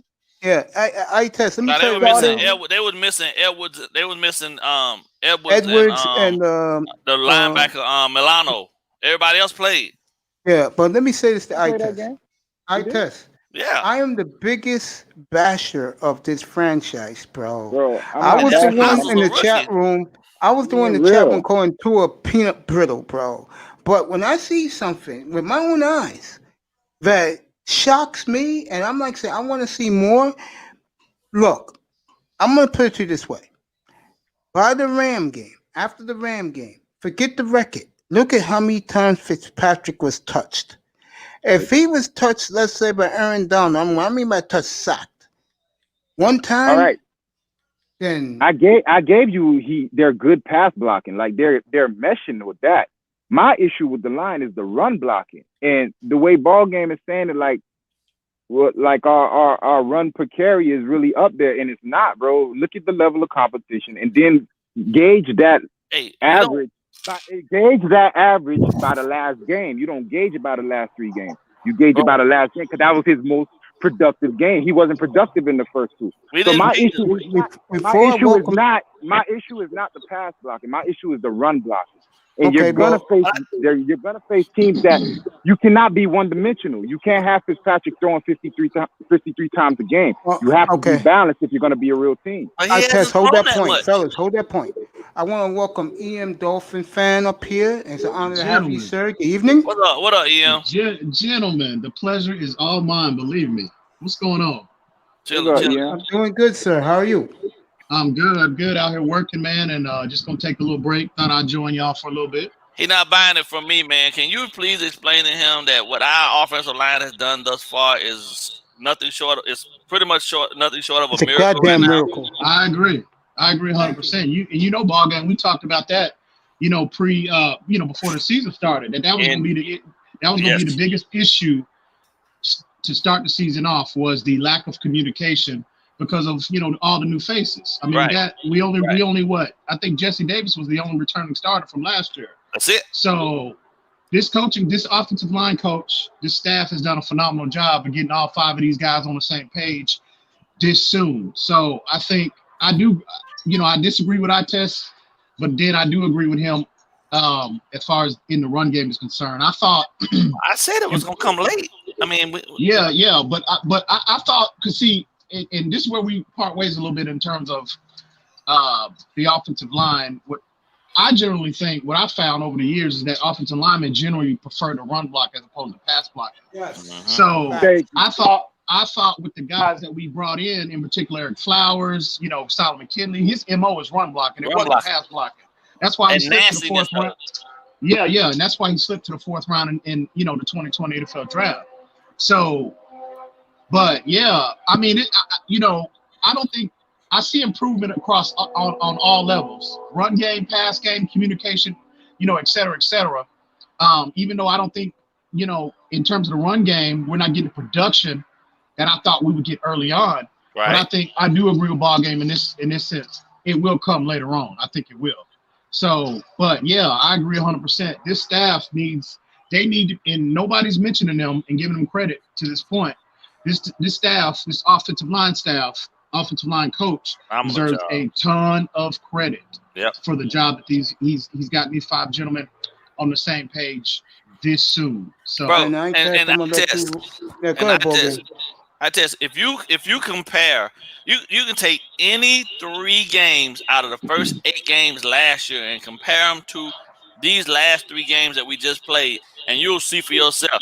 It's like night and day. It is. Bro, you're setting the bar extremely low. You're setting the bar so low that anything would be improvement at this point. But I'm going to say it right now. I'm saying it's an improvement. Yeah. I'm going to say it right now because I've been saying it for the last 9 days. Let me tell this, Base. Let me tell ball game and EM. Yeah, go ahead. I agree with y'all. It's a stark improvement over what we had last year. But remember, the bar was set so low, anything would have been an improvement. You feel me? So I'll give you. No, but see, I feel you. But let me say this, and I'm gonna let ball game rock. I'm gonna say this. Has come along, but no run blocking still. Well, we're gonna find out against. Go ahead, Ian. Go ahead, Ian. But you got to look at that is true, Itest. But last year was last year. Look at the numbers in terms of the lack of pressure and the lack of hits and lack of sacks that our quarterback has taken. Or that he hasn't taken. I mean, it's phenomenal. I mean, Eric Flowers, no sacks, very minimal pressures. Flowers, Karras, Kinley, Jesse Davis, can be better. Yeah, he needs, he at this point he looks like the weakest link, and I'm surprised to see that. But it's what it is. It's what it is. It's what it is. It's what it is. But if you're going by the analytics, he is clearly the weakest. And you're going by just film, he's clearly the weakest link of the bunch. But that's encouraging moving forward though, because that means if they continue on this trajectory, you're looking at you hit on your left tackle, you hit on that right guard of the future, and I think Eric Flowers is doing. And he's playing extremely well. As well. Yeah. So Who's your highest paid offensive lineman? It's Jesse Eric it's Jesse Flowers. Davis. It's just. Oh, I'm sorry. It is. It's Flowers. Eric It's Flowers. Flowers. My bad. No, it's Eric Flowers, but Jesse Davis is right there. They paid him last year thinking that he was going to be an integral part of the team. But he ain't getting big money. You're not paying. He's not getting big money because he's a defensive end that got converted to playing lineman. So he's a journeyman right now at this point. And the fact that he's actually let me ask him a quick question. Go ahead, Ball Games. I'm gonna ask him a quick question. The fact that he's actually been able to do what he's done, to actually even get rewarded with a new contract, that speaks volumes for the fact that, if nothing else, Robert Hunt, who we anticipated was going to actually push Jesse Davis out of the picture, can get his head right. You still got a quality guy, your number 6 guy. It's a swing guy. Like, he can play all of the positions. I agree. Jesse Davis ain't going nowhere. He ain't going nowhere. Even if they draft a right tackle in the first round next year's draft, Jesse Davis is not going anywhere. He's valuable. Exactly. Well, here's my question for you. Why is he valuable? Because you take an injury, you got a guy you can plug in, and you ain't got to worry about trying to. He can play all the positions. And you need that. At least on that right side. He's competent. The only thing he does competent is play right guard competently. Other than that, bro, you're overpaying a stretch. Like, you're paying somebody money as a starter that's not really an integral part of your team. You answer me this. You tell me what team in NFL right now has a premier left and right tackle. Premier left and right? Yeah, right. cool. You tell me that. Sure ain't Dallas. I can tell you that. Wait. Maybe I would say maybe Green Bay. Maybe Green Bay. Yeah, I'll give you that. Exactly. I got a question for you. Yeah, what's going on? What's up, man? Second of all, and I've been dying to ask you and your partner this for the longest. Got peeking and see you guys doing great work on your grind. How many hours of film do you guys watch a week? Well, I got to be honest with you, homie. I give all the credit, 100% of the credit to the homie. Shout out to the homie Reason 13. You know, he watches. Well, I would say this: he gets started a lot earlier than I do. You know, I don't start to slow down in terms of my real world occupation until about Thanksgiving, and then so the month of November is when I start to do research on the upcoming draft, and then and I start to dig into the current season's analytics. What's that, Bogan? No. I was commenting on we kind of got the same schedule because I watch the games like I'm watching college right now, but like in the same sense, I don't really start dialing in on the players until like after Thanksgiving. Well, this is my question to you. Let's say the Texans are as bad as me and TD predicted back in the early summer. I predicted they will fall apart because I didn't even think they'll get over Bill O'Brien making those bungling moves in the playoff game in Kansas City. If that kid from, let's say Houston finishes with a top 3 pick, and that offensive lineman from Oregon's there, you take him? Panay Sewell? Yeah, you take him? Well, me personally, I'll say this. I'm not taking him now. If I'm the mind, this is where me and Reason 13 part ways. That's his dude. That's his guy. Yeah, I know that's his dude. He's infatuated with this kid, which he should be. The dude's film tells you everything you need to know about him as a player. But if I'm the Miami Dolphins, think about the price tag. Okay, he's a it's only really at this point, it's only really too quote unquote generational what they're considering, a lot of NFL people are considering generational talent. Him and Trevor Lawrence. So if we got that pick, think about the price tag of that pick. We're sitting there at number 2 or 3 or number 1. But here's my question to you, though. I'm going to interrupt you. I'm going to let you elaborate more. If that kid is a generational offensive tackle, wouldn't you just take him and you have one of the best offensive lines for the next 10 years? No. All these guys shoot me down. Hey, we have this argument all the time. Think about this. Think about he and I agree on the same thing. Go ahead. Think about the truly Hall of Fame caliber linemen that teams have had over the years. You talk about Orlando Pacers of the world. You're talking about Jonathan Ogdens of the world. I mean, the elite of the elite. And I'm not saying they're not valuable. I'm not saying that at all. But number one, I give credit to this coaching staff for the ability to identify and develop talent up to this point. So this is why I'm going to entertain a trade, because number one, the haul you're going to get for that player. I mean, you're talking multiple minimum multiple first round picks. So with that being said, me personally, I'm trading out. And again, I got the utmost of confidence to this point that this coaching staff can identify and draft and develop talent. Think about how you can, bro. You set yourself up for the next minimum 6 years if you hit on if you hit on just half the players that you're gonna get for that particular pick. And I'm gonna let you rock next. Now you can go get you a Marvin Wilson, and you can go get you a Michael Parsons. You can truly that's the biggest need in my opinion. Yeah, that middle linebacker. That's the biggest need. I said that coming into this year. That's the biggest issue of the Miami Dolphins as we're sitting here in week 4. As we've seen. Or Dylan Moses. Yeah, I think the price tag is too rich. Some team, you can set yourself up for the next 6-7 years. I mean, literally. I mean, you can shape your roster how you see fit. I'm trading out. I'm not. It's not an indictment on the kid. It's not an indictment on his talent. But I'm trading out. All right. Here's the next question I got for you. Let me answer. Let me get on that. Go ahead. All right, Tess. Go ahead. All right. I get your point about you could get a haul for the pick, but my issue with getting a haul is, didn't y'all just have a haul like this draft, and y'all got a haul next draft? And what did you do with the haul that you had this year? Oh, you looking at the offensive line? Really? I'm asking, what impact player did you get? Wow. Austin Jackson. No. That's give me. Their impact player. All right, let me define all impact. All of them playing. What do you mean? What are you talking about? Like a skill position player? No, an impact player is someone you draft in the draft that came into your team and started day one and started making plays. An impact player, my definition, is someone like when Jacksonville drafted Jalen Ramsey, when 49ers drafted Bosa. When you know what I'm saying, when I know he's saying what impact player from this hole you made, the Dolphins made, is dominating right now in the league. You really talking about but think about this though. Do you really need the New England Patriots just built a 20-year dynasty of C+ to B+ players. Facts.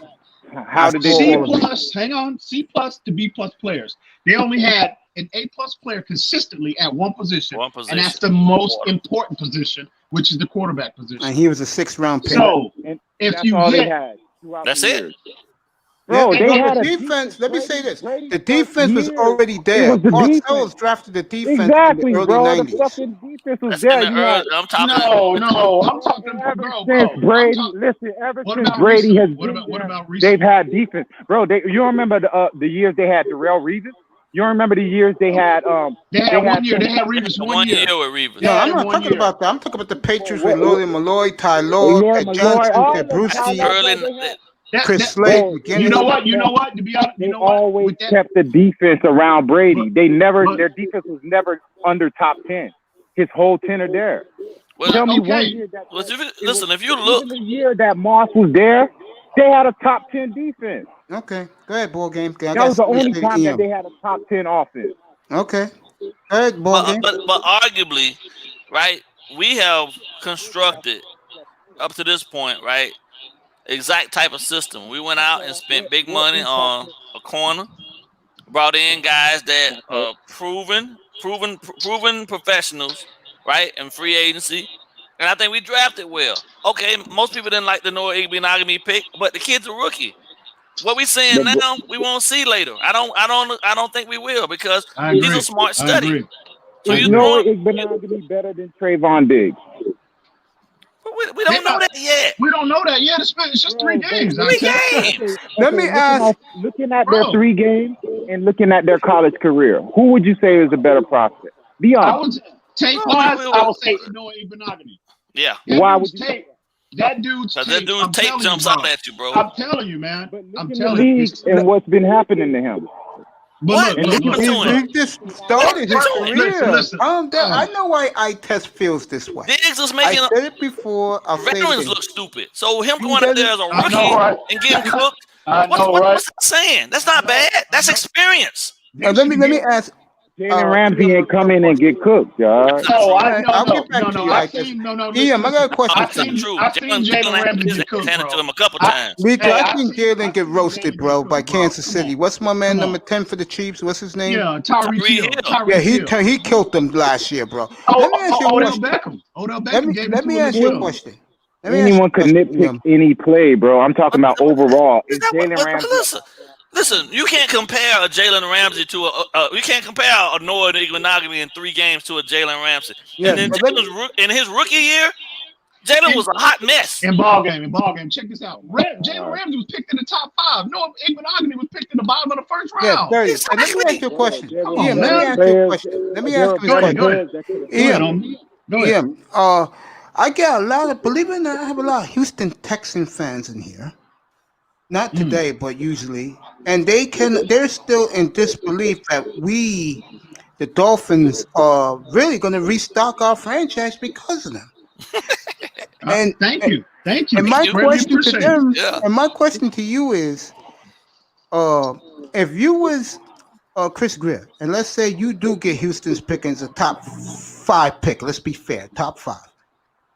You say you would trade that pick. All right, let me ask you a question. Trading out, man. No, let me ask you a question right now. Would you draft these positions with those picks? Wide receiver, running back, pass rusher in the edge, and most importantly to me, a bigger Zach Thomas in the middle. Your answer to that, and somebody in the secondary.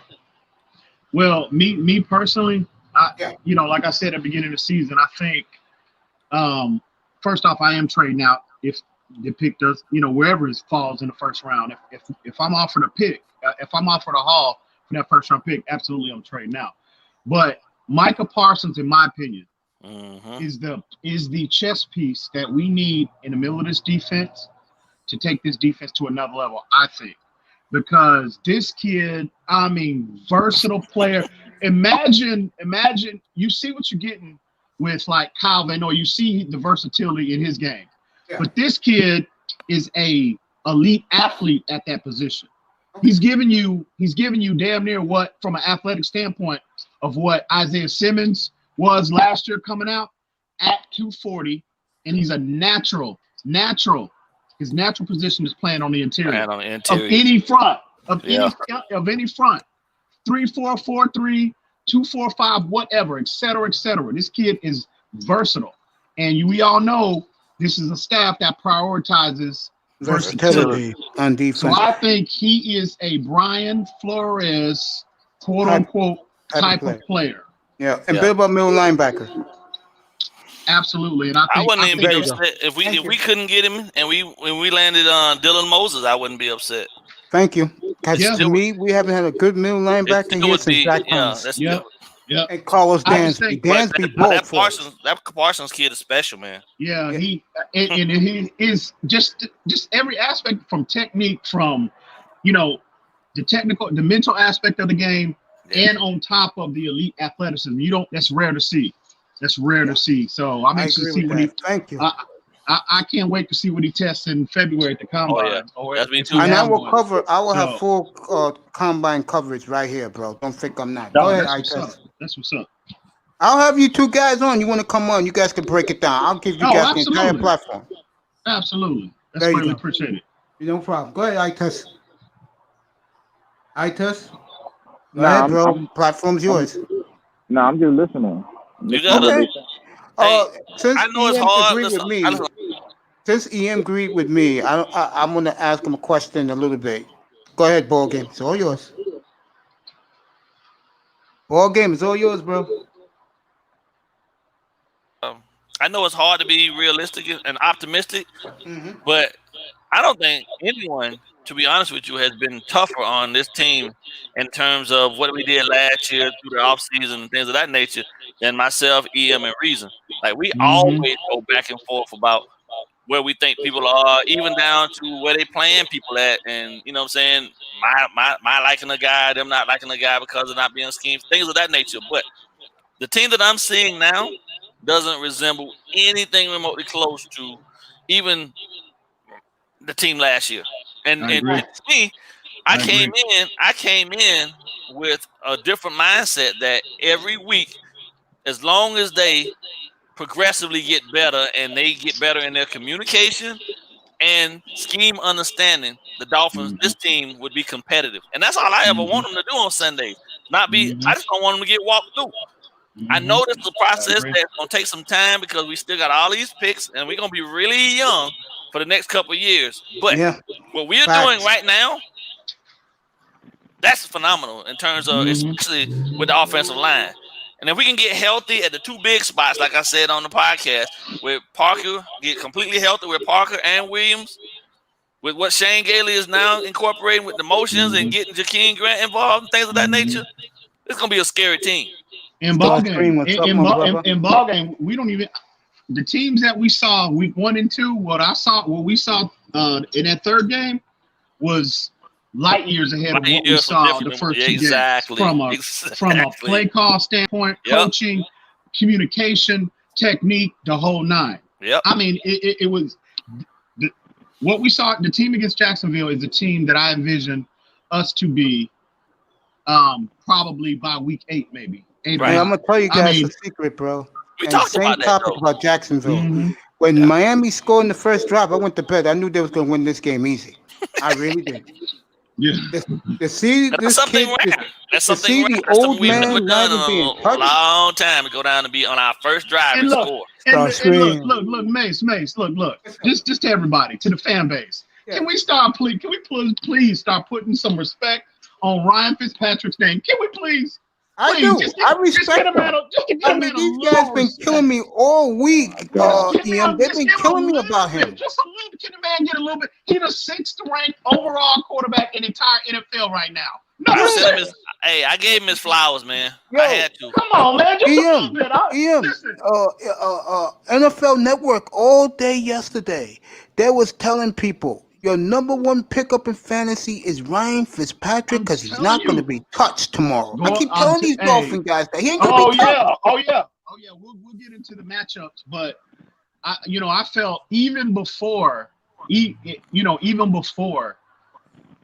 injury report started coming out, I felt like the lack of Jadeveon Clowney on that defensive line, the lack of pass rush. I felt like that was a huge advantage, to us because, they have nobody they don't have anybody to generate pressure. And look, if they opt to bring extra people, you know what I mean, 5 and 6. Oh my God, have you seen that secondary outside of Jamal Adams? Yeah. Oh my God, Jamal Adams. I've been saying this to these guys like big time, like Pete. I've been telling these guys this all week. They, except for Bobby Wagner and KJ Wright, 2 Hall of Famers, that defense is a shell of itself. And to be honest with you, they're not playing at that's not the Bobby Wagner, from 2-3 years ago. Facts. That's evident on tape. That's evident on tape. Yeah. Father time. Can I say something now? Yeah. Yo, bro, I you know why I love y'all niggas, man? Because y'all love my team like I love my team. But the only thing I be looking at y'all, I be like, yo, are y'all being optimistic? Like, are y'all really being objective, or are you just going off press? I'm going to answer your question right now, young man. Remember beginning of when I started my channel? I'm going off tape, bro. I'm going to let you go in a second. I'm going to let you go in a second. Remember when I started my channel? And I test you was in here. What did I tell you about the Dolphins? Tell these guys what I told you. Remember? Bro, I was trying to make a point, man. Go ahead, make a point. All right. The reason why I say are y'all being objective is if you look at what the Dolphins did in this draft and in free agency, I understand you, ball game. You said that the team is way better than it was last year. I agree with you.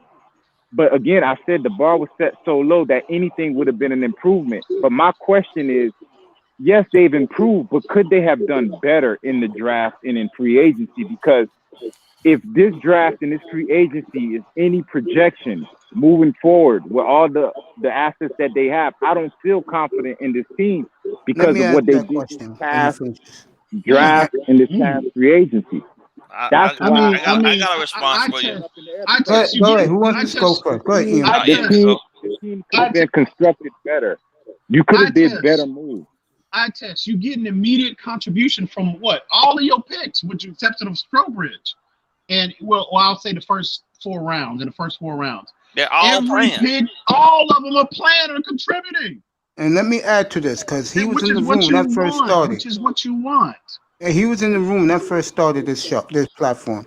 Young man, remember what I said about this team in the beginning when I started my platform? Was the week before opening day. And what did I say about this team? Remember? Bro, so much shit happened, man. I don't know. I told you that this team, I did not like their draft at all. I don't know what the hell. Yeah. And I told you that they'll be lucky. If they beat Jacksonville, maybe they'll win 3 or 4 games. But if they don't beat Jacksonville, they can go winless. Remember I said that? Yeah, I remember that. I said that to Pete, and he was here. But let me say this. Remember that. You wasn't here for a while. When I saw the offensive line against Buffalo, I was like, oh, okay. You know, the quarterback was kind of clean because he likes to run touchdowns himself. When I saw the first drive last week, I'm not lying. I knew Miami's going to win that game. I cut off the TV, went to sleep. I had to get up early. And what I saw, and I've been saying this for the last 10 days, this offensive line, you see improvement. This draft, God, Jesus, you see something coming out of this draft immediately. Like EM said, you're seeing the linemen, you're seeing guys do small contributions, but they are contributing and they're getting playing time. Go ahead, EM. I mean, and that's a direct contrast to previous, with the previous administration that was here. You can go back to the previous 2 administrations where you get top flight first round picks can't even sniff the damn field. You know what I'm saying? Tell me who? Bro, tell me who? Charles Harris of the world. Okay, you know what I mean? One. Everybody else. No, well, okay. Play, obviously, but I mean, tell me who didn't play. Everybody played that got drafted. Except Charles Harris. Can you? Okay, well, I'll tell you what. Since they are, please give me names. Anybody else that you can remember that made a significant contribution, with the exception of like a Laramie Tunsil. That's obvious. He wasn't even. To be honest, we weren't even supposed to draft. We were not supposed to be in a position to draft Laramie Tunsil. Exactly, and we still gave him away. Minka Fitzpatrick came in, he had a contribution. You're gonna tell me no, he did. Yeah, but we ain't missing. We ain't missing Laramie right now. Yeah, we're not missing. We're not missing. You're telling me names right now, but could he have helped your team? Let's say you keep Laramie Tunsil last year and you keep Minka Fitzpatrick.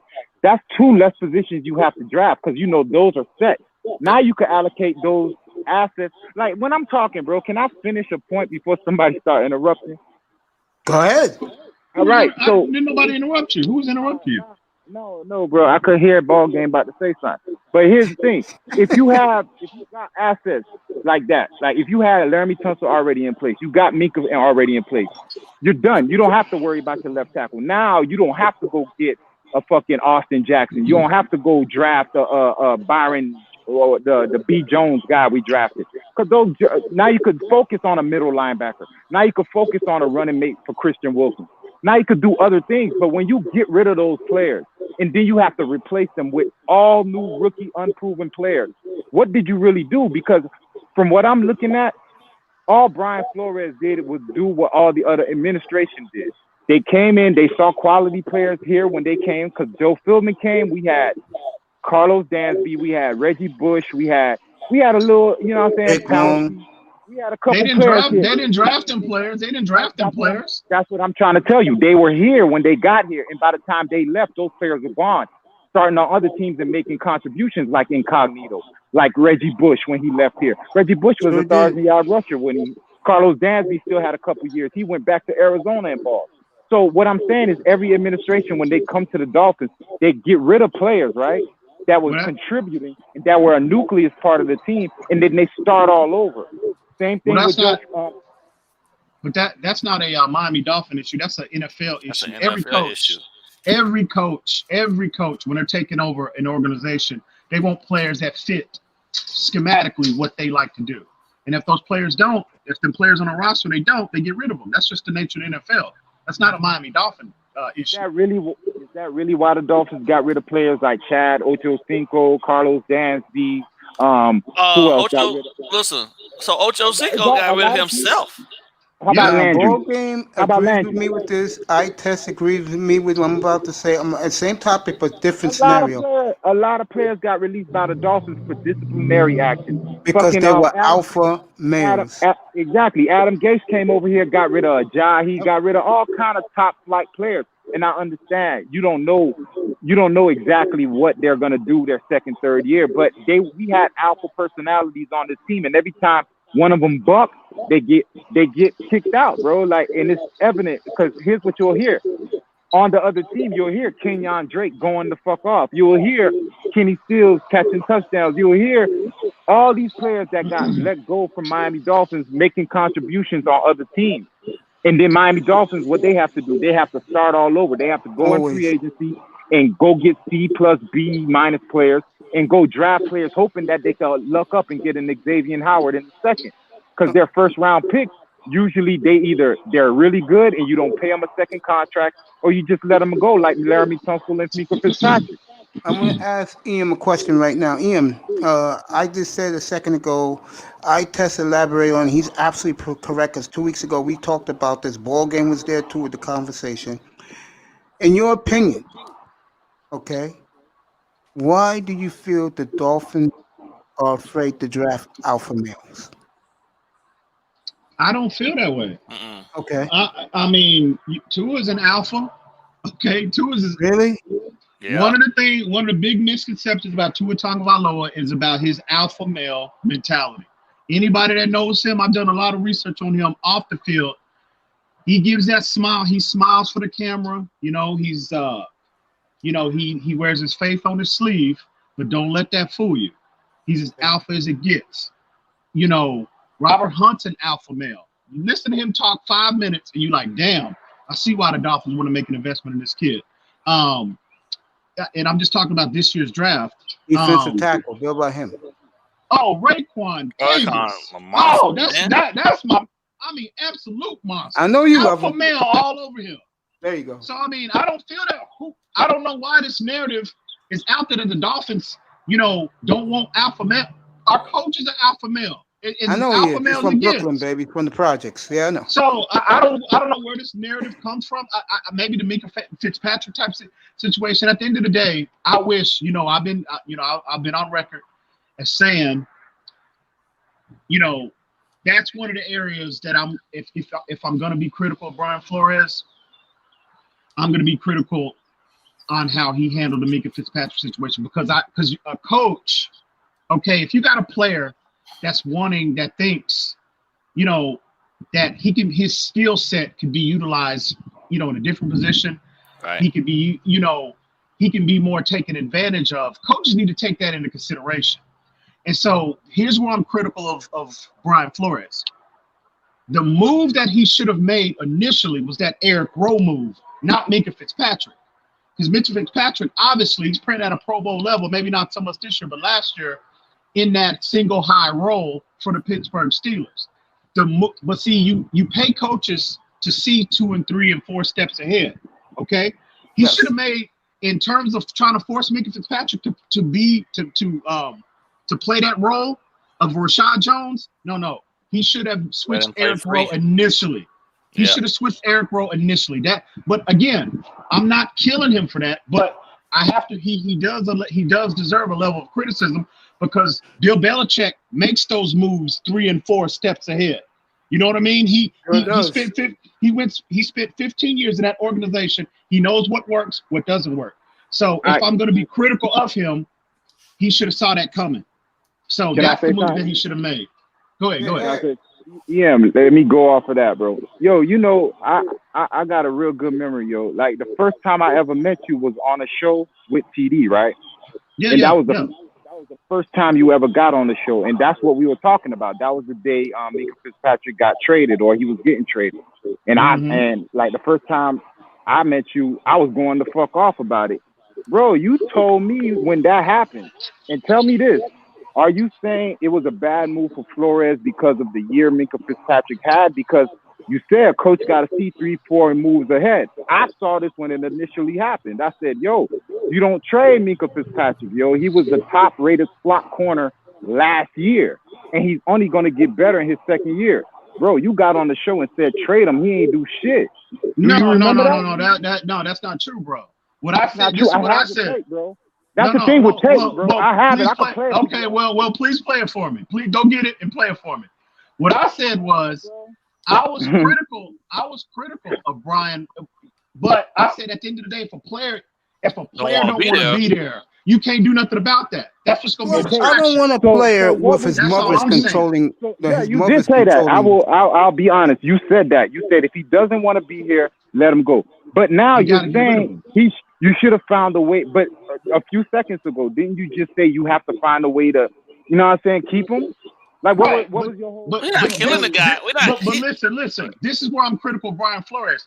He should have been a little. He should have taken what Minka was trying to tell him in consideration more, because coaches are so arrogant. Well, you know that's they're arrogant, bro. Yeah, that's a question for Brian Flores. I'm gonna add something to this. It shows also, in my opinion, and even though he's a brother from the toughest projects in New York City, in Brownsville, Brooklyn, home of Mike Tyson, he showed that hand that he couldn't handle alpha male either. Even though it's his mother bitching and complaining, Minka is an alpha male. He's no soft bastard. Laramie Tunsil, as much as everybody made fun of him when we drafted him that day and he fell to us, he's no punk either. And all I'm gonna say about that is this. I'm gonna let you go, Ian. I'm gonna let you go. Go ahead. I'm sorry, homie. Go ahead. No. I'm just gonna say this. What we got for Tunsil alone, I'm happy.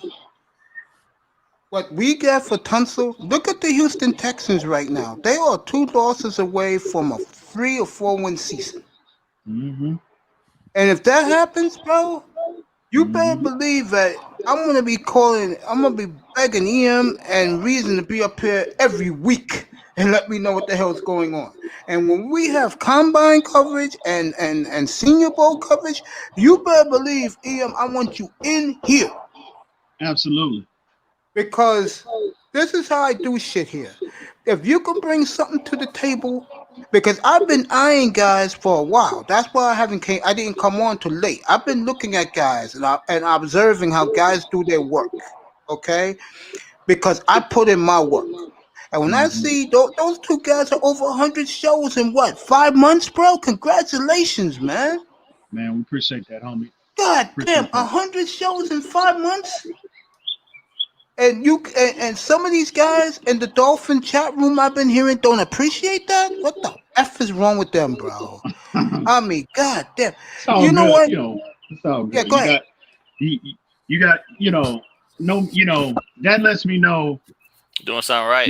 You're doing something right. You know what I mean? And again, like I said, I give all 100% of credit to Reason. I mean, the dude, he is on his grind. You might like him, you might not like him.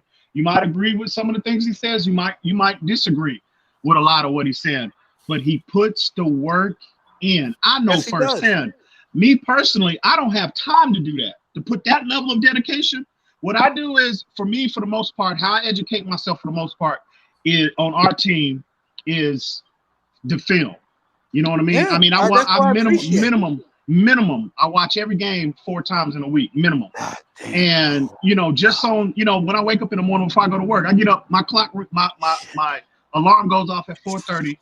4:45, I'm sitting there with my coffee watching the golf, going frame by frame, slowing the tape down. But kudos to you, bro. But Reason though, again, like I said, you can agree with what he says and disagree, whatever. But the dude is on his grind. He puts that work in, and you got to respect that at the end of the day, man. You have to. So, I've done 36 shows, most of them 6 hours a night.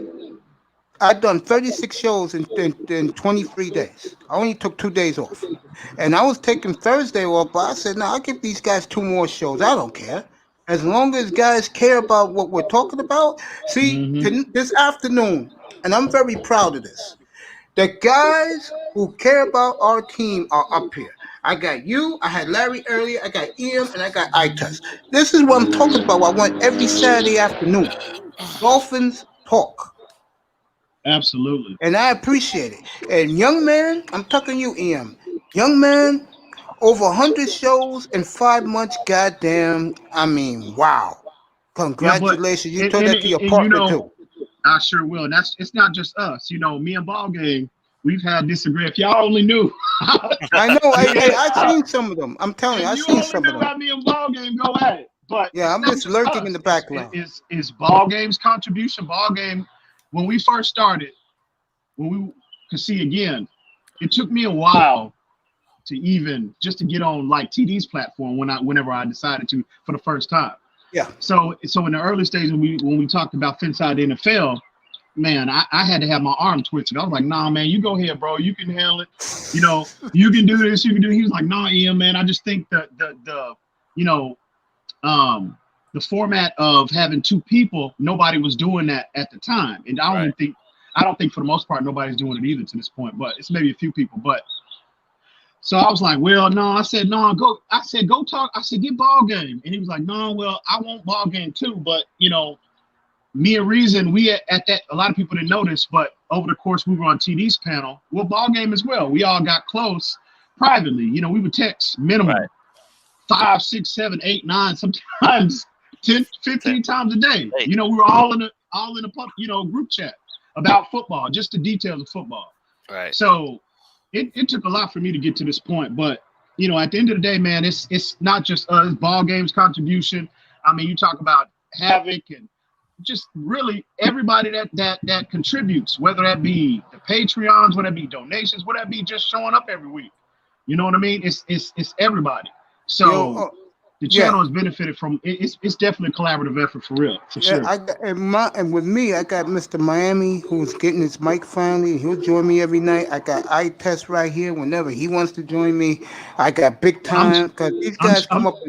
These guys come up in the chat, and all we do is talk Dolphins, man. LaShawn Jefferson's another one.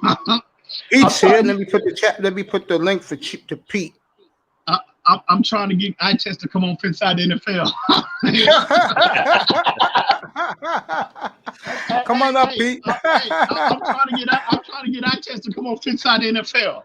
Well, what I have to deal with this young man is he's very temperamental, so I have to deal with. I know. I said, hey, at the end of the day, you know, me and iTest, we've had disagreements. You know, we've had our disagreements at the end of the day, man. You know, I fuck with you, yo. Like, I know you don't think it's anything. Like, out of everybody, I fuck with you. I fuck with Ballgame. Your partner, my only problem with him, bro, is it just don't sound genuine. That's just me. You feel me? It just sounds like somebody that watches ESPN and then just regurgitates what he heard.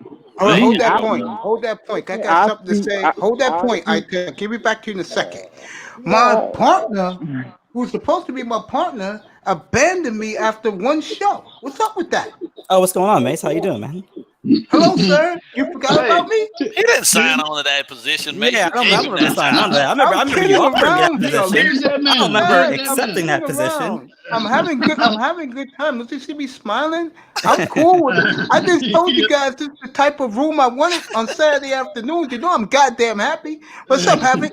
I got enough jobs already. I'm going through finals week right now. Well, when you finish all that, you know I've where been you better MIA be. from Dolphins land for the past week, basically. Yo, bro, when you finish all your stuff, you know where you better be. You better be here with me and doing podcast with your partner Ballgame. Go ahead. I better be here. I ain't your girlfriend. No. I'm not. I'm saying that I'm sitting around with you, bro. I know what you mean, though. Yeah, bro. Go ahead. I test. He probably forgot his point by now. I fuck with them boys. You feel me? Like, that's it. Ain't nothing, bro. I can't fuck with Reason, bro. Reason on some other shit. Man, you know some Reason. Hey, look, listen. Reason good dude, man. Yeah. Reason. I will admit when you first meet him, Reason is definitely an acquired taste. Mm-hmm. You know what I mean? He's definitely, but we all are to some degree. But at the end of the day, bro, if you knew him personally, bro, the dude to give you, I mean, bro, he a good dude, man. He really is. He's a good dude. When we first met, dog, we went at it every time, but I had to respect the fact you know what the fuck you talking about. I don't think dog know what he talking about half the time, bro. But he does, bro. He does, bro. He does, bro. He does. All right. Let's go back to him with this. Remember, I said on one of the streams, I think this is the last time I talked to this nigga. It was when I was like, "Yo, Jalen Hurts is better than what's the nigga that got drafted by Green Bay? Jordan Love. He sat there with me, turned red as an orange, bro. And he went all crazy about Jordan Love. I told him, bro, and it don't look like Jalen Hurts is about to take Carson Wentz's job. Jordan Love not even on the fucking 2 years from now, my good friend, young man, the temperamental one. 2 years from now, I promise you, Jordan Love will have a monster year like Aaron Rodgers had his first year as a starter. 2 years from now. I don't see it. I'm telling you, Jalen Hurts might play this year. Yeah, Jalen Hurts he might. He can't be. I mean, really, if he can't be any worse. He can't even the way Carson Wentz is playing. He can't be any worse, bro. Mm-hmm. All right, I'm gonna tell you my opinion on the Carson Wentz. My opinion is when they drafted Jalen Hurts, and remember Carson Wentz has been reported he lost the team when Nick Foles won the Super Bowl. Like there was a whole shrine of Nick Foles in Philadelphia. So he don't want to be there, bro. You don't know if this man trying to throw his way out of Philadelphia. There's no way a quarterback with Carson Wentz attributes just falls off the fucking cliff that fast. Bro, he don't want to be there. So he's playing his way out of Philadelphia. Once they drafted Jalen Hurts, he's out of there, bro. He's mentally checked out of it. But I promise you, let him go anywhere else. You're going to see Carson Wentz. See, I think this is the issue with Carson Wentz. I think, this is why Doug Peterson, in my opinion, he prefers a player like a Nick Foles, is because Nick Foles, even though he might not be a better overall player than Carson Wentz, Nick Foles, in terms of the structure, that as well, but in terms of the structure of the offense, Nick Foles is a better fit for that coach. Carson Wentz, he has a problem. There's no difference between, in my opinion, Carson Wentz's of the world compared to like mobile quarterbacks that are they lean so heavily on their ability to improvise. He's still at that point. He still hadn't developed enough to where he can be equally as a problem, from a structure standpoint as well as an improvisational standpoint. He's still relying too much heavily on his legs, too much going off script, et cetera, et cetera. So the reason why Carson Wentz, and this might be another issue that needs to be brought up. Yeah. But the reason why he's not criticized like you see a lot of black players like Lamar Jackson's and your Michael Vicks of the world and those type of players might be because I think personally is because of the skin color. Why nobody's bringing it up. Of course. We can play that card right now. We got five brothers up here. We can play that card if you want. And I don't mind doing it. So that is what I think the biggest – and coaches, at the end of the day, they would rather – they like athletic quarterbacks. But you can't develop long-term success from the quarterback position relying on improvisation. You see it with this is why Baltimore Ravens will not take over. They will not take over the NFL until Lamar. You saw it on full display when Baltimore played Kansas City. Yep. You saw it on full display. Lamar Jackson still has not developed. I told me and Having had the same conversation about 2 weeks ago. I remember you had the argument with the beautiful Finsanity in the chat back in I think it was like back in around the draft about Lamar Jackson. You remember the pushback I received too, right? I was there. Okay. Man. But I think Lamar, he just hadn't developed, and teams when they scheme you for your improvisation, they force you to beat their defense with structure. He just 97 yards total passing, bro. 97. He can't throw the deep can't do out. it. He can't throw the dig route.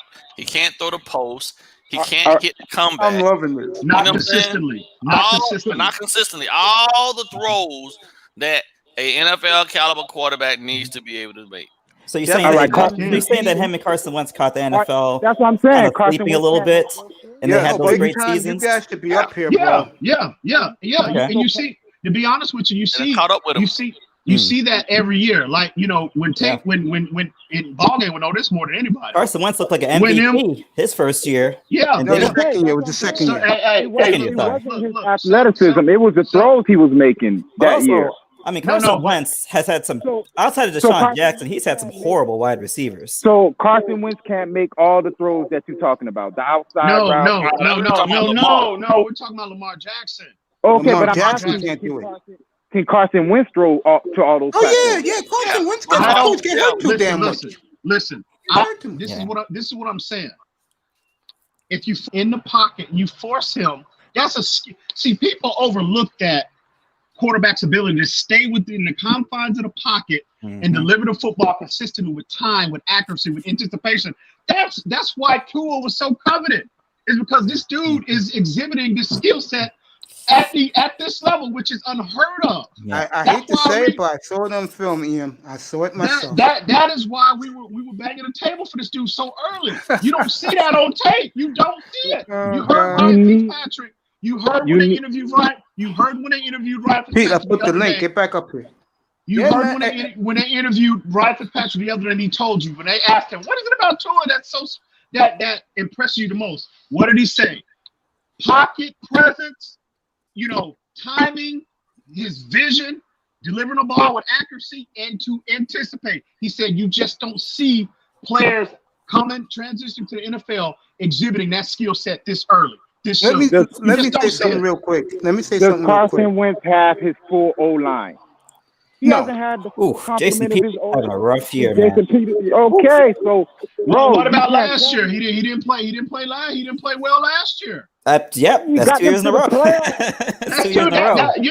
Okay, 1 year, but 2 years in a row. Hey, it is what it is. Come on, at man. this point. Last year. I mean, he was in the playoffs last year. He won the division last year. What are you talking about? Come on. Let me say this, and I just mean He this. on his- I'm he gonna had let nobody eye on test the continue to field rock the room. Just give me a second.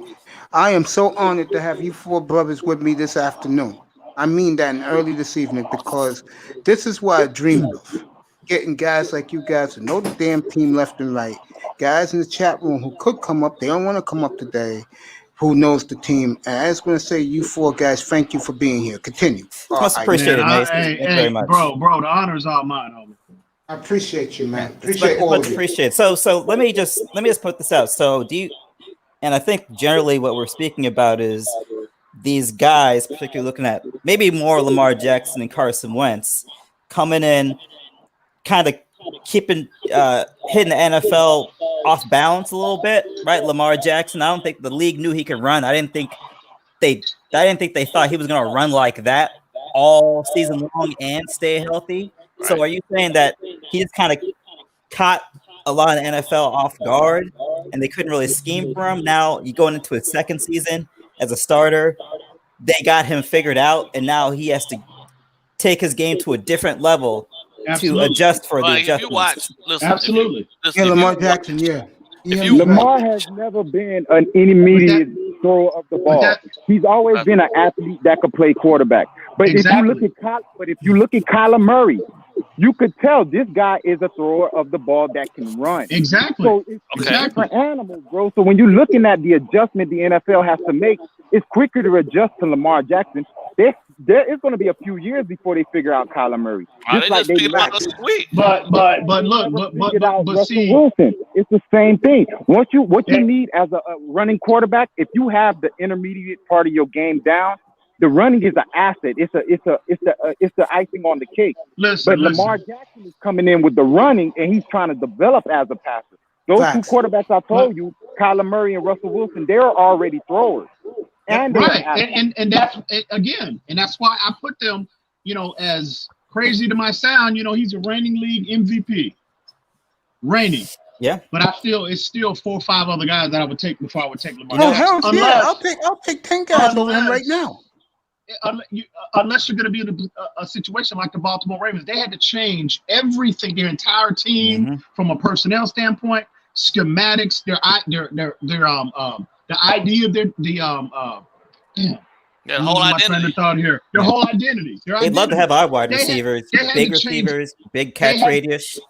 If a quarterback, if a coach is not willing to make that kind of sacrifice, the players like Lamar Jackson, they won't last long in the NFL. You see it every year. Yeah. You see it every year. I want to bring up a player actually from the past, because a guy like Randall Cunningham was able to go from being known as a guy that was a runner first, passer second, and then over the course of his career, particularly when he went to the Minnesota Vikings, he became a guy known for throwing the ball. Randall Cunningham was always but see, here's the difference, though. That's the credit to him. That's the credit. That's the credit to him. He developed. He did. Developed. He also got injured, so he had to develop. Nobody's saying Lamar will never get to that point. I'm just saying he hasn't done it to this point. And for as talent, you cannot build a more talented roster than the Baltimore Ravens on both sides of the football. You goddamn right. Possible. They don't have a receiver. They don't have a number one receiver. They only have. They got enough. They got Hollywood. They got Duvernay. They got tight ends. They got running backs. They got everything. They got running. They got Hollywood and 3 tight ends. That's it. That's good enough. But how devastating! And 3 running backs. That's good enough. Yeah, but one of them tight ends is a Pro Bowler. They got Boykins. Them boys ain't bottom of the barrel receivers. You got Robbins. I mean, they got players. They just can't hit them. They got Ronnie Stanley. They got ballers. Lamar just cannot consistently hit them with accuracy and timing consistently. He just cannot do it. It's a skill set that you have to develop. Come up. The majority of the time he's played football, he's never had to. When you got Lamar Jackson's skill set, you ain't. I mean, it's great if you got that skill set. You don't really need it. But now, particularly, that's why I bring up Randall Cunningham, because he got injured and he missed a significant amount of time throughout his career. And he had to transform. Randall Cunningham could throw. He could already throw the ball though. So his ability to run was just a plus. Lamar completely opposite. I still haven't seen Lamar Jackson hit the 20-yard out. You're right. Or the 20-yard dig. No, right. And look, I guess you can have success with it, but there's a ceiling to that success. Yeah, they got to figure it out after a while. But the objective, as we can all agree, the objective is to win the Super Bowl. And what did the quarterback do to help him this year? They didn't change anything schematically on the offense. They kept it the same. You know why? Because he's not able to do anything much of anything else, bro. You think the coaches are just doing that just to be doing it? No, he has to prove consistently in practice that he can handle these other concepts. He hasn't done it. So until the quarterback is able to handle concepts, you don't get him better receivers. Bro, his only number one. That's the whole point, though. Boykins is big. Duvernay is big. All those dudes are big. He just can't get him the ball. His number one options are Andrew and Hollywood. I'm gonna let you guys rock for a few minutes. Go ahead, fellas. Go ahead. Andrews is a tight end. Yeah. Andrews is a good tight end. He's an above average tight end in the NFL. They got 2 number 1 tight ends, bro. They got 2 of them. He's not a Kittles and he's not a Kelsey. He's not a dog. You saw it in the game. He's not a tight end that can consistently get open all the time. If you double team, Kelsey could get open. Kittles could get open. What player can consistently get open if you double team? If you put the double on, please show me that. The elite one, please. The elite one. So what you're saying? So what you're asking then? What you're asking then is for the team to put elite talent at every position for him, for he can succeed. No, but what I'm saying is the quarterback is supposed to elevate everybody around him. They didn't change anything from last year's team to make teams say, okay, this is the same thing I could scheme against. Basically, all you have to do is watch Baltimore's tape from last year, and there goes your defensive plan. They didn't scheme anyone. They didn't change any personnel. Here's a kicker. Lamar, listen, we're going to call an ace an ace and spade a spade. Lamar Jackson didn't do anything to force anybody to change anything. Exactly. That's what that is. That's all. he would understand that coming from a coaching perspective more than anybody. He didn't do anything. He hasn't shown any ability to throw the ball that would stress a defense. So why do we need to do anything? We don't have. He doesn't make anybody change anything. He's not going to beat you that put way. On the field as fast as him, spy him so he can't get outside, and then make him make the tough throws. Yeah, I think a lot. I think a lot of times. Kansas City did to him. That's why he only had 97 yards passing. I think a lot of times what you got to look at, which is ridiculous. Which is ridiculous. Which is ridiculous. None. He hasn't made any progress. And you got people out there. You got at the moment, yo. Y'all going off of one game and y'all jumping all over him. So what happens at the end of the year if you see he balls the fuck out? Then what you gonna say? Oh, we in there yet? Last year. Okay, so that's what I mean. Right? So right now you're speaking about his passing mechanics and everything, and it's only 3 games in, right? But if his passing mechanics, they just get that much better. You know what's funny to me? You know what's funny to me? What are you gonna say then? Because you're telling me he hasn't developed. But if the passing gets better towards the end of the year, then what you gonna say? So what are you gonna say when at the end of the year our offensive line is rated as the number 1 offensive line? Because it's the same argument. You said through 3 games you haven't seen enough. Through 3 games I haven't seen enough from Lamar. What's the difference? I said the offensive line could pass block. I said they cannot run block. If they could run block towards the end of the year, run block towards the end of the year, then what? Then I can shut the fuck up. But right now I can't go off of 1 game and say that Lamar Jackson did not develop. I'm going off of 3 games. I still haven't seen Lamar successfully do anything in these 3 games. I'm going. No. I'm going off. I want to know how the whole game. For the whole year. I'm going off 3 years with Lamar Jackson. It ain't no 3 games. It's 3 years. Bro, he started at the end of when he came in for Flacco. Man, come on, man. You can't really hold that against him. Last year was his real first year. Come on, be for real, bro. Listen. Test, for real. It's about progress. Listen. What I want to know is how can you dog Fitzpatrick? I mean, you're dogging Lamar Jackson, and then you praise Ryan Fitzpatrick. Ryan Fitzpatrick is the 6th overall rated in the NFL right now. How? Right now, but how many? That's why. Imagination. He's done that. How many? Lamar Jackson. Bro, Lamar Jackson is number 1 quarterback. These are 2 totally opposite ends. They don't even meet. That's why. Ryan Fitzpatrick right now is the number 1 player to. He does that. This is Mace. He's got a monster game tomorrow. Riding the Jaguar win as well with the same fan base. Go ahead, man. And as long as that, bro. On the board, but you know what? Points on the board, the Dolphins will be fine. The fan base will be happy. But you know what? Listen, Fitzpatrick does that. You know he has a quarterback. Because Mace, I'm gonna get at you at this one, Mace. Honestly, I'm gonna get at you at this one because I'm glad I finally had some time. You keep saying that the Seahawks and the Dolphins are gonna be high scoring. It's gonna be back and forth, and you're right. But listen, I keep telling you, Mace, the Seahawks have played Super Bowl reaching quarterbacks the first 2 weeks, right? Super Bowl reaching quarterbacks. And last week, they faced the Dallas Cowboys, who has the number 1 powered offense. The Dolphins have neither of those. But y'all good luck. I got to go because I got the kids running outside. All right, bro. 34 points tomorrow for the Dolphins. Remember that. 34 points. Dogging Lamar Jackson. I don't know that. I got to take that fool in doses. I'm just being real. I got to take him in doses. It's interesting because I remember regarding the Super Bowl, Jimmy G got killed for not making about 2 passes, right? Right. Lamar now, because when I talk about Lamar Jackson, I'm not talking about the regular season. I'm talking about when you project out to the playoffs, when everything it's like the NBA playoffs, when everything slows down and all of your weaknesses become highlighted even more.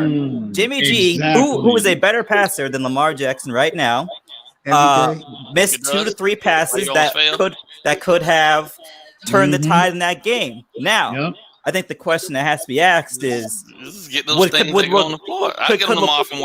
could Lamar Jackson have made those same passes that Jimmy G missed? And I would say at this point, I think Lamar has made progress since he came into the league. I don't see him making those passes or number of passes that Jimmy G actually did make. EM, my question to you, my friend. The Mullins kid in San Francisco, who we face next Sunday. He's good. Yeah, that's my question. Yeah, because why are you asking him? I'm the 49er fan. Are you tripping? I Tess. You know what? I keep forgetting, young man, that you like Frisco, but you do. Go ahead. I Tess. It's all yours. Tell us about Mullins, because every time. Hey. Go ahead. let me tell you, EM, I remember when we used to talk, like you said, your brother's 49er fan. All right, yeah, both of them. So if they like me, before we got Jimmy G, I was like, okay, Nick Mullins got something. But bro, ever since Garoppolo got hurt, he's been playing scary as fuck. And I don't know if your brother talked to you about the 49ers, but if you look at Garoppolo, he's in the pocket. After his first read isn't there, bro, he starts shuffling his feet and his eyes get big as fuck. Bro, Nick Mullins don't got none of that. It's just catch, rip. Last week, bro, he had Brandon Ayuk looking like a 10-year vet, and he's a rookie. I don't know. That's why I'm hoping, bro, Philadelphia gets rid of Carson Wentz, because if Carson Wentz was in the 49er offense, bro, forget him, bro. You have an opportunity to get Aaron. You have an opportunity to get Aaron Rodgers. I'm telling you that right now. That's gonna be Aaron's first choice. I doubt he comes down there. Oh, I think he will. I think. Why wouldn't he? Y'all got the defense. Why wouldn't he? No, but we got both. He's from Cali. Yeah, he's from that part of the world, bro. And let me add. But we got a bunch of contracts coming up. Let me add to this with you. I'm talking about I-Test and Ian. I love his father so much. And he's a chip off. Yeah, he's a chip off the old block. I told you I-Test before that because of his ego, he gave away 2 Super Bowls. Okay, because he wanted to embarrass Belichick and he wanted to run it down Andy Reid's throat, and it backfired. Well, let's talk about Francisco. Go ahead. San Francisco, and I-Test gonna like him to say that man is a chip off the old block. He is a genius. He could take everybody in this room, in the chat room, and play quarterback, put up 40 points. Do you agree with that? Nah, but yeah, you speak to your point. Look at the offense with Nick Mullins and Garoppolo. It didn't lose a beat. Anything last week, we destroyed the Jets. We destroyed the Giants. So it shows it's not a offense that's predicate or is dependent on the quarterback. Whoever you put in there is gonna move unless it's C.J. Beathard. He was the only trash quarterback that ran that system that didn't flourish. Look at every other quarterback that ran it. RG3, Kirk Cousins. Matt Ryan had his MVP year. I love you guys so much. I'm gonna let you guys continue. Go ahead, Rocky. I'll be back. Rocky. Go ahead, bro. Go ahead. Oh, go ahead, Rocky. I'm going to go get me some cookies and some water, bro. I hear you. My thing is always. I'm sorry, go ahead, ball game. My thing is always about progression, man. I just haven't seen enough from Lamar, and he's, okay, it's been 3 games, but like at some point he got to be able to show that he can make those throws. Otherwise, they gonna struggle. And no matter what talent they bring in Baltimore, if he can't make the throws, you're just gonna have a really talented roster with a whole bunch of guys out there just getting frustrated. Never gonna win anything in the playoffs. And look, when Lamar got exposed, that was in his first playoff game against San Diego. So teams have gone back and dug that tape up. Last year, you saw the Tennessee Titans in the playoffs schemed him the exact same way. Yeah, you saw it again Monday. You saw it again Monday night when they played the Chiefs. So the tape is out on him. The blueprint is out on him. So when he faced those teams that have the personnel to be able to scheme Baltimore that way, and I knew, going back last year when they were, when they were playing, when they matched up with Tennessee in the playoffs, I said, man, Tennessee is just a bad matchup for them. If Baltimore is not gashing them, if Tennessee can hold up in their running game and take their running game away from them, which takes away that RPO. Because you can't have an RPO without a running game. If they take that away from them, it's going to be a long day for Lamar Jackson. We saw it last year. We saw it Monday night. But it's all about the teams that have the personnel to scheme him that way is the issue. So, but I haven't seen, not in 3 games, I ain't seen in 3 years, the progression that I want to see for him to take that team and that franchise to a Super Bowl caliber type of team. It's all on Lamar now. I mean, bro, he's got an embarrassment of riches at talent-wise, 1 through 53. Again, you can't construct a better roster than that. At this point, it's all Lamar. At this point, it's just too easy to make him one-dimensional. At a certain point, and he's probably, I might put him in terms of pure running ability. I might put him over Michael Vick in terms of just pure running ability, just his his moves. He's a generational athlete. He's a generational athlete. But when you get to the point at the playoffs, where once again, they are going to make sure, Lamar, one thing you will not be doing is beating us with your legs. If you're going to beat us, we gonna give you this, right? We're gonna give you this portion of the field, right? We're gonna give you the boundary, and we're gonna give you deep. And we're gonna see if you could do something with that. Because we are gonna take away everything else. We're gonna take away everything else. So you gotta beat us this way. Because if you look at the field, that's where the opportunities are. You have to go where the opportunities are. He hasn't been able to display he can do that. Now in the regular season, when you're playing, whoever, right? The Browns, you can line them up all regular season long, right? But when it comes down to the playoffs and you're playing different competition that's saying beat us this way, you have to be able to beat them that way. And Lamar, I would say he's made progress, but I feel like he's not really going to make the progress as a passer that he needs to make until, and I don't wish this on him, but until his running ability is somewhat compromised. Then he might take the extra step to become the passer that he needs to be, but who knows when that time's going to come? And even if we get to that point, who knows if he can be that passer? We have no idea.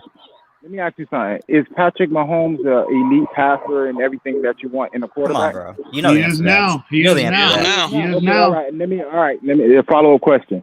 Yeah. Patrick Mahomes, how was his Super Bowl performance? Like, did he have a great Super Bowl? He brought him back. He didn't have a great performance, but he brought him back. Did he have a great Super Bowl? Yes or no? No. He didn't have a great first half. He didn't have a great first half. Yo, they lose that Super Bowl if it ain't for Tyreek Hill. They lose that Super Bowl if Damien Williams. I think they lose if it ain't for Damon Williams. The reason I asked the question was because if you take Tyreek Hill off that team in the Super Bowl, they don't win. You take Damon Williams off that team. You take Damon Williams off that team. They don't even come close. Personnel. So that means as great as Patrick Mahomes is, personnel means something. But that's every quarterback. This is what kills me when we're having this argument with football fans. They think, football is the obviously football is the ultimate team sport. When they make this argument, well, if you take this player off there, he wouldn't be as. That's every single player that's played in the National Football League. How is that not true?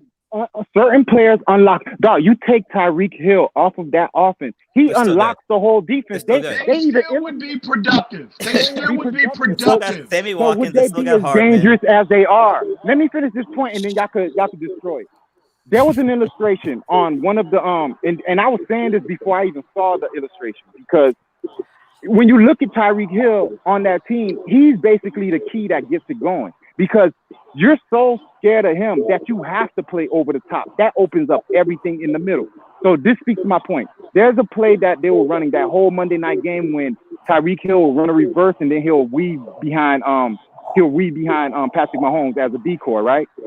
If you watch the play, the linebacker, the safety, and the corner on the side of that he rotates to all pay attention to him. Why is that? You can't do it. You can't tell me.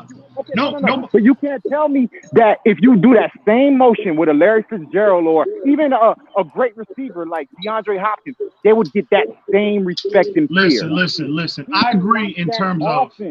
You take him off that offense, the offense is more manageable. You could deal with that offense. He takes them over the top. There's not a lot of players in the league like that. With that speed, there's no one in the league like that. With that speed.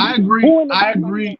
Take the top off the defense like that. I Hardman agree. ain't no slug bug, that's for sure. I agree that speed. Hardman. They got two cats. Hardman They on the same team, exactly, bro. Yeah. But see this. But I don't. I just have issues with people that try to make that argument. Well, if this player didn't play, he wouldn't be who he would. You can make that. You can make that same case, like with Joe Montana, who I consider the best. As much as I love Dan Marino, but I think I think Marino is the best pure passer. But if you're talking about complete quarterback, Joe Montana is the best I've ever seen. And he saved his grandchild. And he saved his grandchild. Elway as well. Elway's in that category as well. But I agree with Marino. But look, they still needed players, bro. They still needed players. It's just Tyreek Hill. Now, I'm not saying that Tyreek Hill is not important to what they do, but okay, speed does, wherever he goes, and we've had this argument on Finside NFL, with Jakeem Grant, him having. Now, I'm not saying he's the same player, but he has that same type of impact in terms of dictating coverage wherever he goes because of his, because he's so fast. But at the end of the day, man, Patrick Mahomes, you can put, if you take another quarterback, like put Lamar Jackson back there or any lesser tier quarterback, because I think, well, with the exception of Mahomes and Russell Wilson, you can make that case. You can say, okay, well, if you swap out Patrick Mahomes for like a Carson Wentz, so to speak, would that offense be as prolific? Absolutely not, because they don't have that kid's skill set. No one does. Exactly. Nobody in the history of the league that I've ever seen has that dude's skill set. He's just that good, bro. I haven't seen but one other quarterback roll to the right side of the field and off a 1 foot launch that be 68 yards. yards, bro. It's ridiculous. Well, I'll say this. When I'm seeing Josh Allen in terms of talent, I would say Josh Allen is the only thing comparable in terms of arm talent. Yeah. But I don't think he's just as polished. He's not on the level in terms of, all the other aspects of the game mechanically. Even though we've seen a significant improvement from Josh Allen, he's just not on Mahomes' level now. But man, something different. Bro, he's different, man. He's different. Period. He's different. Yeah. And I would say in regards to Tyreek Hill, he's transcended being a speed guy, right? Exactly. He's a complete wide receiver at this point, and I get the point. I get the point that Mahomes isn't as great if you take away Tyreek Hill. Tyreek Hill is probably the best receiver in the league outside of DeAndre Hopkins. You know what, Havoc, though? You know what? If you take away Tyreek Hill, okay, that offense is totally different. You probably run it. You probably just have a different offensive set. No, I think you take away Tyreek Hill, they get better. Yeah, you think so? But look, yeah, I think their approach. You can match up now. Now you can match up. No, really? That's really, bro. Okay. You take Tyreek Hill off the offense. Now your only thing you have to worry about over the top is Miko, and all you have to do is watch Kelsey. Every time Watson catches the ball, he falls to the ground, bro. The offense is more manageable without Hill. But listen, Itest, listen. Vertical routes is not the only way you score points and get production. They just have to change their approach would be changed. But I think Mahomes in 2020, this version of Patrick Mahomes, they would just have to change their approach. But the production, I think, because of he is so refined as a quarterback now, you would still get a high level of production from that offense. It just wouldn't come in the same format. Okay, that was my whole point. He takes them over the top. Don't tell me that it's just about Patrick Mahomes. No, he gives you a big play element. He gives you a big play, but this is what I'm trying to tell you. You know how a defensive coordinator comes into a game with a game plan? Tyreek Hill, he dictates the defense you're going to run. Because you consistently have to play over the top. There is no coverage you can play on the Kansas City Chiefs without having somebody over the top of him. That dictates your defense. That dictates the defense you have to run. And again, I'm saying I watched the whole Super Bowl. I watched my team through all year. I watched the 49ers destroy everybody all year. And the only one play that they made a mistake on, and it was a mistake by Mosley, a rookie cornerback. If it would have been a veteran cornerback, I doubt he makes that mistake. He's supposed to be playing cover 3. He wasn't back there. So my issue is you take him off of that. You take Tyreek Hill off of that team. Patrick Mahomes is great as he is. Patrick Mahomes is great. I disagree. Mahomes is great as you say he is. They would get no performance without that one play, the Wasp play. And you told me it was mediocre. I asked you a question. Did Patrick Mahomes have a good Super Bowl or not? You said no. If he was that great, he would have transcended the 49ers. Greatness isn't always throwing 5, 6, 7 touchdowns. Greatness is not having a good game and being able to will your team to victory. That's greatness. But greatness is also falling on your face and getting back up, dusting yourself off, and getting right back out, and putting their face into the sand. That's greatness. Man, he got lucky, bro. Y'all know he got lucky in that Super Bowl. Bro. I mean, are we talking legitimately about the greatness of Pat Mahomes or the fact that he was able to beat the 49ers, who was your other team? Because I'm talking about his that's like salty, Morgan. I hope we're not having a conversation about whether Pat Mahomes is great. About it because I'm looking at his game. He could have destroyed the 49ers if Pat Mahomes was really like that. It was basically the number one offense. You got a little bit of Lowry's on your breath right now, bro. All right. You got a little bit of that Lowry's on your breath right now. He ain't got all that Super Bowl. I think y'all did an amazing job of slowing them down and scheming for them. I'd agree. That's what I'm saying. Pat Mahomes was facing the best defense that he faced all year. But listen. I'm gonna tell you. Listen, I'm gonna tell you exactly. What changed the outcome of that game. It wasn't. Now I get Patrick Mahomes made plays, Tyreek Hill made plays, Damian Williams made plays. But in my opinion, this is what changed the outcome of that game. It was play calling. Yep. Because if you look at early on in the first half, okay, the approach of Andy Reid, okay, he was playing right into San Francisco's hands because they were dropping back more so than they were sprinkling in the run game. Okay, they were dropping back 5, 6, 7 step drops when you knew, and they were just. And I get there's a feeling out process that goes into play early on in football games, but against that was a generational defensive line that we saw last year. Generational now. Okay, obviously, they couldn't have a level of success from that approach.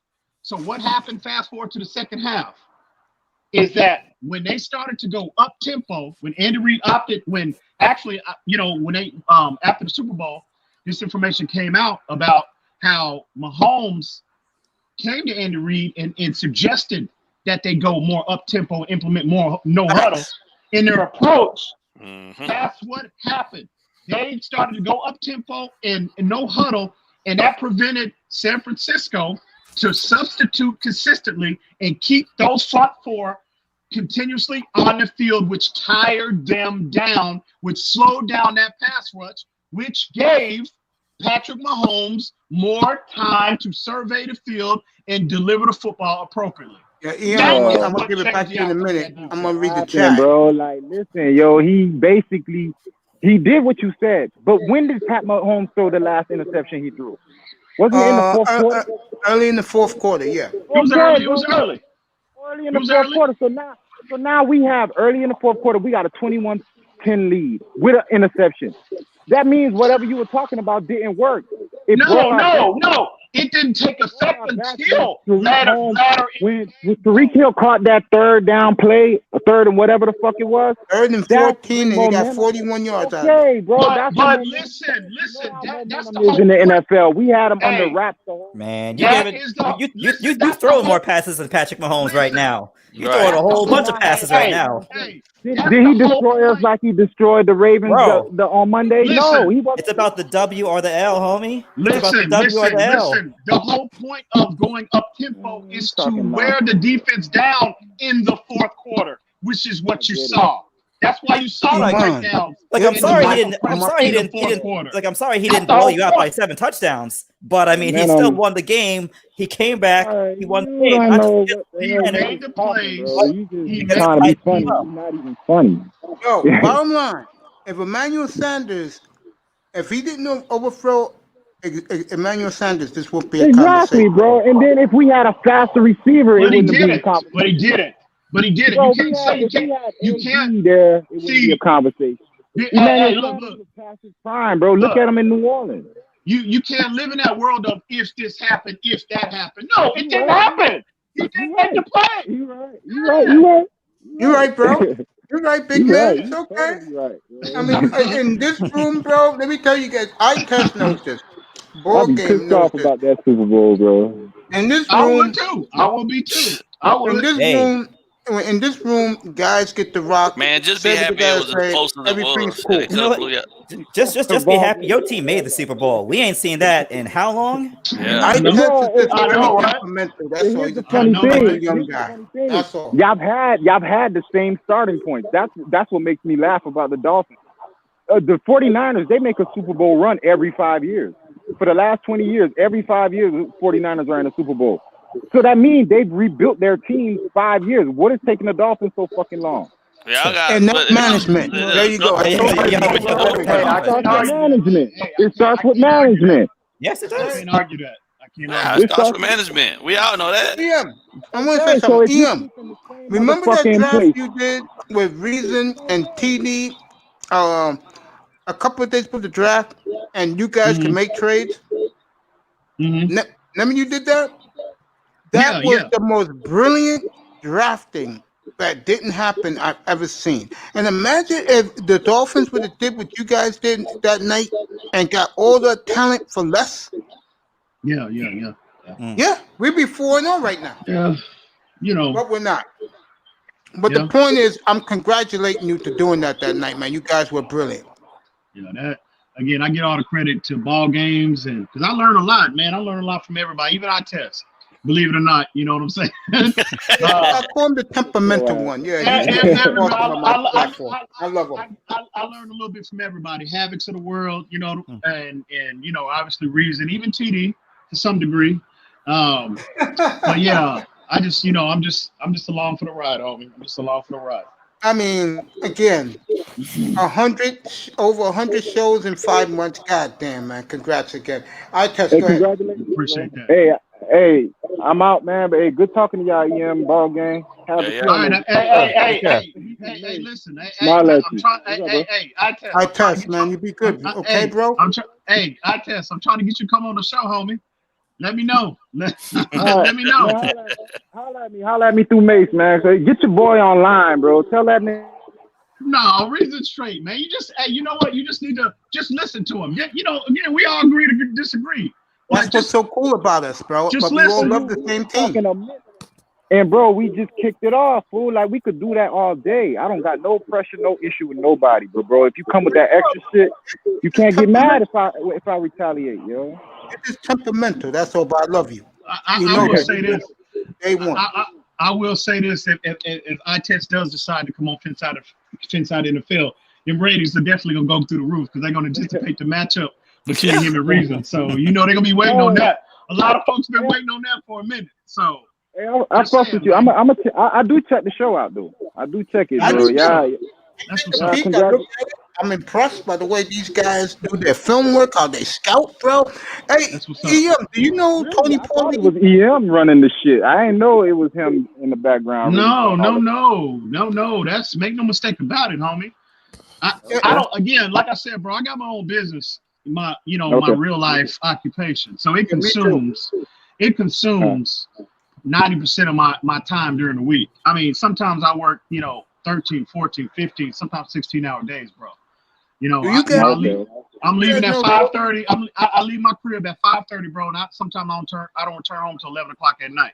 I mean, that's, it's what it is. EM, do you know the scout, the football scout, Tony Pauline? Tony Pauline, no.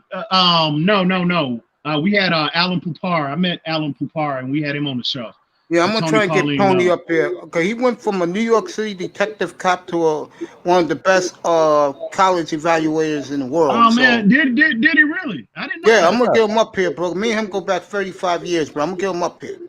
Hey, did y'all do y'all show with the Insiders? The Finsiders? You talking about on the fin side? On the fin side. Yeah, y'all did that show already? Yeah, we had them on. Yeah. I was looking for that, though. I couldn't find it on y'all page. I don't know why. It should be up. It should be up there. Yeah, they good. They good. They good dudes too, man. They're good. Yeah. They're good at what they do as well. So Paul, funny as shit, man. But again, congratulations, bro. Hey, I'm gonna holler at you, EM, man. Good to talk to y'all. Hey, ball game. That's what's up. Yeah, man. Respect, bro. I test. Be good, All kid. right, you too, bro. Be easy, y'all boys. Be safe out here, man. You too. All right, Yo. Before you leave tomorrow. Oh, he left.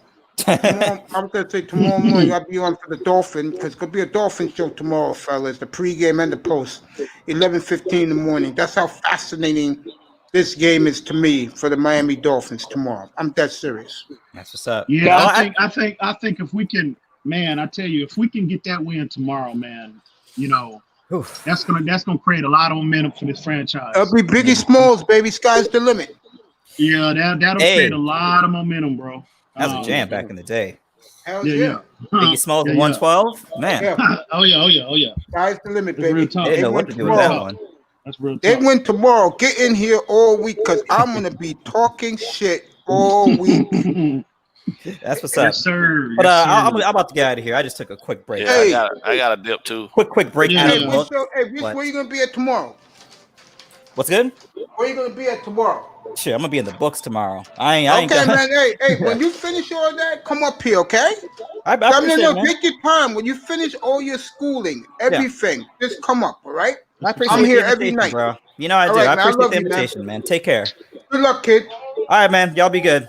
All right, too, man. I'll holler at you on me. Peace. Yeah. All right, I gotta bounce too, Mace. Hey, thank you for 4 hours of your time, Ball bro. game. I Indeed, appreciate you. Ball game. I'm gonna get with you, homie. Okay, that's what's up, bro. All right. All right. Hey, Ian, I mean Yeah, this. yeah. I mean this, bro. What you have done, you and your partner, it's mind-boggling to me. I'm gonna tell you why. The truth is, you guys, from observing you from TD to your own room, you guys together, you guys may have disagreements, but the beautiful thing about you two is the chemistry you both have, the respect you have for each other's skill. I see You know that, what? bro. You know what? I hear that from a lot. I don't see it, but I guess I'm not supposed to see it. But I hear that a lot from a lot of people, man. And Reason, he tells me all the time, I think you underestimate the chemistry we have on camera. I mean, I guess I'm not supposed to see it, but that's greatly appreciated. I've heard that a lot from people. And but at the end of the day, man, like I said about Reason, the person, a lot of times, a lot of people don't know this, but we talk, bro, sometimes 2, 3, 4 times a day. And a lot of times it's not even about just football. It's just about life stuff. You know what I mean? About life. And a lot of people, and I see how Reason comes off. Again, he's an acquired taste, when you first meet him. It takes you a while to warm up to it.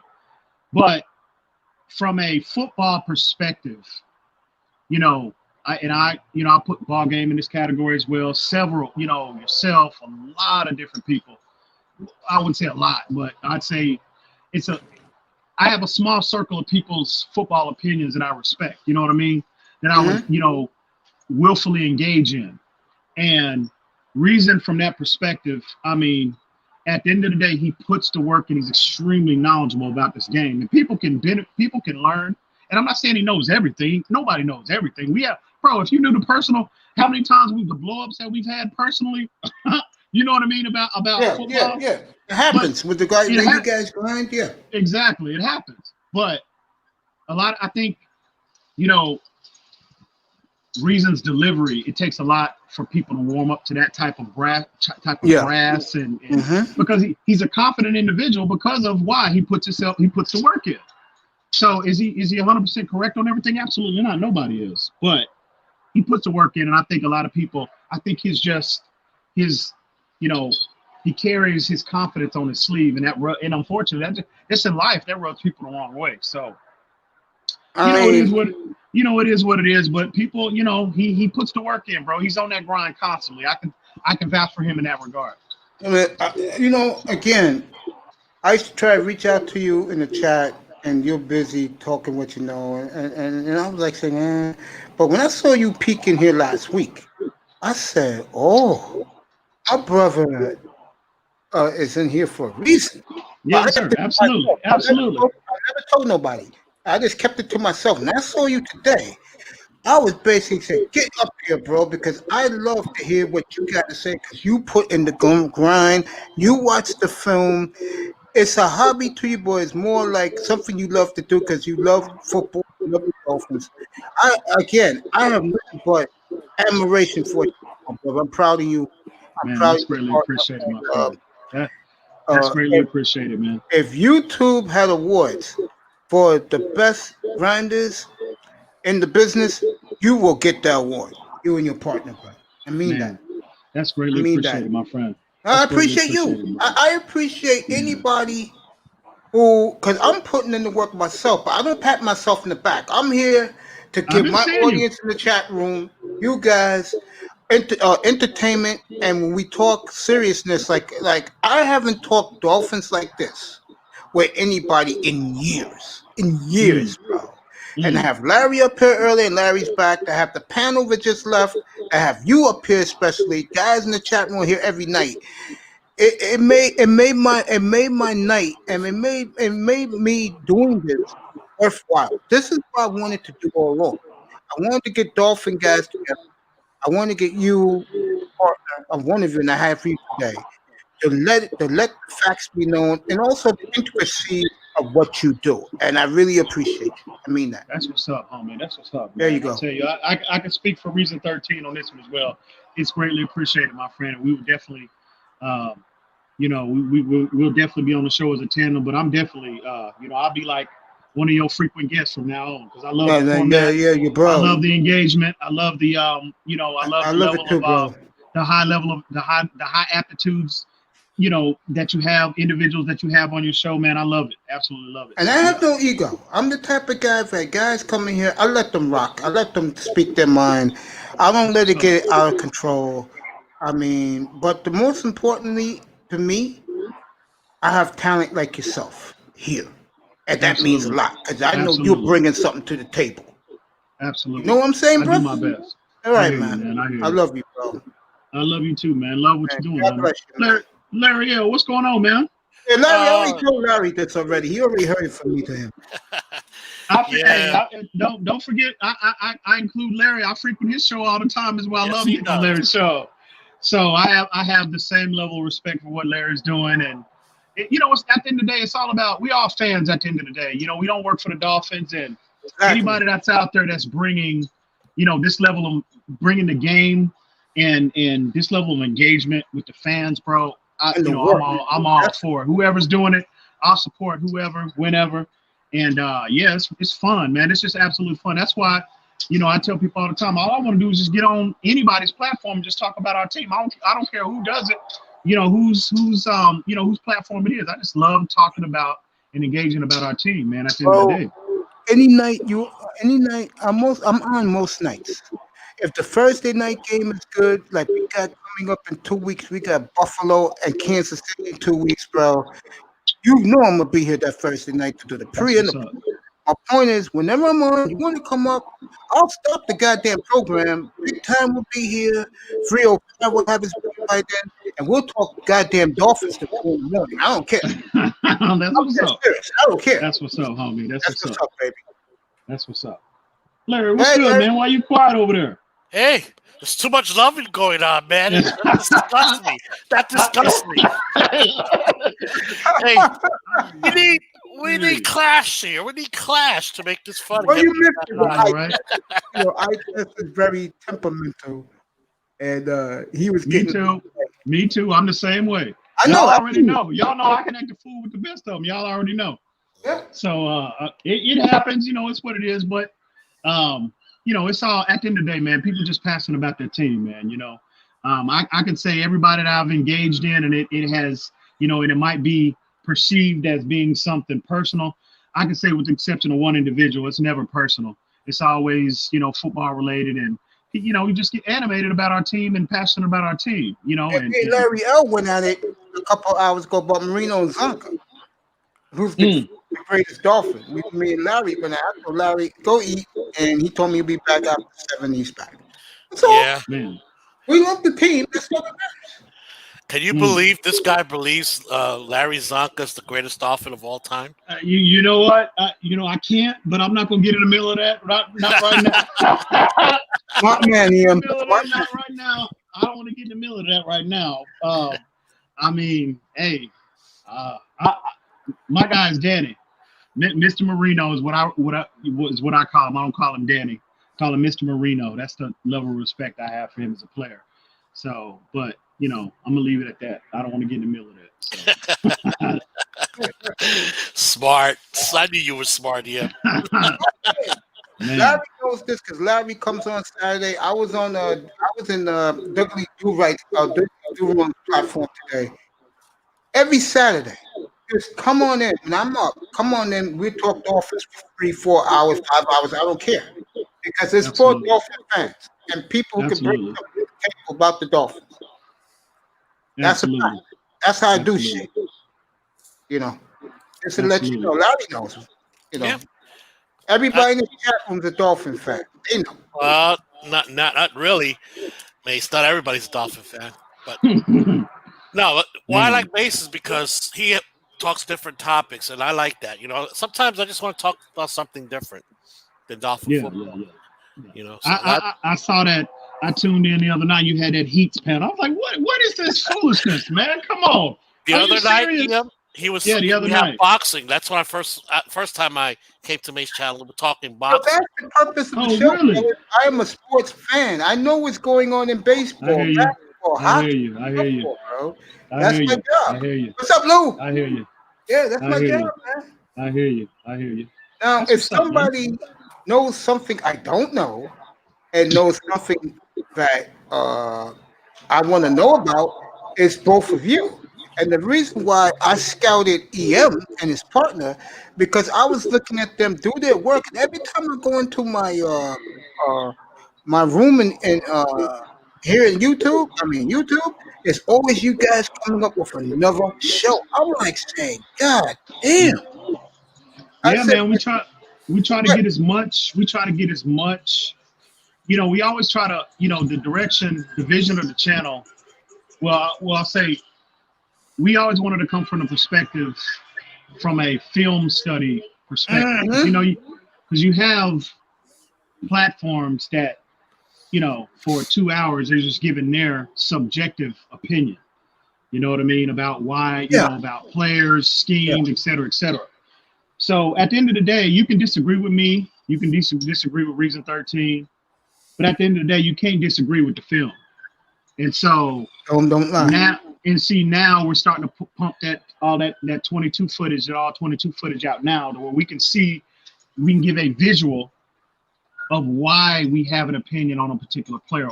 By the way, let me congratulate you because I remember this. I didn't look at it. I saw it a couple of weeks ago.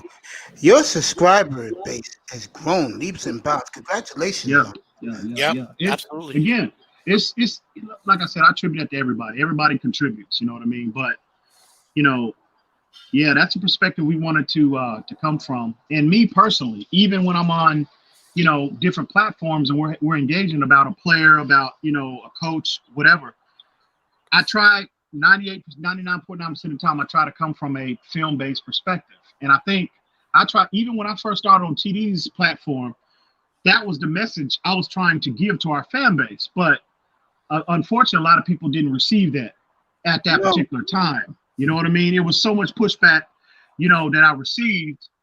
And, it was unfortunate. It's what it is. But I just think that when people go to the film, you have, you're educating yourself and you have a more realistic outlook on our team. You know what I mean?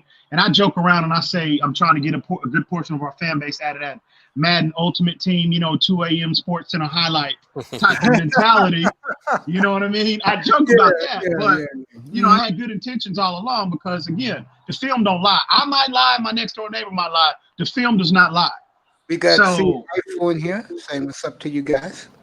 And that's always been our perspective. So yeah, man, we're just trying to get out there, just trying to bring quality content to the fan base, bro. What's up, Hypho?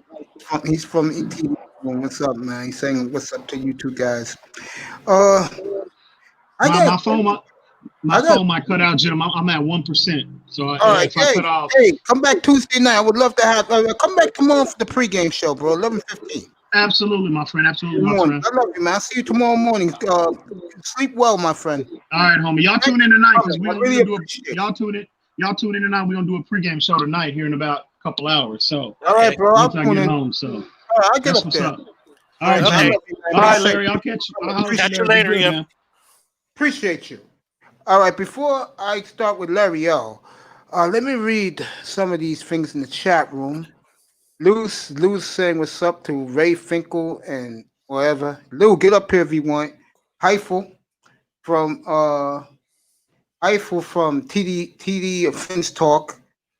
On here for 2 seconds, I hear this fool and them talking, smack my head. Watching film and understanding film is two different things. These dudes don't know shit. Much love, Mace. Thank you. I wish I would have read that when he was here. Let me see what else. Big Time's been talking, and LaShawn Jefferson's talking about the trucking business. All right, let's get back to business, Larry. I had an electrifying chat room when you left for 3 hours, and it was fascinating because my good friend and yours, young Ites, is having a hard time understanding the growth of our offensive line. Elaborate on that. How could he understand? Okay, guys, I'll just tell you this, and I won't tell you how they played. Last year, they were number 32. Mm-hmm. This year, I don't remember. I think they're number 18 or 17 in pass protection. That's and about still 26 in the run. Well, you know what? Just that alone tells you, hey, big improvement in pass protection, better in run, but still need work. And normally, I tell you guys, numbers are for losers, but it's a tool. So then you take that, and then you add another stat that they only given up 5 sacks. Okay, 5 sacks that's like number 8 in the league right now. Okay, so with that, all of them how could you say they're not improving? Then on top of that, they pass my eye test. Okay, I've been watching. Say, man, Fitz has so many clean pockets, and 5 of those sacks, by the way, which PFF agrees with me, 2 of them were on Fitz because he panicked when he shouldn't and ran right into a player that was being guarded and shouldn't have been sacked, but he panicked. So 2 of them were that. So actually, offensive line has only given up 3 sacks, is one of the best in the leagues. Okay, that's a fact. That's fact. Any way you want to slice it and dice it, okay? It's not taking a number and saying it could fool you. No, because you're looking at it from all different angles, and the numbers are the same. And then you go with the eye test, and boom, they have improved tremendously. What a leap from last year. This was totally unexpected but then again, offenses around the league was totally unexpected also. I was going in there, I'm thinking, it takes time for offenses to gel, defense usually gel quicker. And guess what? That's not what's happening around the league. Scoring is way up there in the league. I said to him the same thing you said. I said, have you been watching the games, bro? Hey, whiskey highball. Saturday night. It's only going to be one glass. It's a big glass. Oh, man. You guys are having fun in the chat room. I was going to say, Imam Perry's a Giant fan. Everybody else in this room right now in the chat room are all Dolphins fans from TD's room except Jefferson. I look at this, and they was talking about next year's draft. EM was the players he would want, and if Houston finishes with a top 5 pick, he would like to trade that pick for a king's ransom. And I gave him the positions we should draft early, and he agreed with all of them. I said, wide receiver, running back, pass rusher, and an impact, big, mean middle linebacker that can go side to side and just knock the hell out of people. He agreed with all of that. You agree with that too? I have to bow out because it's way too early. NFL's crazy. What started out as a weakness could be a strength. Way too early, guys, to do that. First of all, wide receivers in need if Preston Williams and Devontae Parker don't pan out. Okay. No, that to me, and I agree with EM. And Albert Wilson comes back too. Okay, and if they choose to keep him, or if I'm a big Lynn Bowden fan. Okay, Lynn Bowden still learning the playbook. At some point, he's going to play. He comes in here, balls it, and Preston Williams and Devontae Parker continue their play last year. Wide receiver is not one of our weaknesses. So I would I would not trade for. I don't think there's any wide receiver right now that's even worth a top 5 pick. No. I'm saying to you that with the high picks we have right now, we got 4 picks right now. But what he said EM and Ball Game, they both agree. We can trade that pick and get much more assets.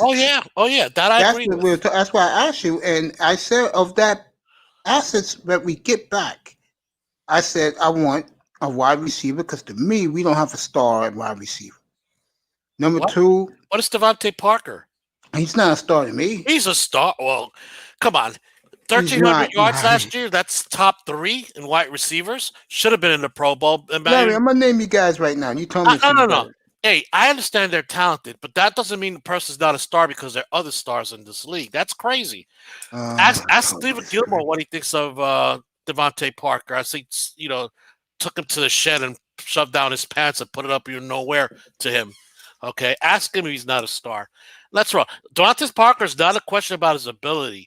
The question, can he stay healthy like he did last year? And that's a major problem. Well, we don't know. We're going to see this year, aren't we? And hurt every year of his career.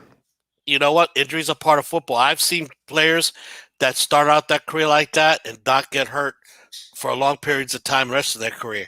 It could be Parker. Parker could be one that probably learned how to condition his body in the offseason. Yeah, but wouldn't you think if they got like a big time top wide receiver out of college, hear me out, and this guy is everything that they say he is and he puts it on the field, wouldn't you think that'll make life easier for Williams and Gesicki and Devontae? Well, the truth is, people out there are buying the Kool-Aid from these analysts who knows crap, say that we don't have playmaker. Well, you just named 3 of them right there. How many teams in the NFL have 3 quality playmakers? I just saw Dallas and Seattle last week, man. Okay, how many teams have 3 quality? Hey, Seattle only has 2. I'm not a Greg Gold. Greg Gold is a tail. No, I'm not talking about him. When I look at Seattle, I look at Metcalf. I look at what's my man? Lockett. I look at the kid they got from Florida State. I'm bypassing their third wide receiver because I agree with you. He's not up there, but the kid from Florida State, who's a rookie, number 18, you're gonna see him a lot tomorrow. Hey, you know what? And that's this kid's great. A player. That's great, Mace, because you've seen him, and that's great. I haven't really noticed him. I can't remember his. I doesn't remember his name, but I know they had a wide receiver that was thought of highly. But guys, you ever seen Lynn Bowden play? Kid is a playmaker. I don't call him a wide receiver. I call him a playmaker. You can line him up anywhere, and he'll make plays for you. I agree with your theory about as long as you got playmakers on the field, that's good enough. Yeah, I agree with that. Oh, guys, I'm not against it, right? This is what I would do, and I agree 100%, but I'll take it a step further. This draft coming up, as of right now, is not the best draft originally. And then with COVID-19 coming on board, make it tougher.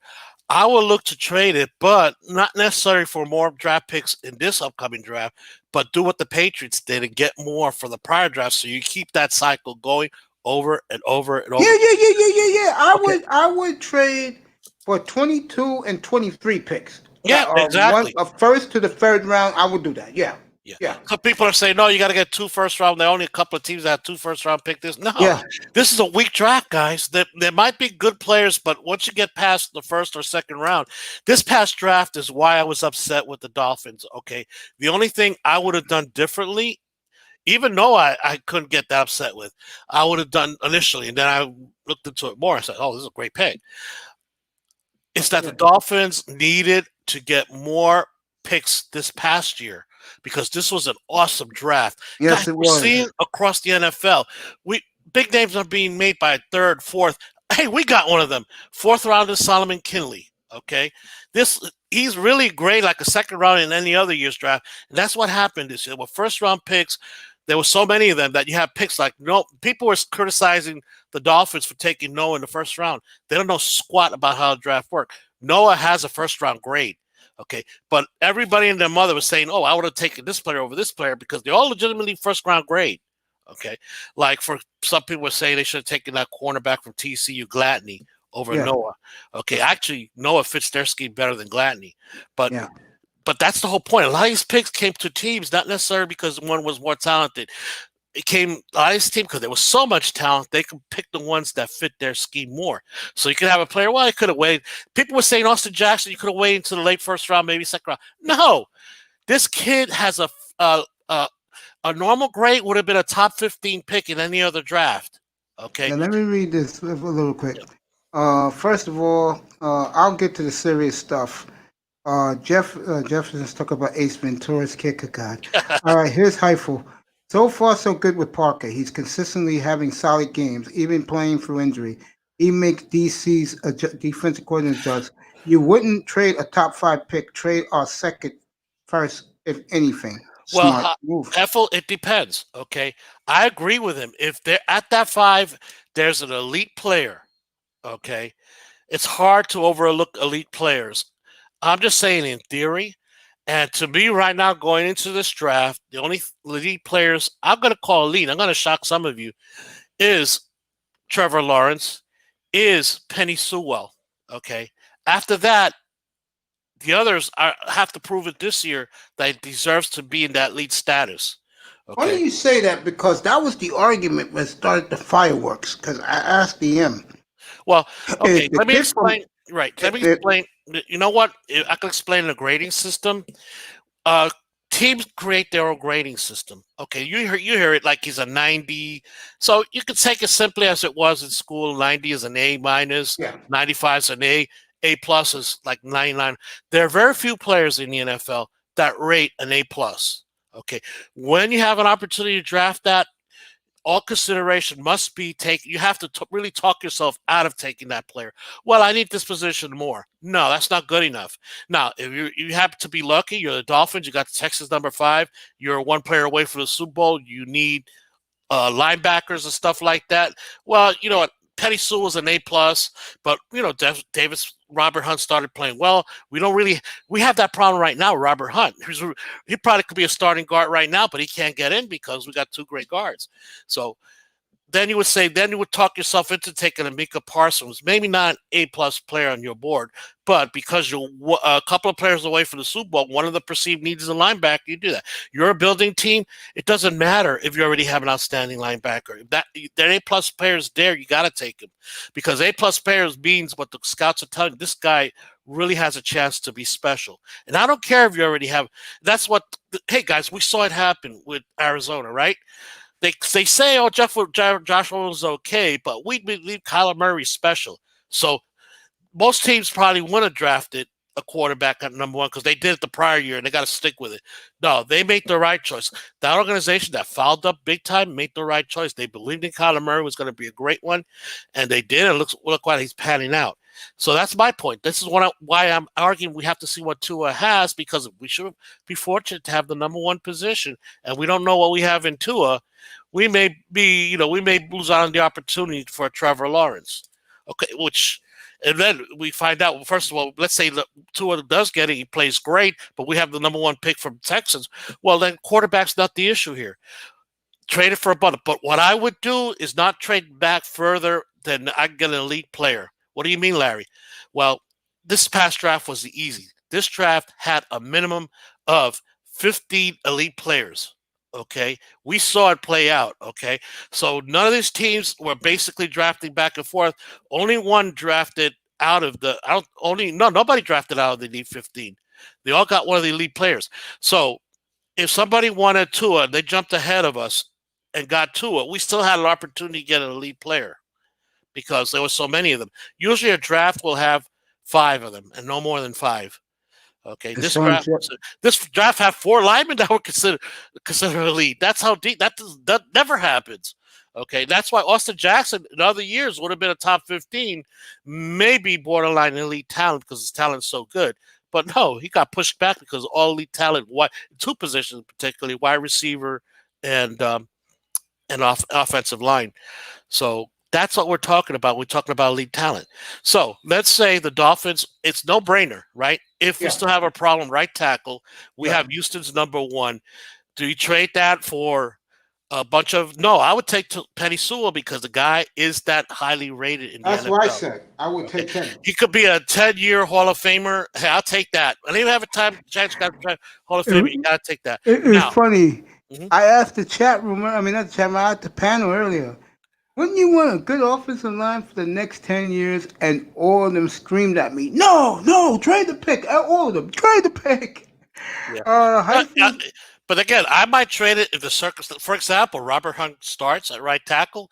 He proves to be the real deal. Then I would go ahead and trade it for a ransom. Yeah, but I would not trade. What I do is I figure out how many elite players are out there. Yeah. So this past draft was easy. I could have traded anybody from like 1 to 12. I still got an elite player in return. All right. Now this draft is tricky because so far I only have 2. There could be more, like a Mekhi Parson could jump in there. We see him play and claims it. Yeah, I was not impressed too. with Mekhi Parson as everybody else. Everybody liked him in the chat. Jefferson says they do need to use the same game plan as the Patriots. Haifu says we can even trade a second for a future first. Jefferson said be 2022 before get a first round through the trades. Haifu says if Lawrence is there and Tua never sees the field, what do you do? I will answer that in a second. We will have room after this season. We got room in the cap. Yeah, according to Dudley Durong, he said we have near $100 million in the cap next spring. I gotta see that. No, it's not that much. And trade the first round pick for a second and Reds and a 5th pick if college draft is right. Okay, now I'm gonna get back to Trevor Lawrence. I look at it this way. The offensive line, the way they're playing, you're only gonna have 6 tough games all year teams that will give them real pushback. Mm-hmm. And that's the second one against New England. I don't think the Chiefs will touch them. And I think by the time we play the Chiefs, our defense will have gelled the way we wanted it to gel. The Raiders not really, and Buffalo, that maybe Buffalo may not need the game. So what I'm basically saying is that except for the 2 LA teams coming to town, and maybe Chandler Jones in Arizona, after those games, realistically, they're not going to face a real legitimate pass rush anymore. Mm-hmm. Which means that this offensive line is going to have a good freshman year in the pros of not really, how can I say this? Not facing that much heat, but growing as a unit. What do you think about that, Larry? The offensive line. Well, I would correct you a bit. I'm not worried about an individual great passer. We're looking at a team that's pass rushing. Okay, so a Chandler Jones, a Chris Jones. I agree with you. Chris Jones alone is not enough to worry about. Okay, we know he's gonna, and if we play game plan right, we'll get help on Chris Jones. Okay, I'm worried about a great pass rushing team, and that I have to look at San Francisco. Right off the bat, it was San Francisco, but they've already lost the Bosa kid. Yeah, they lost both of their guys. Yeah, Thomas and Bosa. If that's the case, all of a sudden, I'm not afraid of San Francisco's pass. Neither am I. Even though they still have a couple of good ones, all of a sudden, the Raiders, they have a couple, and I really haven't seen the Raiders that much, and Max Crosby and Khalil Mack. So maybe that one I have to Mack is with the Bears now. They traded Max. Oh, that's right. You're about 3 years ago. So maybe not. If it's just Max Crosby, I wouldn't worry about him. You game plan to take them out of the game, just like the Patriots always do. Always take out their best player. Okay, that's what I would do.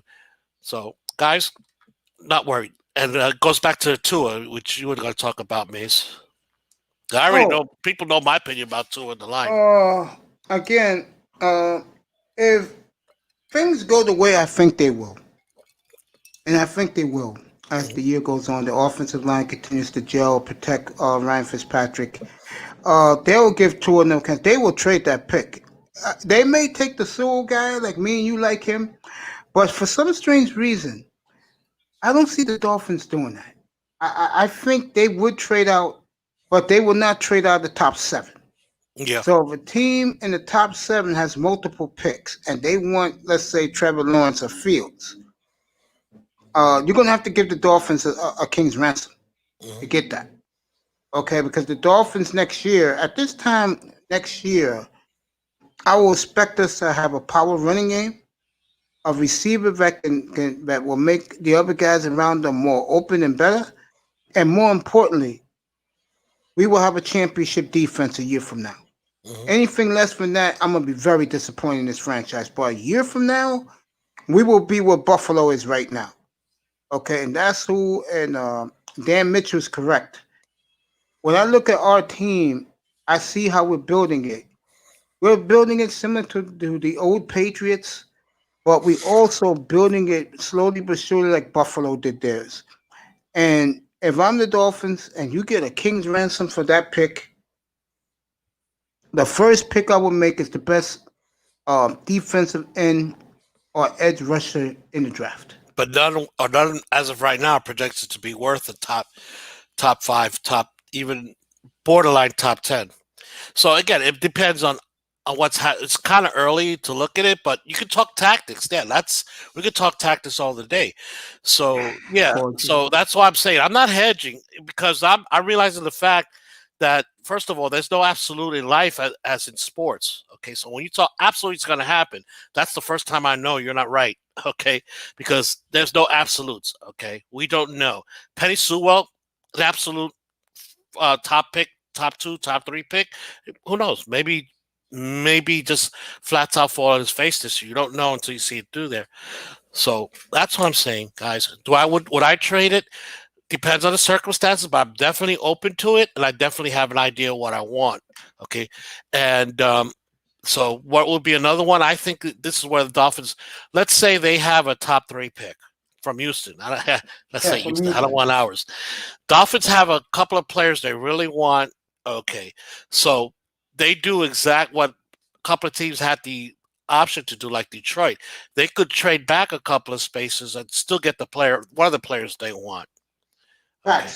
So yeah, that's my point about being elite. If there's 5 elite players and you got the number 1 pick, you could be hard pressed for me to force me out of the top 5, because at 5 I know I'm going to get an elite player.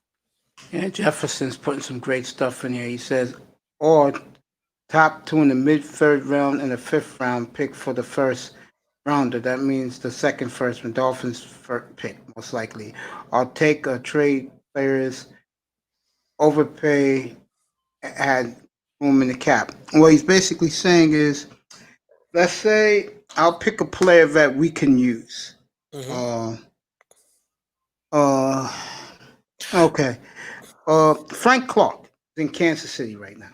Mm-hmm. If the Chiefs said we want to trade him because of his off-field antics, what he's basically saying is, if we can put him under the cap, in the cap, which most likely we will, if we wanted to do something like that, do it. I agree with that, because Frank Clark is going to give the Dolphins something they haven't had in years since Jason Taylor, an elite pass rusher. That's what he's trying to say. Something like that. If Cam wasn't COVID-19 again for the wrong reasons, 2 weeks and NFL has to see Titans 14 positive. That is true. Dudes is this season NFL teams forfeit. What he's saying there is, in your opinion, Larry, with all this COVID-14 Titans personnel and players, mm-hmm. Cam Newton's out and the Chiefs' backup is out. If this keeps up, will they forfeit games or cancel the season in the NFL? Well, yeah. I mean, if everybody's getting 9 players, 16 players, but it's like baseball. Remember, everybody panicked baseball. What happened with the Marlins? The fact is, it only happened to the Marlins. Okay, and everything's back to normal in baseball. My concern, unlike the Marlins situation, I thought everybody was panicking. My concern is what's happening not in the football world, but out there in the real world. Yes. Okay. All of a sudden, people are getting COVID-19 again. That doesn't make sense to me, including our president. Okay, people say no, he does. No, that's not true. He's been observing social distance like they tell him to do. I'm sure he's been putting on the mask with anybody near him, and all these centers are doing the same thing. Some of them have been video, but all of them got COVID-19. And not only them, which is why I'm waiting to. I'm hoping that I get to talk with Vic. You know, guys out there know Vic in my channel. His wife's a nurse and actually works in a hospital. I want to get a feel for what's happening in the hospital. One of the things I want to ask him is, what's the status about employees in the hospital? Are you seeing an uptick in employees in the hospital? Because the hospitals are following COVID-19 pop up, bro. to Put the the T. link in. Yeah, they're fighting it to the T. And if they're getting it there, then we got a bigger problem in society than just football. Larry, let me tell you something. I said this when this shit was coming on. Mm-hmm. I'm talking about the plague that's happening around the world. And I said to people, this is going to be here a while. This is not going away. And for those fools back when Gavin, I forgot his name, When he was killed, people were rallying this Black Lives Matters bullshit, and people were wearing no mask. I told everyone, not only is going to be a second wave this fall, there's going to be a third wave next spring. Well, I don't go that far because, guys, first of all, when people says you got to follow the expert, stop right there. There is no expert in COVID-19. That's what we're finding out.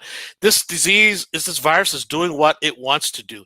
Yep. Like everybody, I was with them. I thought, hey, wait till the summer comes because summer usually kills the viruses, and that's why we have flu season and all that stuff. Well, guess what happened?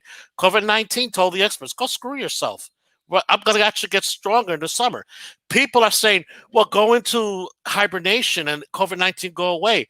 And I said it right off the bat. What makes you think it's going to go away when we finally stick our head out of a cubbyhole?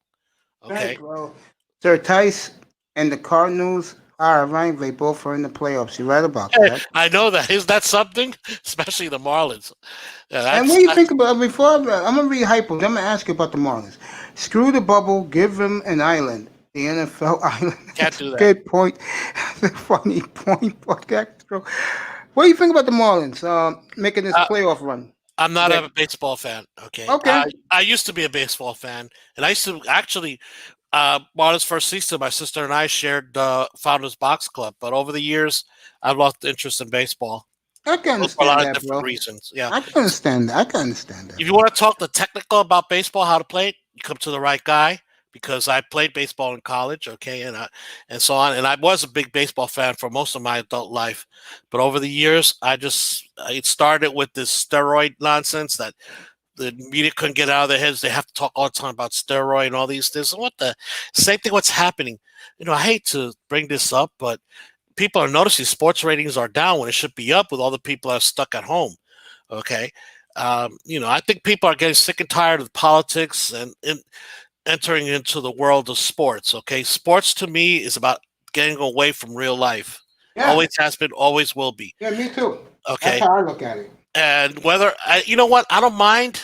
I hate to say this with the NBA because I don't, guys. I'm not a racist, okay, but I'm also a factual person, right? And the facts are, people are sick and tired, even whether you support them or not. Every time they turn on a basketball plane, every 5 minutes they're being lectured about Black Lives Matters and all that stuff. Oh yeah.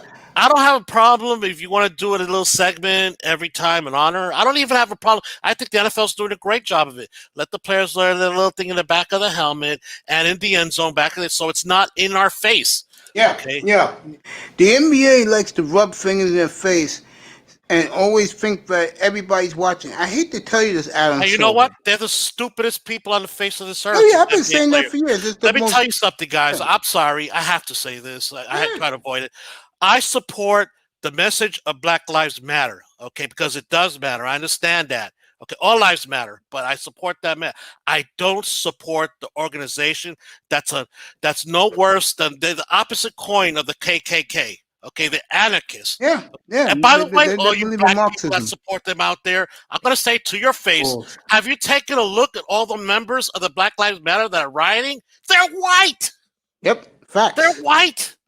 Facts. And a lot of people out here, I know I don't want to get involved there, and I know you and everybody saying, yeah, they see that. How come the media doesn't see that? All right, let me get this up here. Heifel. Okay, I read him. Mr. Miami, 305. Dolphin fan for life. Golden Eagle, you want to come up here, my brother? Get up here. It's my guys. Analytics is hurting baseball. Tell me about it. I had to talk about that last night. Tell me about it on another platform. Paul G, I'm black and I'm tired of it. And then the great Sir Tice, who should be getting his ass up here. Not up here yet. Talk about the big Lion win last Sunday. People don't want to be lectured to, regardless of the lesson when they're watching entertainment. Facts. No one with a brain supports an organization Marxist anarchists. Yes, facts. Yeah. Hey, Larry. Oh, okay. Now you got me. Now I'm calmed down. It's no more fun. Let me take a swig of my. No. Yeah, I see you gotta be drunk here, so you can let me know. I'm only kidding.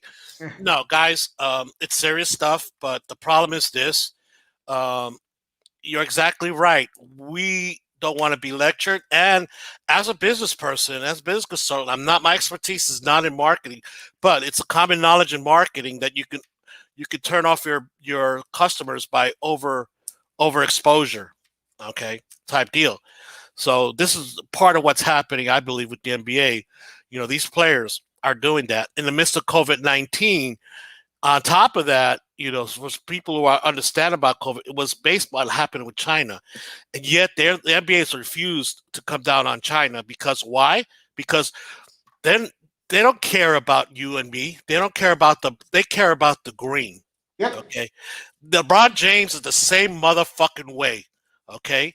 He's there espousing Black Lives Matter, but will not call the Chinese out for massacring Christians, okay, for giving us COVID-19 that's killing most percentage-wise more of his people than my people and all the white people. All the people are dying, but percentage-wise, the African-American community, right? That's your motherfucking Chinese people, LeBron James. How the fuck you lecture me? I love you as a basketball player, but you're a fucking high school graduate that lacks common sense. There you go. Sir Ty says it's noisy where I'm he's gonna be at. nice to me again. Jefferson says this virus is river dancing with our DNA. Better picking $1,000 parlay versus what can't see talking back. Mm-hmm. Karma's hot lady HVW, sexy while her name is Karma. Facts. Mr. Miami been a fan since '93. Sir Tice Muslim. The Beakers. Uyghurs. Oh, yeah, I know that's the other group.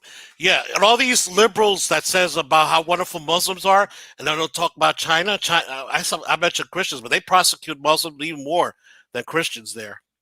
Trump had a 500-point drop and barely rebound, and Sir Tice is in China. Okay. Yep. Again, when you get a free spot, Sir Tice, pop up Jefferson. You're always welcome to pop back up, bro. Hey guys, come on board, man. Mr. Miami, a week away from getting his mic before he makes his debut here every night. Hey, let me tell you something. It happened right before you came back. That room I had was so electric that it brought me to tears. I had to stop the show to thank all those guys coming in, and all we was doing was talking Dolphins for 2 hours, man. It was terrific. It was terrific, man. And I told the guys you was here earlier in the show, and one thing I'm noticing more and more, Larry, I'm getting more and more Dolphin fans in here, which I want. But more importantly, you're beginning to see the bond of other Dolphin fans. You notice that? Yeah. One of the curious things about Dolphin fans, and I don't know, they don't deserve it, but only maybe the Dallas Cowboys have a more worldwide fan base. Actually, I think their fan base worldwide is probably better than their fan base down in Miami. Yeah. Larry, let me tell you something. Here in New York City, I told guys this the night before last. 2 nights ago. 3 nights ago. I told them. There are more Dolphin fans here than Jet fans. And the only reason why Giant fans are big, because that's for Generation X. They saw them when they 4 Super Bowls. So, if you're a Generation Xer, that means anywhere between 37 and 45, they're Giant fans. The older crowd are all Dolphin fans and Cowboy fans and Raider fans and Steeler fans and Viking fans. This is the one city that when you go to a football game, the other team fans are going to outnumber the home team, bro. Well, Giants and Jets, man. Well, hopefully not anymore, but yeah, you got a point there. Yeah, when things are normal. That's what I mean. Like when the Dolphins play back-to-back games at the Meadowlands, remember that last year? They played back-to-back games, Jets, Giants. Most of those people were Dolphin fans in the stands.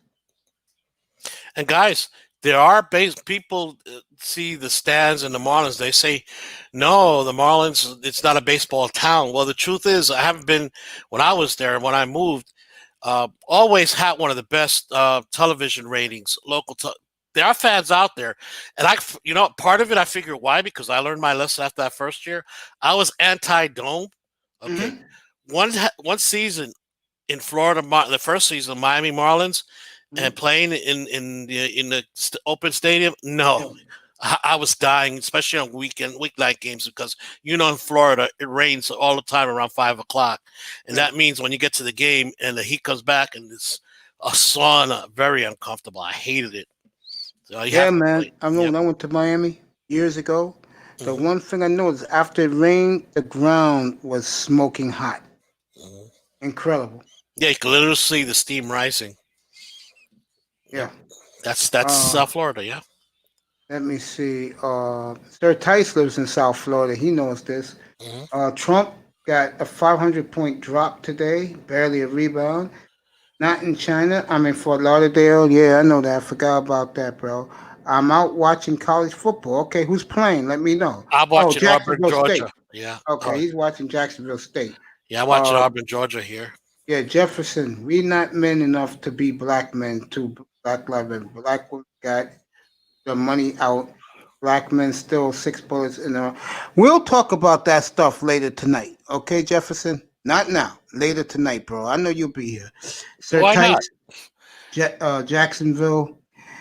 Big time, get up here, bro. Eagle, get up here. Mace, you think the baseball season should be reduced to 120 games? Yes, sir. Absolutely. I'm with you 100%. Yes, the NBA sir. should reuse their games also. Guys, they increased their games. It's never because of the quality of baseball. They did it for greed. And what happens? Overexposure. I think that's part of what's happening in a lot of these sports. The one sport I would love to see go away is the NBA. I'm dead serious. I would love to see the NBA go away. Yeah. You know what? I'm a Miami Heat fan, but if it wasn't for the Miami Heat, I would not be watching NBA games right now. And even before that, games are kind of meaningless in my book, the way it's played, because you guys, and it's true. You literally could come around with 5 minutes left in the game, and that's when you're going to see the good part of the game is going to be decided. The rest of the time, it's meaningless. And I'm tired of these dunks and all that stuff and 3-point shooting. You've seen too many of them. I'm a Heat fan, and I have been since they first came in. And I followed the Heat. But I tell you right now, if they weren't in the playoffs, I would not be watching not one single one of their games in the NBA playoffs. The NBA is a joke, big time. Sir Tice, Eagle, Jefferson, get your asses up here, bro. Yeah, I mean, I just can't get into it. I can't. No, and the only reason why I talk about it is to give my brothers in the manosphere and brothers around their respect by talking about it and putting it up. Because I'm a brother, and I know that brother's favorite sport is basketball or the NFL or college football. So, yeah, I have to do it. Or college basketball. Other than that, I'm not even thinking about it. And yes, Eagle, I do agree with you, my brother. Chat, it's in the room. What's up, Lou? Pop up, bro. I just put the link. I'll say it again. 120 games is just about right in baseball. I think 56 games is right in the NBA. And hockey, same thing. Football's the only one that's keep it like it is, but less playoff teams. No, I would recommend they cut back the number of games a week. I think they're verging on going to the overexposure part. Right, and the problem don't think about it, it's hard to get for these venues. Right, you're looking for one great game on 1 o'clock, one great game on 4 o'clock, one great game on Sunday night, one great game on Monday night, and one great game on Thursday night. You can't do that. No. Okay, look what happened. The last game was Jacksonville versus Miami. Not exactly a big drawing card. Okay, and even then, NFL. I read between the tea leaves, guys. I think they put on NFL Network and not on national TV because I think the first year, I think they were worried about that. So they took it out of the national realm and just put it on NFL Network. What I mean by national, that's being covered by Fox. Or originally they have Fox covering it as well as NFL Network. You see how Fox is promoting the this Thursday night's game, Buccaneers at Bears. Oh my God, they can't stop pushing that game. Well, that's fine. That's marketing. I don't have a problem with that. But the point I'm making is overexposure is a real problem in the business world and in sports. You got to present something national. You better present something that's really a product that's really, really good. Appealing, there's too many of them. Too often we don't see a product that's for us. We love the game on Thursday, but this is a national product, and I'm sure the people in LA didn't give us a rat ass about this game. There was no Aaron Rodgers that they needed to see, or no Pat Mahomes they needed to see in LA, and the ratings are bad. Yeah, yeah. Let me read this with the guys is. I love being interactive with the people in here. Trump, no, not here. I read that already. I read that, yeah. I read that one. I read Steelers. All right, here we go. So what? Not shorten the NBA games. Take off 20 minutes. No. Just take off the games, and people will be a lot happy. Why? Because the NBA is boring. Yeah. One thing the NBA learned when they had to shorten the season before, guys don't remember, but the games all of a sudden meant something, and you were seeing the quality of play, teams jockeying back and forth for playoffs because it was a shortened season there. So, yeah, shortening the season probably will up the quality of play, and that'll help in the ratings. Oklahoma LSU tonight. Due to traffic tickets, even cheap tickets cost tons in the nosebleeds. Facts. In June, Liberty City, Florida is the home of 305 Miami. Jefferson's giving him the okay. NBA Finals just be over. Yes, just be over. I know, right? The Heat losing Bam and Goran. That's a damn shame because no one to me looked more impressive playing team basketball than the Heat. Yeah. Yes, guys, that first game, if you know basketball, right, the Heat did everything right. Matter of fact, the first game, they outscored the Lakers in the paint. Okay, something nobody would think about. The problem is, and I told you, anybody that watched my show, my Heat show special, right, the Heat have to hit their threes at a great clip that at least 40%. And the Lakers cannot make it because once they started making those threes, nobody's going to beat them. Not the Heat, not anybody in the NBA, because that was one of their, I don't call it a weakness, but that was one of their soft areas. Okay, that in the season they would be low average 3-point shooting. In the playoffs, they become average. First game, come on, 11 of 17. No, every team's going to win with 11 of 17 shooting for threes. No, that's just ridiculous. Oh, Nico agrees with everything you've been saying, Larry. Mm-hmm. Oh, Nico in the chat says that's true, Larry. Oh, yeah. I gotta get off this. Okay, anything else? No, that's it, bro. You know what, Mace? If you don't mind changing the topic, you can talk about whatever you want. I don't care. I want to talk about manosphere, right? I understand the concept of it. Okay, I understand the concept of it, and to a certain level, I do agree with that. Okay, but is there any particular trait you have to have, characteristics you have to be considered a manosphere, or somebody to have a vlog? Because I don't know. It's a racial component. Is there a difference between a black manosphere and a white manosphere? And a Latino manosphere, but very big. So that's the basic. What is a manosphere? I understand that. A manosphere is a place where men can go and vent their issues with the world, with women, with work, with life. And what is in the manosphere, there's supposed to be people in each sector, which means the white sector, the Latino sector, and the black sector, that helps their own people out, their own men out. And one of the problems you have right now with it is, in my opinion, is I can only speak on the black manosphere, is that where you're supposed to be a man's man, some guys ain't stepping up to the plate. And a guy like me, for example, I just started my channel 3 weeks ago. But what I've been doing is how can I say this? I've been doing my own work, and I don't get involved in it. It's not my place to get involved in it. Do I thank some people for helping me get this channel started? Yeah, without a doubt. But at the same time, what I like about it is, and I don't think you're going to agree with this, Larry, most guys stay in their own lane. Like, in other words, the Latinos stay in their manosphere, the white guys stay in their manosphere, and the black guys stay in their manosphere.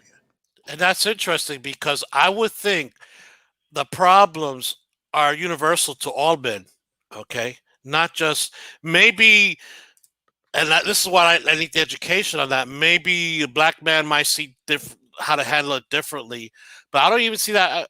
To me, it's just I read, and you talk about other things about men, but when I read the definition, it's about men and women, okay, and and the issues with men and women relationship.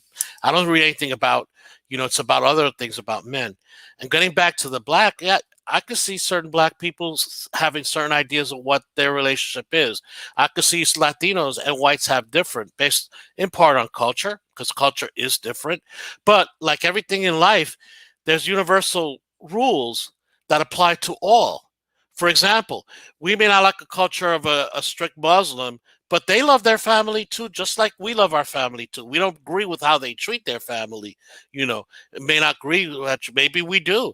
Some of us do. Okay, treat the strict Muslim codes. Okay, but you know what? They love their family too. It's just a cultural difference, and that's where I'm wondering if we have the same thing. To me, um, my problem with women is simple. Roles roles used to be defined with my grandfather and my father to an extent, but starting with me, those roles have been less and less defined. Okay, in the old days, whether it's right or wrong, it made for a more harmonious way. Men worked, women stayed at home and raised the family, and so on, etc. And it worked for society. All of a sudden, new set of rules. And I'm not saying it's bad or good. I think for women, most of it has been good. New set of rules have come in there. Now today, we're facing a crisis. Is like, but part of it, we're talking about black guys, not only black guys, not sticking, but I'm saying that's because the rule goes all the way back to when the defined roles all of a sudden started going away, fading away. Okay, that's number one. Society placed the burden. And guys, I'm sorry, right? If you expect me to support my family, my child, I should have equal say if the lady and I are split up or we were never together. I should have equal say. None of this bullshit about women always have the rights because they're women. Wait a minute. I thought this is supposed to be an equal, fair society. I don't know. I agree with that, but I do disagree with you about one thing, and I'm going to show this to you this week if you care to watch. Go ahead. The manosphere do have people that can help others in all manospheres that help their brothers in arms in different facets of of our society. Like this week, I'm gonna have a security engineer. I'm gonna have a tech guy in here. I'm gonna have a Wall Street guy in here. That's what each manosphere brings in. People who have different skills, different occupations in life, different walks of life, and that goes for, like I just said, every manosphere. I just don't go in any other manosphere, but this one here, because I'm a black man, so I stick with my kind. I'm not a racist. Just that I can relate with my own peeps, and I want my own peeps to relate with me. But as I'm saying, I told my guys before I started that sports is for every race, creed, for everybody. Most people like sports because, like you said, Larry, it gives you a release and gets you away from the real world and your problems. Yeah. Guys, this is what I'm talking about, manosphere, right? If you do a search on manosphere, and some of you guys mentioned about women and trying to influence the manosphere, this could be a case, or maybe it's just a person who has no idea about it. But if you do a Wikipedia search, just to do a Google search, manosphere definition, this is what it'll come up with. The manosphere is a collection of websites, blogs, and online forums promoting some form of masculinity, hostility towards women, strong opposition to feminism, and exaggerated misogyny. I am not the leader of the manosphere, so I didn't know that till you said it. Yeah. For me, again, I'm in the manosphere because I can be with my brothers in arms and relax and listen to what they have to say I'm just being honest here. Yeah. Those guys are much bigger than I am. I'm just a little small channel that loves sports and give guys what they want, and we could chop it up, have fun, relax, be cool about each other. That's me. That's a I'm not manosphere like I want too. And LaShawn, I want to bring out what female boxing MMA will be. You know what? I don't care if females want to box. Okay, I may even watch it, but I resent when they say men cannot have their own organization because yes. it's anti-women. And you know why I resent that? Because we cannot join women organizations because we're men. Wait a minute. Everybody knows out there the one thing I hate is hypocrisy. Okay, it's hypocrisy. If you're gonna have your own, granted, you can have your own little women's club, and you don't want to join men in there, fine. But don't prevent me from hanging out with my guys and doing our little thing there. There you go. Okay. 72, get up here, bro. Larry's here. You missed the crew earlier, which was awesome with eye test and ball game and EM, bro. Had those Yeah, I guys saw for a that. few That's why I hours. came in after dinner.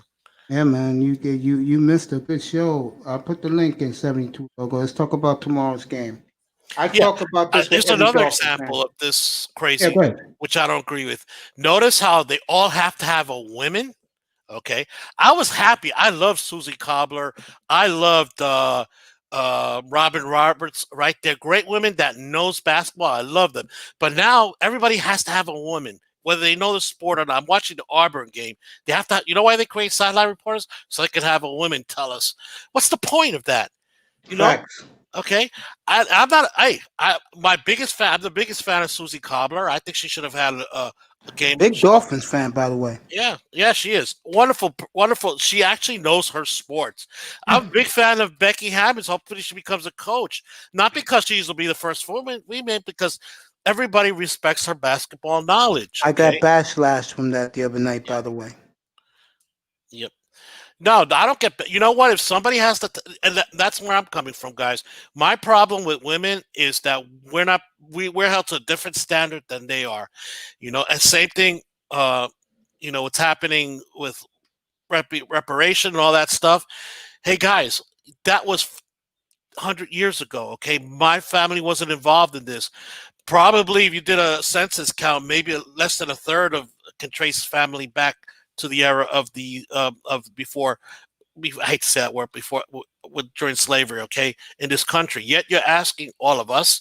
No, how about paying me because I had to grow up in the South Bronx and I had to go to shitty schools and I had to fight and get out the hard way? How about paying me reparations for that? I stay in my lane. That's right, Jefferson. Brothers like me and you, we stay in our lane, bro. There's too many tribe-built roads paved the path. I agree with that. 72 logo. Say hello to my Puerto Rican brother. Saying hello to you, Larry. Yes, we were losing the series, but at least we better than all the other teams. Hey, 72 Fins logo. I always say I'm a New Rican. There's a reason I say that because whenever we get to talk about Puerto Rico, where it stands, I always say this. I could make suggestions, but it's up to the true Puerto Ricans that live in the island to make that decision, not me. Okay, I live in the USA, and I was born here. But I'm a New Rican and proud of it, proud of my Puerto Rican heritage. The rainbow people. Talking about a society that was not racist, that was it.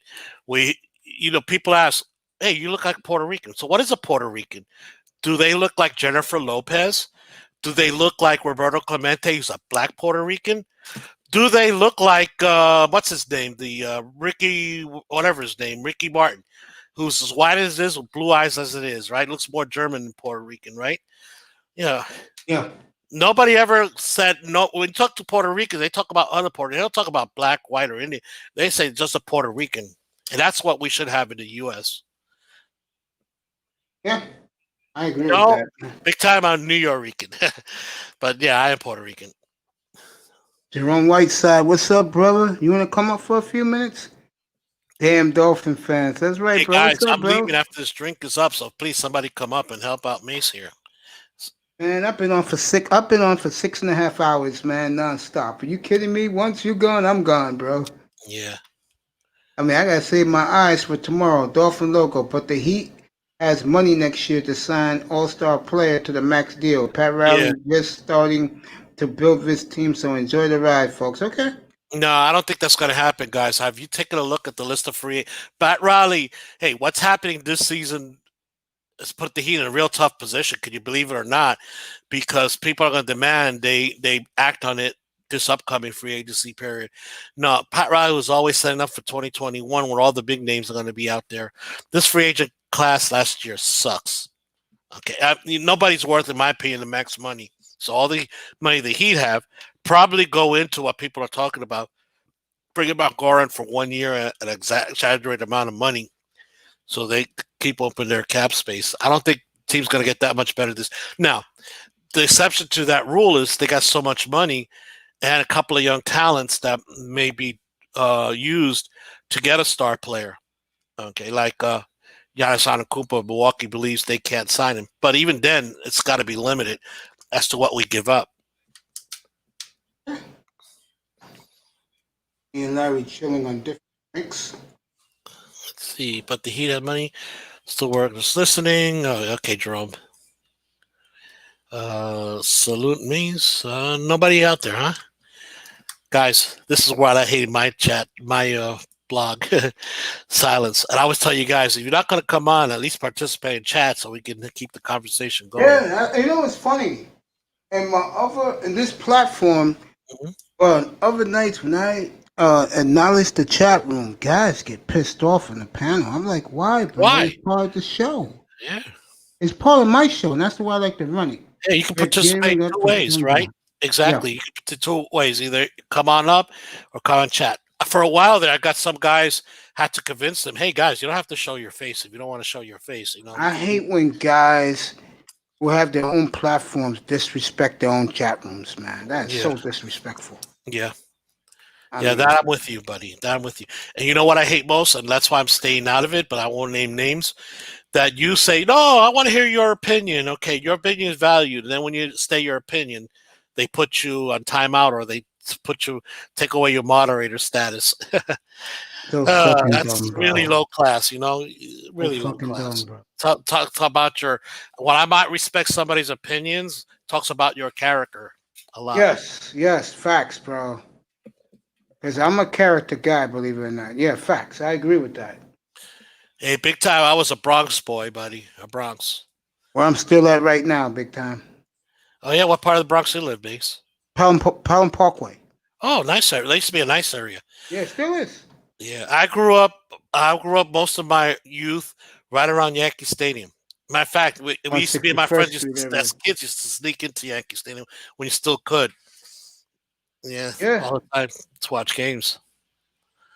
Those were the good old days, Larry. Remember? Yeah,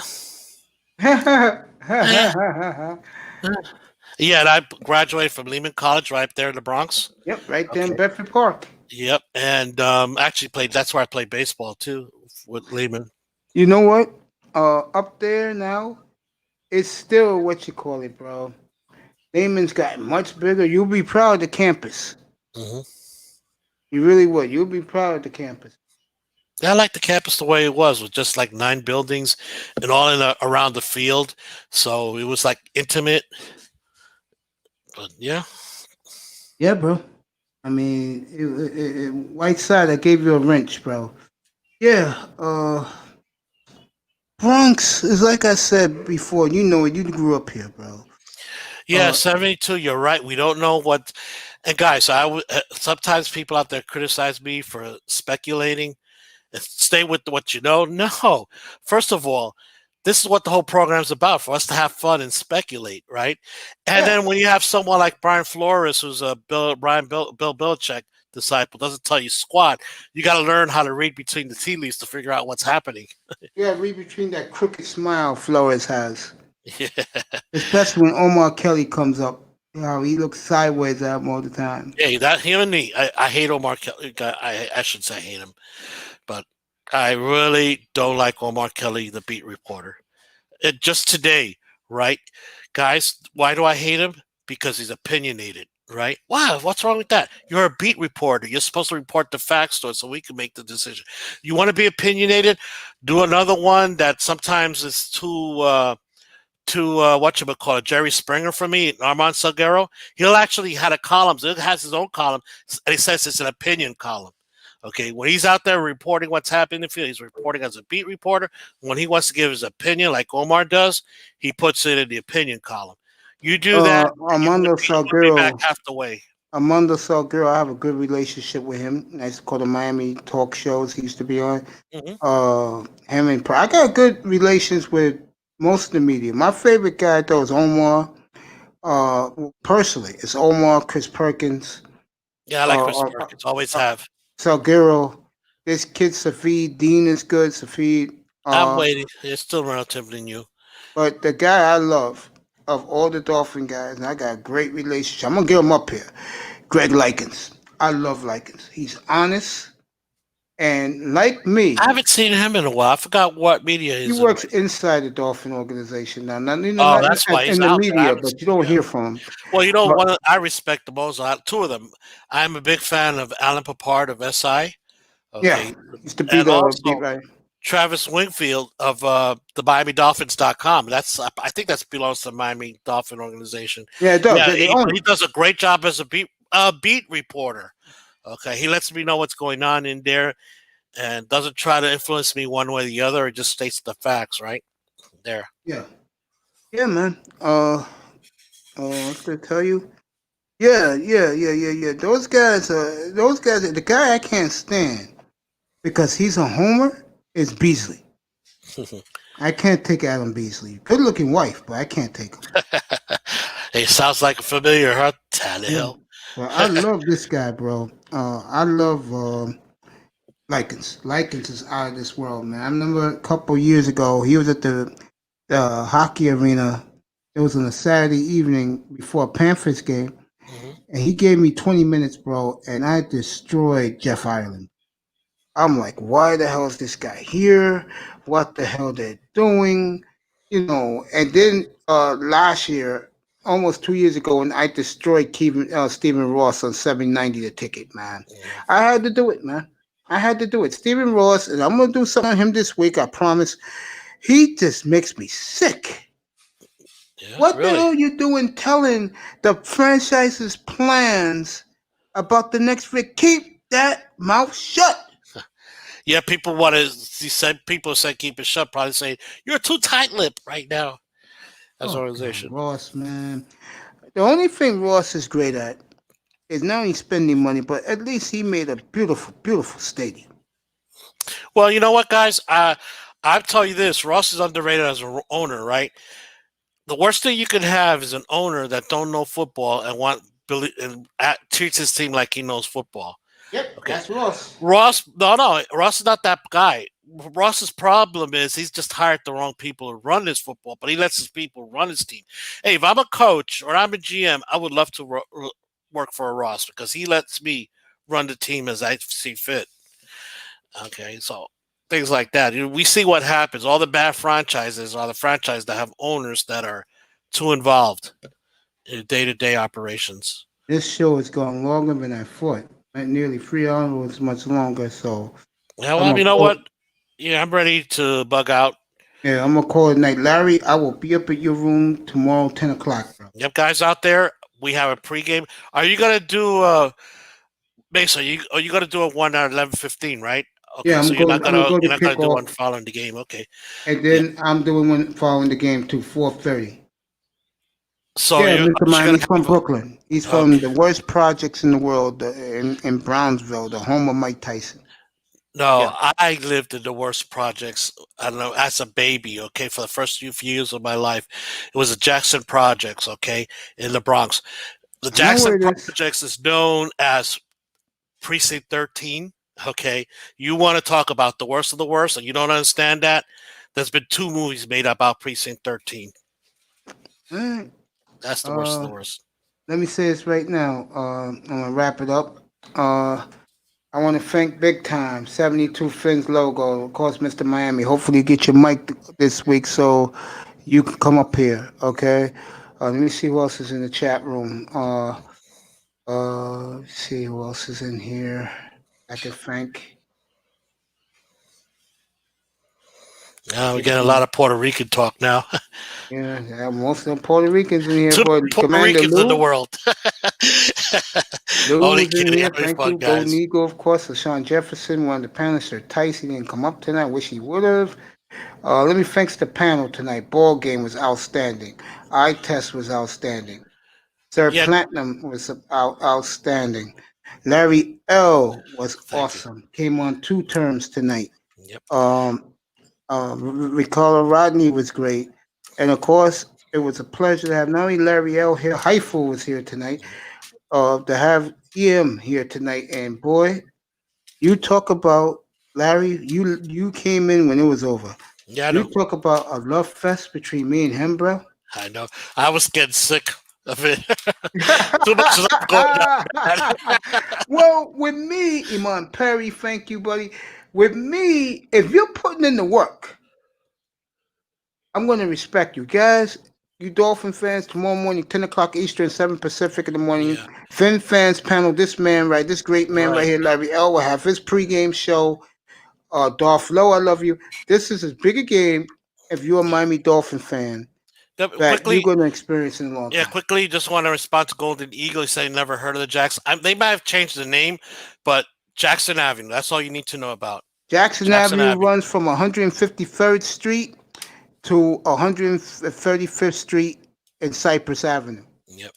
That run right there, back then in the 70s, 60s and 70s. And 80s. One of the worst. We had probably 80s, but I was out by then.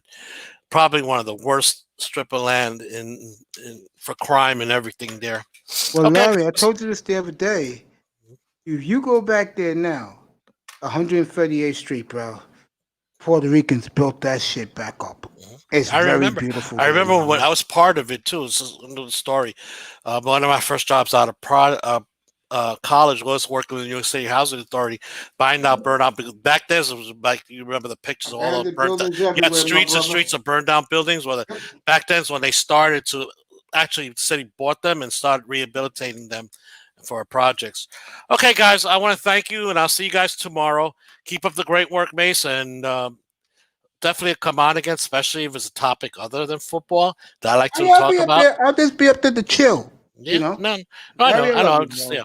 Okay, guys, have a great one. Good night. Stay safe. Thank you, bro. Let me say good night the way I like to do it. I'll think about doing that show at 10:30 tonight. I may be too tired, but let me say this right now. You guys know what I'm going to say. No drinking, no partying, no clubbing, no sex, and especially no women. I will see you guys either later tonight or tomorrow, 11:15 pregame show. Early evening at the Oasis. I love you guys. Thank you for coming. DJ Moss, another one came through today. I love you, man. Love you guys. Hey, what the Hurricanes doing tonight? Let me do a little extra. What the Canes doing tonight? Talk to me. What's the Canes doing? They're playing tonight? The Hurricanes, did they win today? Did they win, fellas?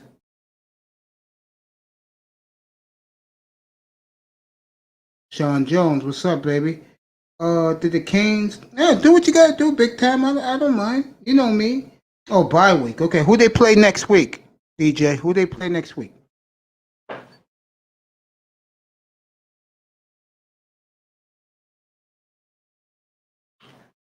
Sean Jones, 11:15 Eastern. I'm gonna go to Larry's room first. I'm gonna go in there, chill for about an hour, get my cobwebs out, eat my breakfast, and then I'll be ready for game time tomorrow. 11:15, bro. Then afterwards, all you guys, 4:30 Eastern, or right after the Dolphins game, I'm gonna be up and we'll talk about that game because a lot of games are canceled tomorrow because of the plague. You know what that plague is. Cam Newton, if you didn't hear, has it. Game canceled tomorrow. Backup Chiefs quarterback has it. Tennessee had 14 players and staff with it. 8 or 9 players had it. They don't want to announce it, but word is that Tennessee ravaged with it. Okay, and that game's canceled. You got 2 games canceled tomorrow. Now listen, if you live here in New York, tomorrow they switched the Bear game from 1 o'clock to 4:30. So in the Northeast, to replace the Patriot game, you're going to get either Buffalo and the Raiders, or you're going to get Indianapolis and Chicago. So, that's your games tomorrow on the East Coast, on the Northeast. I don't know about the Southeast, but I know in the Northeast, you'll probably get Chicago, Indianapolis tomorrow. It's going to be a very good game. Very good game.